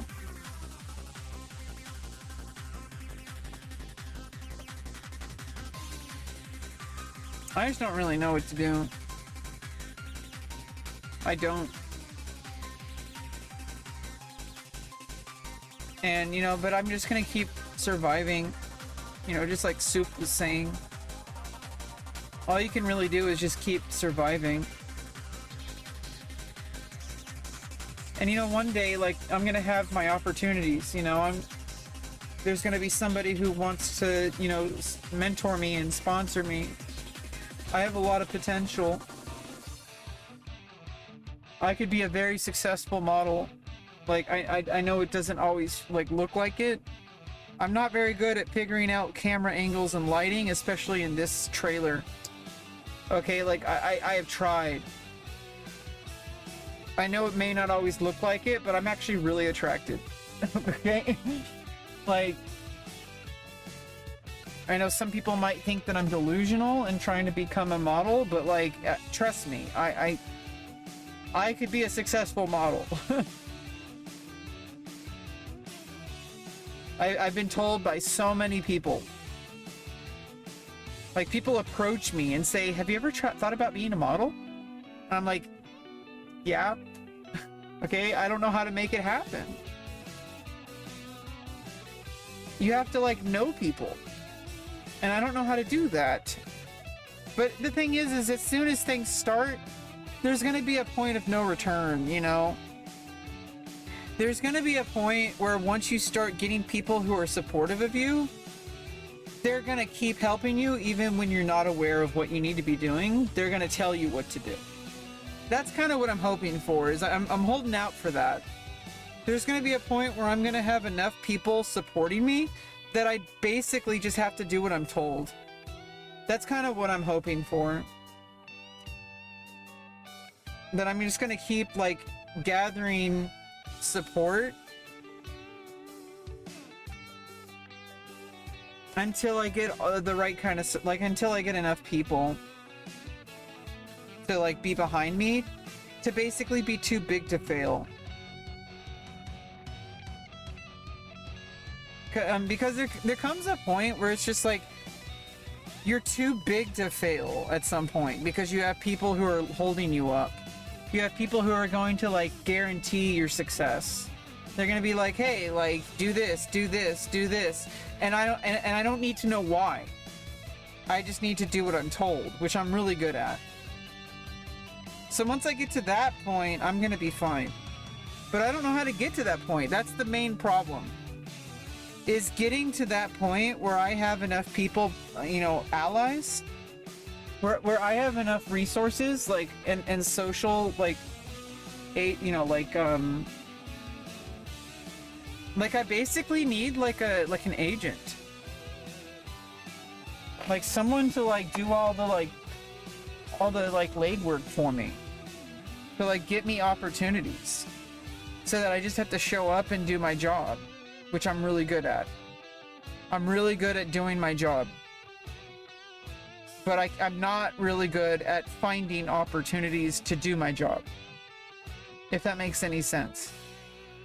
I know people will say I'm just making excuses. I'm not. Trust me. If you looked into it, if you had all the access to the information I have, you would agree with me that I have tried everything I possibly can to try to make my life work, to try to get opportunities. And I've hit a brick wall. And until I find somebody who can be my advocate, I need somebody to, like, do the things that I can't do. Like getting me job opportunities. I need an advocate, an agent. And I don't know how to make that happen. I mean, I already kind of made it happen with North Bay Regional Center, but they're taking forever.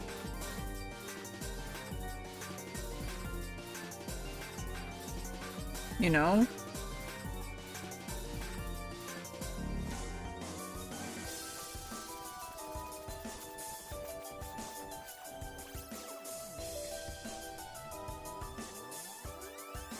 Like, let me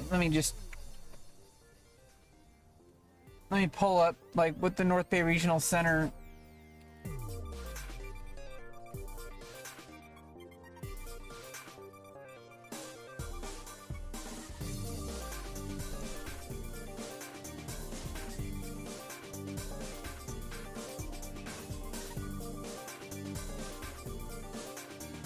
Yeah, so North Bay Regional Center. North Bay Regional Center is one of 21 regional centers for persons with developmental disabilities in California. Started as a grassroots movement, regional centers were originally established to assist persons with intellectual disabilities and their families in identifying and developing services and programs within their communities that help them lead more independent lives. Each a nonprofit, community-based organization, regional centers were established in 1965. Hey, Immortal, under legislation sponsored by Assemblyman Frank Lanterman. The Lanterman Act became effective in 1969 and later expanded the populations served to include persons with intellectual disabilities, cerebral palsy, epilepsy, autism, which is what I have, and other disabling conditions requiring services similar to individuals diagnosed with intellectual disabilities. In 1972, NBRC was incorporated to serve Napa, Sonoma, and Solano counties, which is where I am. I'm in Sonoma County. North Bay Regional Center serves over 12,000 people living with the geographic boundaries of Napa, Sonoma, and Solano. Guided by our values, vision, and mission, we assist people with developmental disabilities in obtaining the services and supports needed to live as others do in the community, which is what I'm not getting, even though it's been a year. NBRC has established strategic goals to guide our efforts in focused areas: employment, independence, community access, and family supports. NBRC is committed to being a culturally and linguistically competent agency, striving to provide the services that our diverse clients and families need in their unique circumstances. We also value the contributions that our diverse staff bring to the agency. For more information, all of that. And they have DEI. They're supposed to help me, and they're not.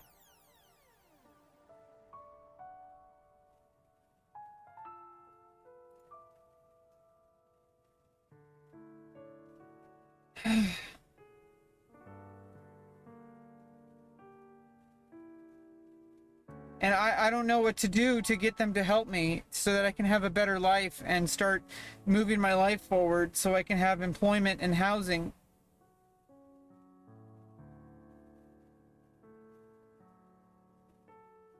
Like, they're supposed to be giving me all these services and they're not. They just keep putting me on wait lists, and I don't know what to do, and I'm scared because it's like they were supposed to. This was like my last chance, Like, these people were like my last and final chance at getting help. Barring just praying that something works out on social media. That's not reliable. Like, I'm not gonna suddenly start making a whole bunch of money on Twitch. That's not gonna happen. Most likely. I'm not gonna suddenly start making a whole bunch of money on social media.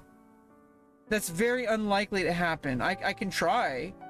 I can try pursuing as a model, as a content creator. But in the end of the day, I need more stable situation. I need a stable support. I need advocacy, and I'm not getting it, and I don't know what to do about it. I'm really scared. I feel like my life is meaningless now. I feel like everything I fought for is just getting flushed down the toilet because of this one problem that I can't overcome no matter how hard I try, because I'm autistic. And I don't know, I'm sorry to keep going on and on about this, but this is where I'm at. I feel completely frozen. I need to get going. I need to do some laundry, and probably just gonna take some time for myself, and I'm gonna study some more physics. I was kind of going at my own pace, working through the OpenStax physics textbook. I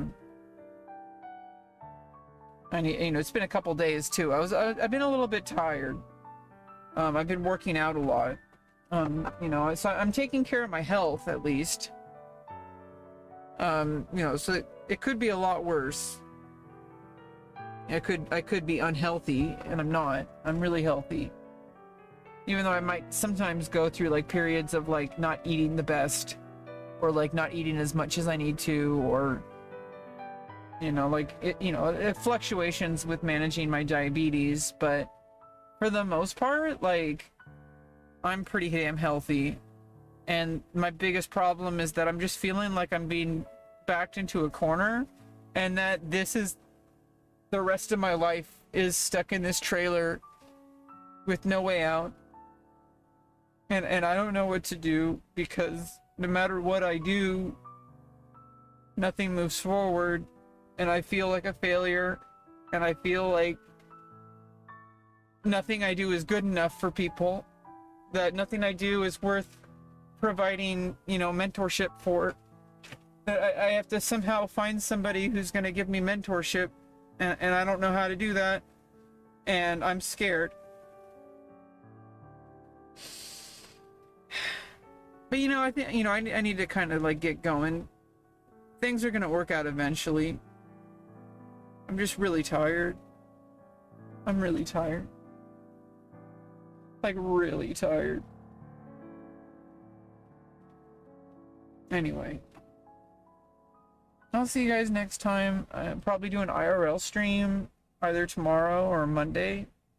I want to start getting back outside. Hopefully, I should be recovered more by tomorrow. Then we can go do an IRL stream and just kind of like focus on different things, like focus on the here and now, and just focus on like trying to enjoy whatever is possible, and not focusing on what all my difficult things are. Like, I could we can have like fun on stream, and like try to just live in the here and now, and just enjoy nature and being out in the community. Just doing IRL streaming. I really like want to get back to it, because I started a new endeavor to do more IRL streaming, and I have the capabilities now. I've just been kind of overworked physically, because I've been exercising a lot, and so I'm gonna get stronger, but it means I had to take a few days of rest. So over time, I should be really good for IRL streaming, because I'll be a lot stronger over time. But it does, it's going to be like kind of somewhat inconsistent for a while. But within the inconsistency, I'm being pretty consistent. I think I'm just holding myself up to such a high standard that I think I'm like feeling like a failure, even though I'm like doing really well. Anyway.